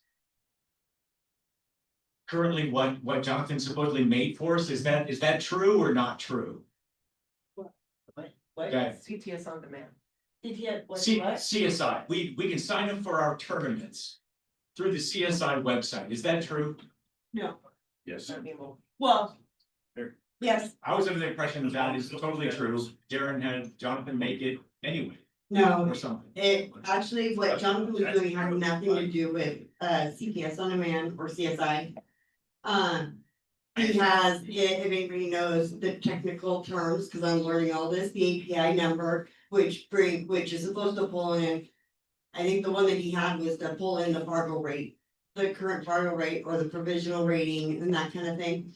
But it's not linked with CSI or CTS on demand. Okay, can we sign up for Western BCA tournaments through the CSI website? Okay, yes, we could. Yes. We So we don't could. need to pay somebody. Not necessarily. Yes, we could. However, that's gonna go through CSI. And then they're gonna send us it'd be back from like a few years ago, or probably almost like pre-pandemic. Back when even Bill handed over tournament registrar to me, that, I have to get CSI to, do all that. In order to give them all the information, and then they do the entry forms and all that, and it goes through them. But then we also pay PayPal fees going through that. So, which PayPal fees are more than the merchant service fees that we pay going with credit card. So we're saving money doing it ourselves. And, Well, and it's not like you're getting, well, I guess you could get a report, or you could ask for reports periodically. But you're gonna get an email for each and every, entry that comes through for the event. Oh my We God. do it in batches and stuff. The bottom line is, I was looking for, did we really have to pay somebody to create our own entry form and keep that going? Well, it was already done, the files have been given to us from Jonathan now. So, which has been forwarded on to Deepak, he is getting it in order, and he's gotten partially it, back up. So, but the problem was that we couldn't, because everything was even on Jonathan's server and platform and all that kind of stuff. And I didn't have access to it, we didn't have access to that. Okay, So that all had to get changed too. gotcha. Have we signed a contract with Deepak? No, Nope, not yet. Okay. it's Has in the my board email, considered- it's in my email to review with the board. Has the board considered opening up a request for a quote? To somebody else to offer the services as well? Maybe there's other. pool players No, out there simply who don't because want of the cut cost, the reduced rates. And the situation. And the And, situation. yeah, The situation at hand was we had to do something ASAP. Otherwise, we would have had her in the. Right. Well. And do registration, right? Thanks. Well, and he also had came to a board meeting and told us about. We could His switch and presentation. use him. He did a whole presentation. You guys know when? Maybe like. It was the end of the year. November. November. In November, he came and gave us a whole presentation, so we had been looking around at what possible options we had. And what's cool about this too is that us as players, we'll be able to log in and be able, not players, but a few people that are probably on the board or as part of this committee will be able to make changes too, so we don't have to only pay a website guy, so it will give us a lot more freedom than what we had. We were like jailed in the Yeah, app, and now. I think I get it. the other thing to answer your question specifically is we can't go out and get quotes when we don't know what we want What we need. or what we need. I mean, it's impossible. So we could put a super open RFP out and says, can you build us a website and how much is it gonna cost? That's not gonna get us anything, because one person's gonna think differently than the next and so on and so forth, so. And I like Deepak. If they know what they're doing. Right. When they give you a. I like Deepak. I had met with Tammy and him and talked a little while down in Nepal. He's a great guy, very ferocious pool player. Very aggressive. Oh, boy. The other thing I had mentioned to him was something for the board was to have a closed blog. The transmittal of the board typings and how you're voting, it's happening as it goes, so you just have to hit print on it or just keep it as a record and your board stuff is done. That's everything. And then also, if it's not too much more difficult, have an open blog for the entire Western BCA. Because anybody who thinks that if they just post it on Facebook, they're not even reaching 25% of the membership. Yeah. Well, what is that gonna do when you have an open blog? How many, not everybody, sorry, a lot of people are on Facebook. How many people are gonna go to a specific blog, do you think? So, Well, what I would like to do is possibly email me and stuff, so I have it, then we'll talk about it here, we can email it to me, and then we can do it with the new meeting that came to me, we can talk about it there, and we'll handle They're not doing like. 4 o'clock, I had till 5 go. Yeah, well, we got another question.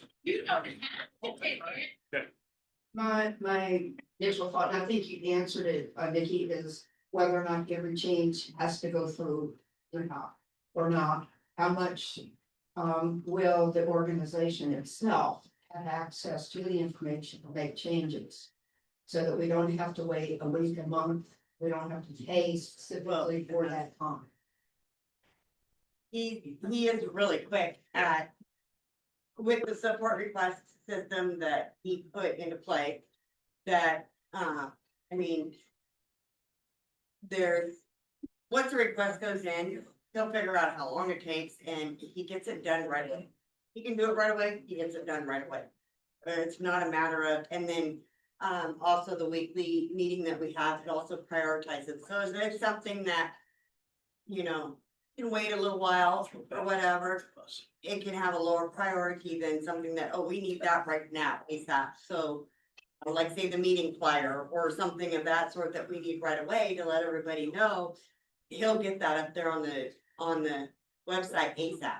But can we, members of our organization that have approval, make changes to the web? You can go in and send the same request that you're on the same level as what the board is. Making those changes. So like Julie will have access to the players rep list and things like that, that she can make changes. Yeah, I mean, those that have the access for those, yeah. Yeah. Okay.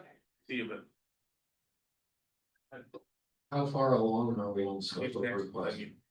How far along the way? That was just a comment. How was that? Scopes of request. The scope of work, how far along are we on a scope of work? That's a better question. Well, I'll tell you, as far as the database goes, he sent an email the other day that I looked at, that had, I think, all the league operators and stuff like that on it.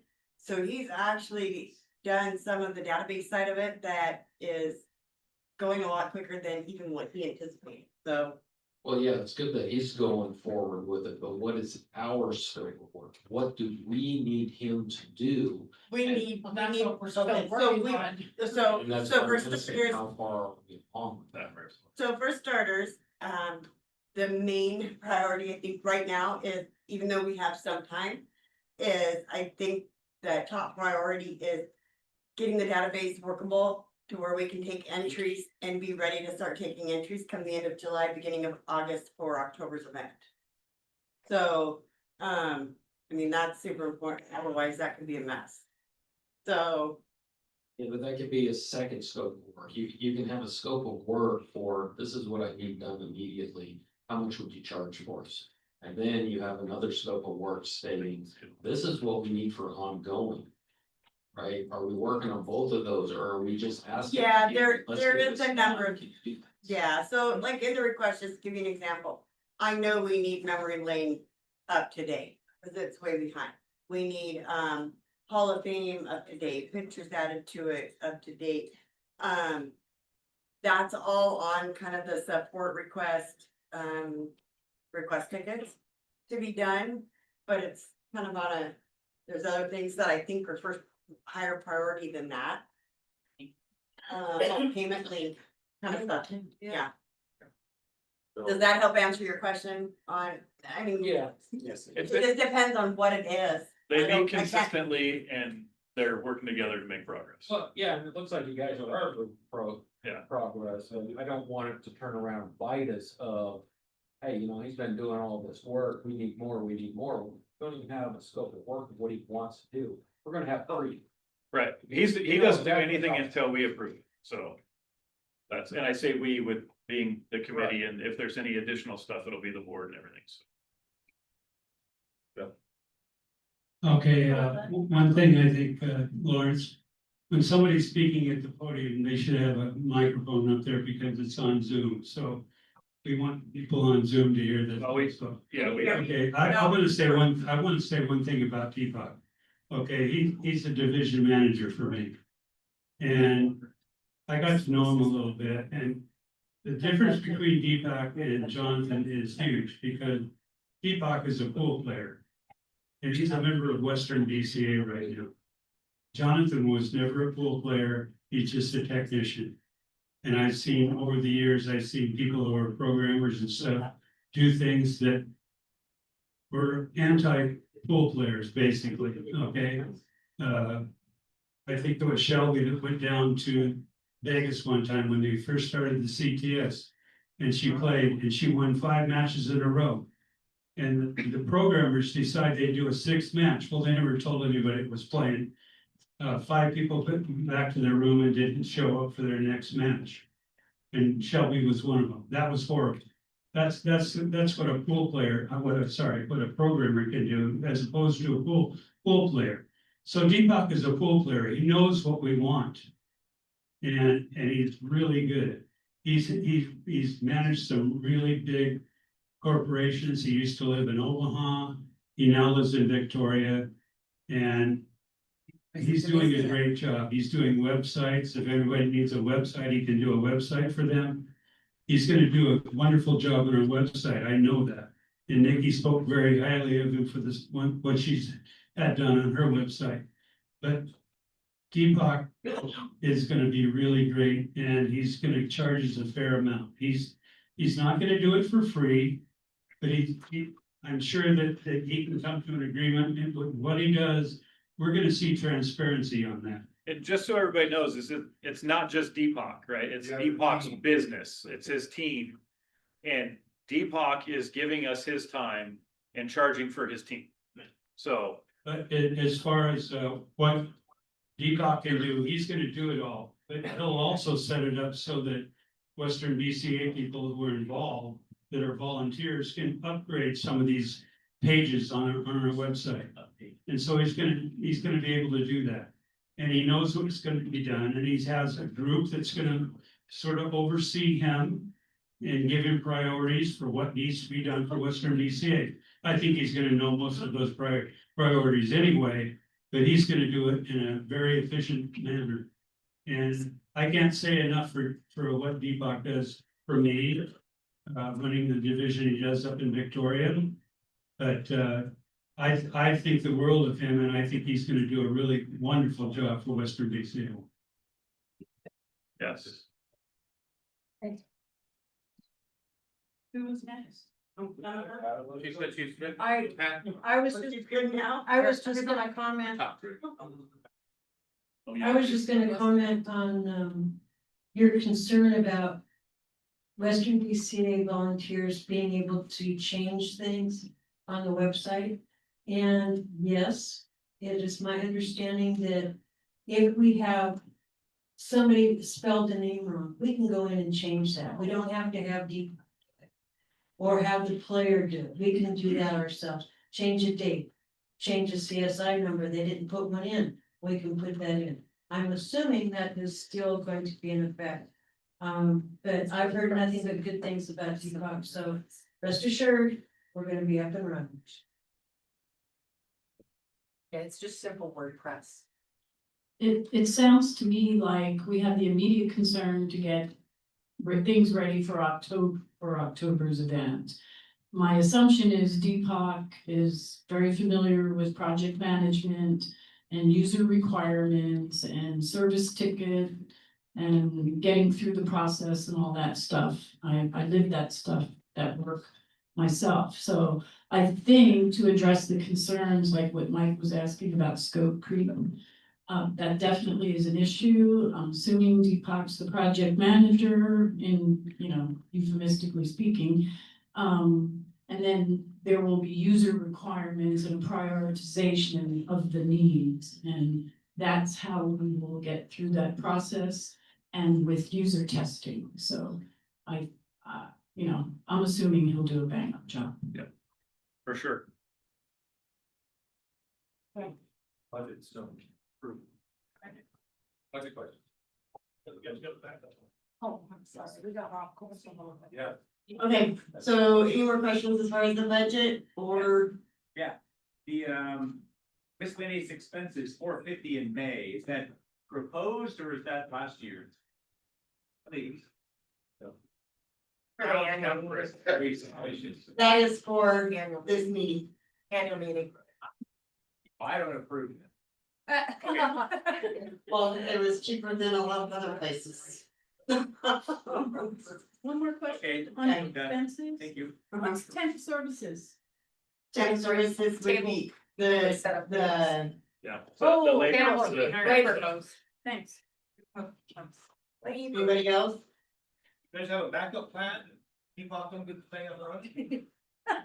Doesn't sound I like nominate, Vic. Yeah, we're gonna use paper registrations that you have to mail in. And you have to mail it by January 3rd. Yeah, mail it to Vic and he'll make sure it gets to Burby. And you can use, you guys can use CDS on the minute. Yeah, but then we have to use their bracket system too. Bill, you can use everything with theirs as long as that is not doing. So it doesn't work when we have a contract. That's what it is. I'm just telling, that's how it is. So there's other options that are, there's other options that could be done if for some reason it doesn't work. It'll work. Yeah. So, but stay positive. Yeah. So anybody else? And then. Yeah. How long of, contract do we have with Bad Boys? Is it on a yearly basis, 5 years? 4 years, it's 4 years. We have 2 years.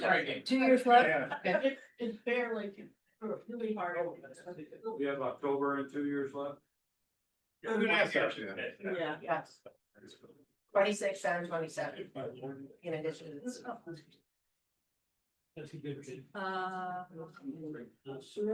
that couple thing in the top.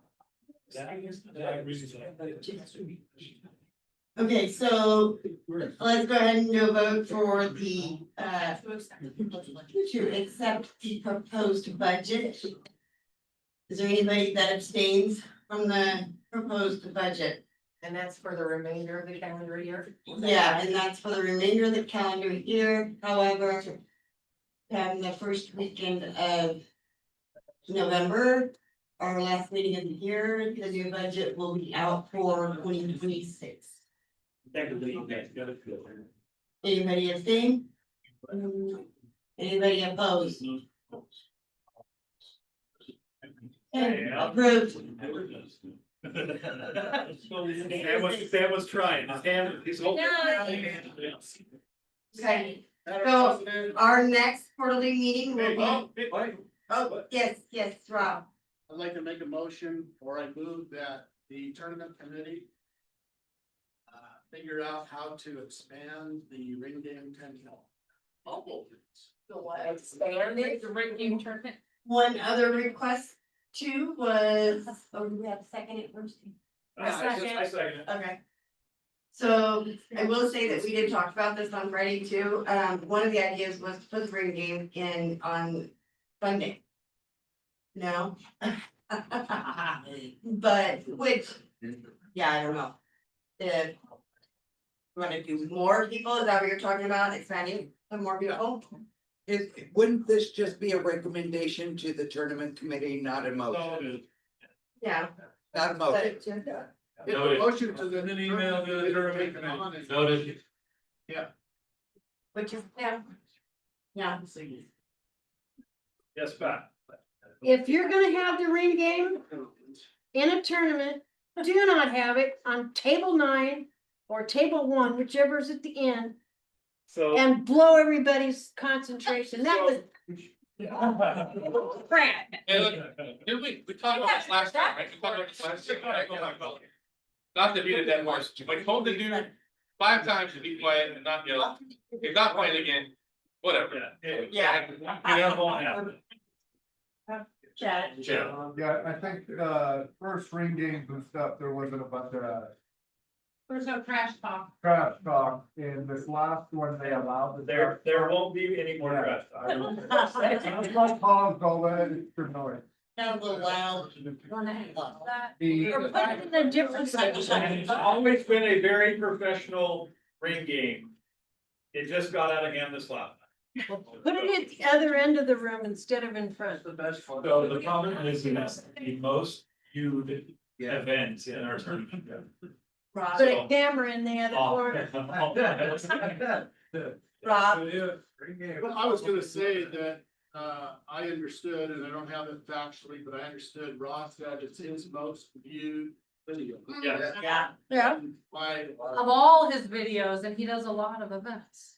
my expectation is the tournament committee would figure out how to monopolize that, expand from the Advertising and waiting. sponsorship and. And Yeah. it will. Yep, we got it. Promote it, It will grow. promote it, just. Stacy.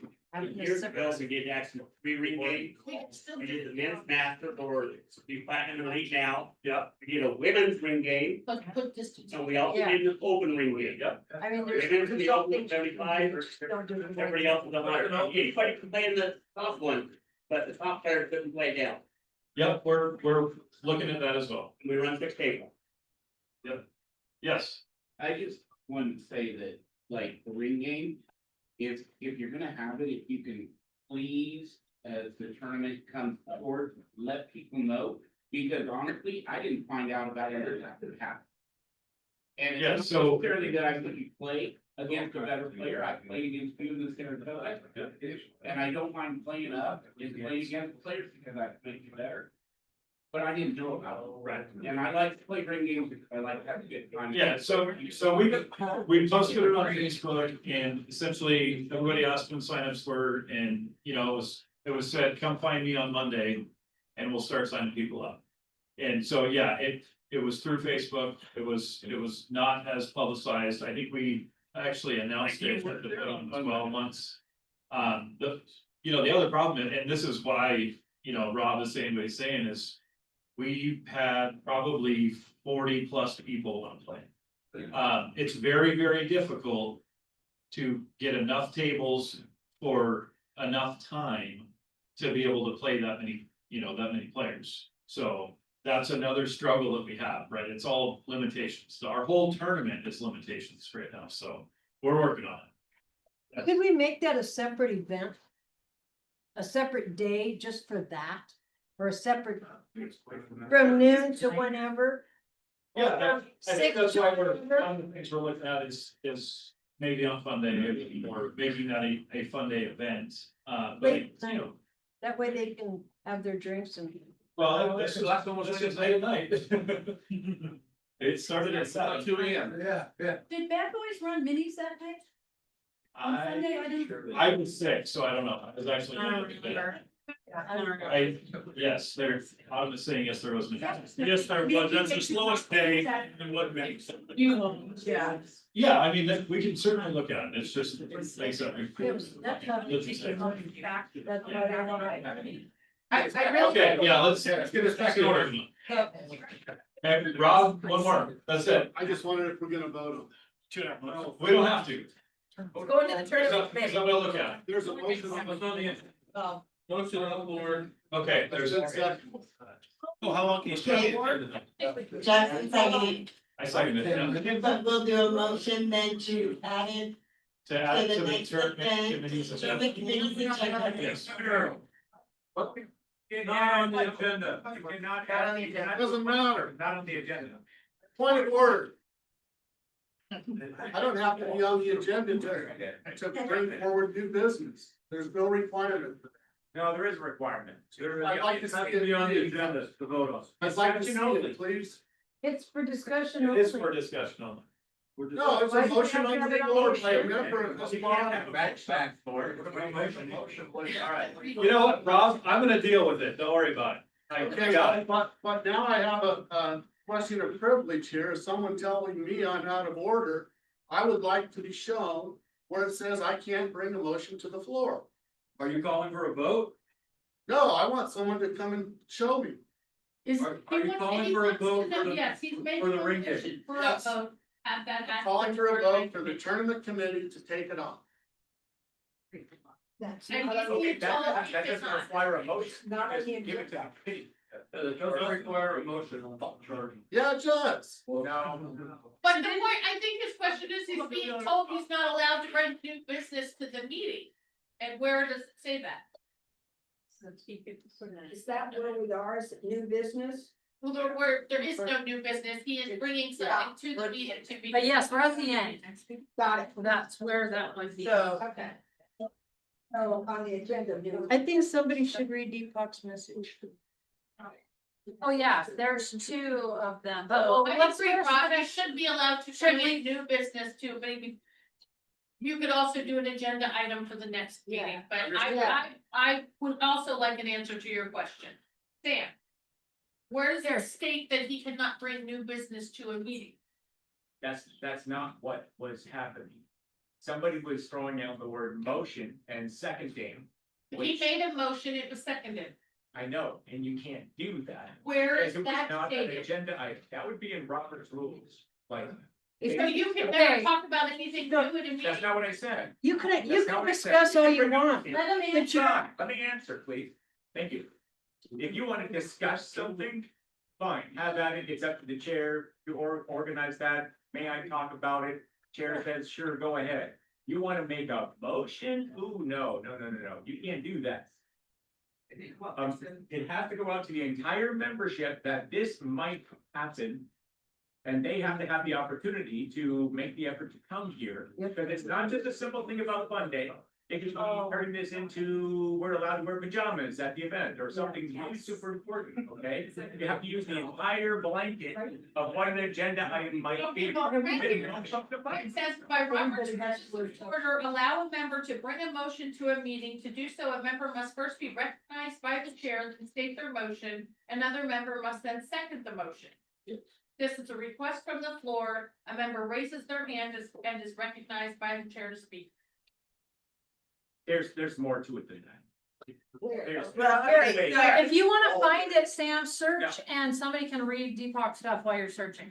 Okay. Cause that's. Jackson, read great. Hold on, I got. Okay.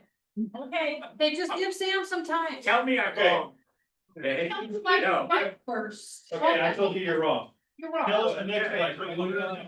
I need to- No, It's just They're asking for the tournament committee to look into it. I'm going to. Because it's require a motion. All right, cool, let's move on to this. Yeah. This message, so. Deepak is saying, the only thing I would like to add is that it is my personal goal to utilize the power of technology and digital marketing in advancing and promoting pool globally. And that is and that this is not a one-person job, we need everyone to jump in and help. And then he says, thanks for the kind words and support, everyone. I started playing pool when I was 12 in India. Over the years, I've only loved the game and played in at least 7 different countries and continue to love the game. It is my personal goal to utilize the power of technology and digital marketing in advancing and promoting this game that I love. And that this is not a one-person job. We need everyone to jump in. So it was already read. Yep. Okay. Cool, thank you, Deepak. So if I can clarify the motion protocols. Motion protocols as an agenda item discussed and moved seconded into motion form or as presented from the floor if time permits and will be accompanied by any necessary supporting documents. So the first part of it is as an agenda item. The second part. second as part is from the presented at the floor. The second part says into motion form or as presented from the floor. As an agenda item discussed and moved, seconded into motion form or as presented from the floor if time permits, and will be accompanied by any necessary supporting documents. Oh, that's what he did. That's what he did. He did the order part. Yes, He did the order part. and that's under our policies and procedures. Motion protocols. Under Robert's rules. How about we just end this really quick? And we just say it is a precedent. Oh my Western God. BCA. Oh, no, this is a really great example. This is a really great example of this. The precedent that it has to be on the agenda 2 weeks before the meeting. Let's say Darren was here and brought up switching to predator tables, and there was 3 people left in the meeting, or 11 people left in the meeting who all wanted predator tables, you can bring it up and switch it real quick. Oh, well, that would be fine, according to what you just said. You see what I'm getting at? Yes, that's a very Okay, good point. you don't want it to happen, right? Correct. Okay, the president says it has to be on the 15-day agenda that was sent out, or we can talk about it, but there's no motion that can happen. Period.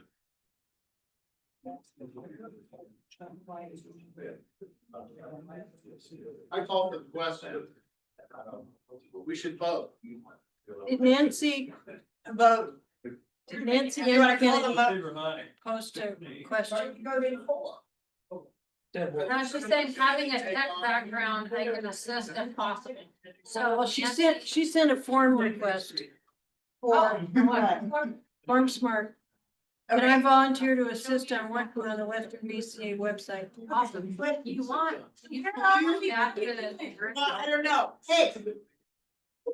So, Lawrence, Rob, want me to forward it to Lawrence? if time permits. Go ahead. Go ahead with what you wanna say. You said what now? So there's a motion on the floor, is that right? Let's repeat your motion. Yeah. So I move that the tournament committee take on the ring game 10 ball and work to expand it at our regional tournaments. And that was seconded. We've had discussion. No. We have to vote. No. Is that the end of the discussion? Discussion only. To refer to. No, it's a motion. The chair refers it. Perfect. So really returns. Our map, what is the map? I've been here too long. Well, yeah, they say that, no, but he's not fine, but. He's gonna run these meetings. Right there. So, Yeah. doing it. I'm telling you. And I understand. President gave the round form of the motion. Okay. No, it says right. Okay. So as Rob Cameron stated, the motion was to have the tournament committee take on the ring game for the regional events. And it was already second.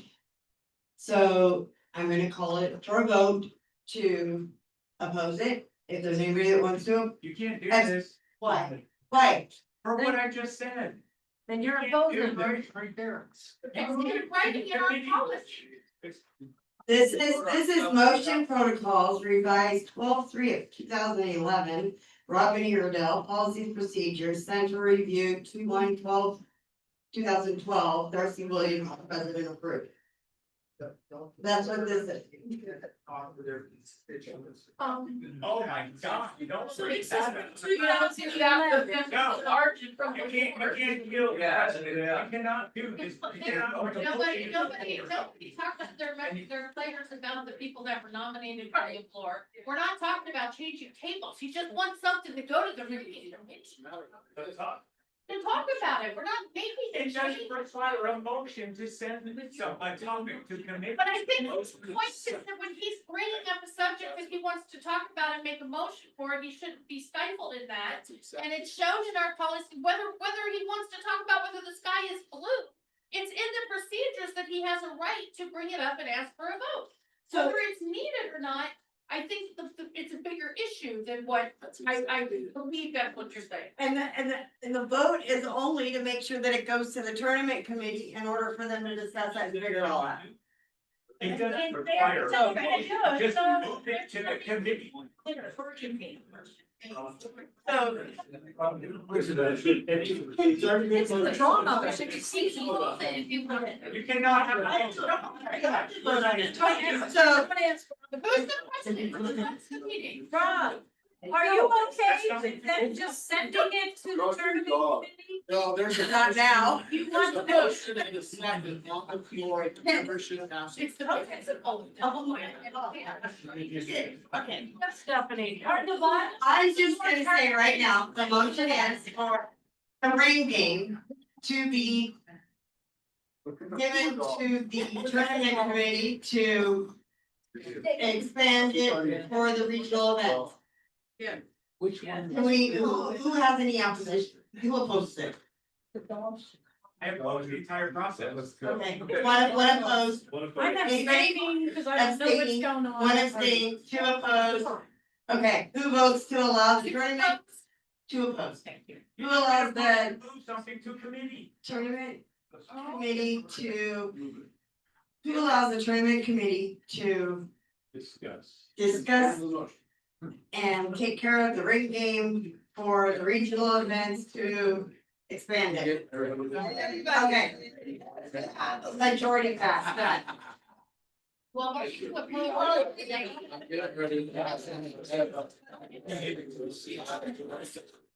agenda next meeting to discuss this matter. Okay, so lastly, let's just finish up. I know everybody's eager to get out of here. Even now. So next quarterly meeting is August 3rd. Will be held by Zoom. And that's it, we're done. Meeting adjourned.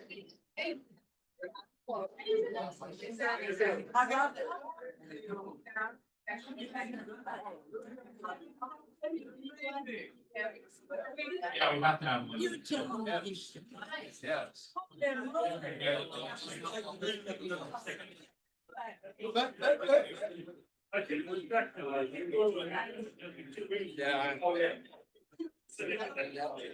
How do you organize that? Ed Slade, I need you here. Chris Northern. Julie Fricker.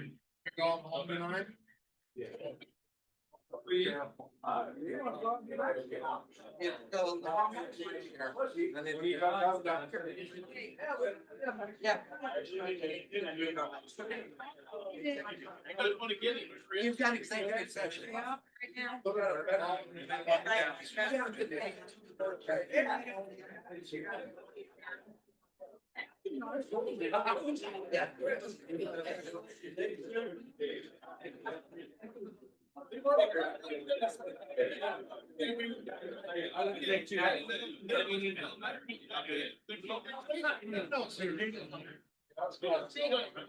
That's your middle name.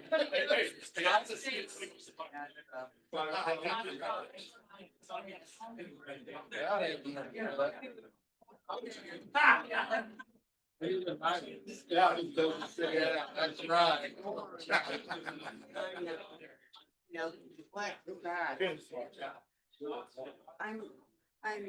Why's your North Sandy color? The board, Sam, you're back. In a little while. We have executive session. Yeah, you guys. Everybody have a lovely one. Everybody drive safe. And I'll be right back up. You guys can't have executive meetings, it's like, it's Transformers. No, you guys are not having a meeting right now. Yeah, it's executive. Hey, hey, how could that? I wanted to go downstairs and gamble a little bit. Oh, none of this. Hey, you gotta grow your facial hair back before we play. I don't wanna be accused of hanging out with the 12-year-old. I think they don't need to take the dog into the meeting. Calm everybody down. I want to like that. You been playing a lot? Not so much right now. What do you guys have? Is that tournament you guys play over there? What, every Friday or? Every Friday. Every Friday. I haven't played in the last couple of weeks. I just got so much to do and then sometime I get a little. And it's hard to go in on a super nice day. So. But I do this every year. I kind of slow it down. And then pick it up again. Shot clock tournament. What's that? I play in everything that I can. Playing that tournament with Molina? How'd you do? We really played pretty good. The people that won this, we had a 6-1 lead on. Oh, yeah. we lost the Randy Lakers team, and we had a 5-1. But it's just like everything, my breaks, he kept wanting me to break, and I bet you 90% of the breaks, he never had a shot on the one ball. So then she'd play, roll out or something like that, and then there's a safety game, and I was jumping and kicking, and it was, so it was just, like, if rolls can go bad, it can go bad, so it went bad on us, like, the tables were tied up on my break, and then you get down to the last game, so you get Hill, and I break, he finally has a shot on the one, but it's a thin cut, she overrolls that by quite a bit, so I have like a slice across the table on the two, I can make the two, but there's like a wall of balls, everything, like I said, everything I was breaking was tied up, there's a wall of balls, and then the 3-ball kind of right in the corner, so I just needed to find a gap. And I hit a beautiful shot. Well, I asked her to come up first. I was like, come up and look at this. I go, I don't see a safety. And it's pretty much luck to get shaped. I hit a beautiful shot.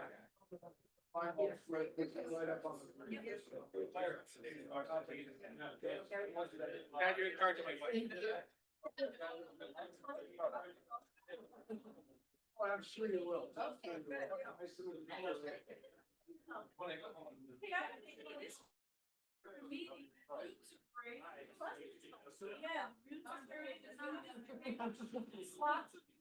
All right.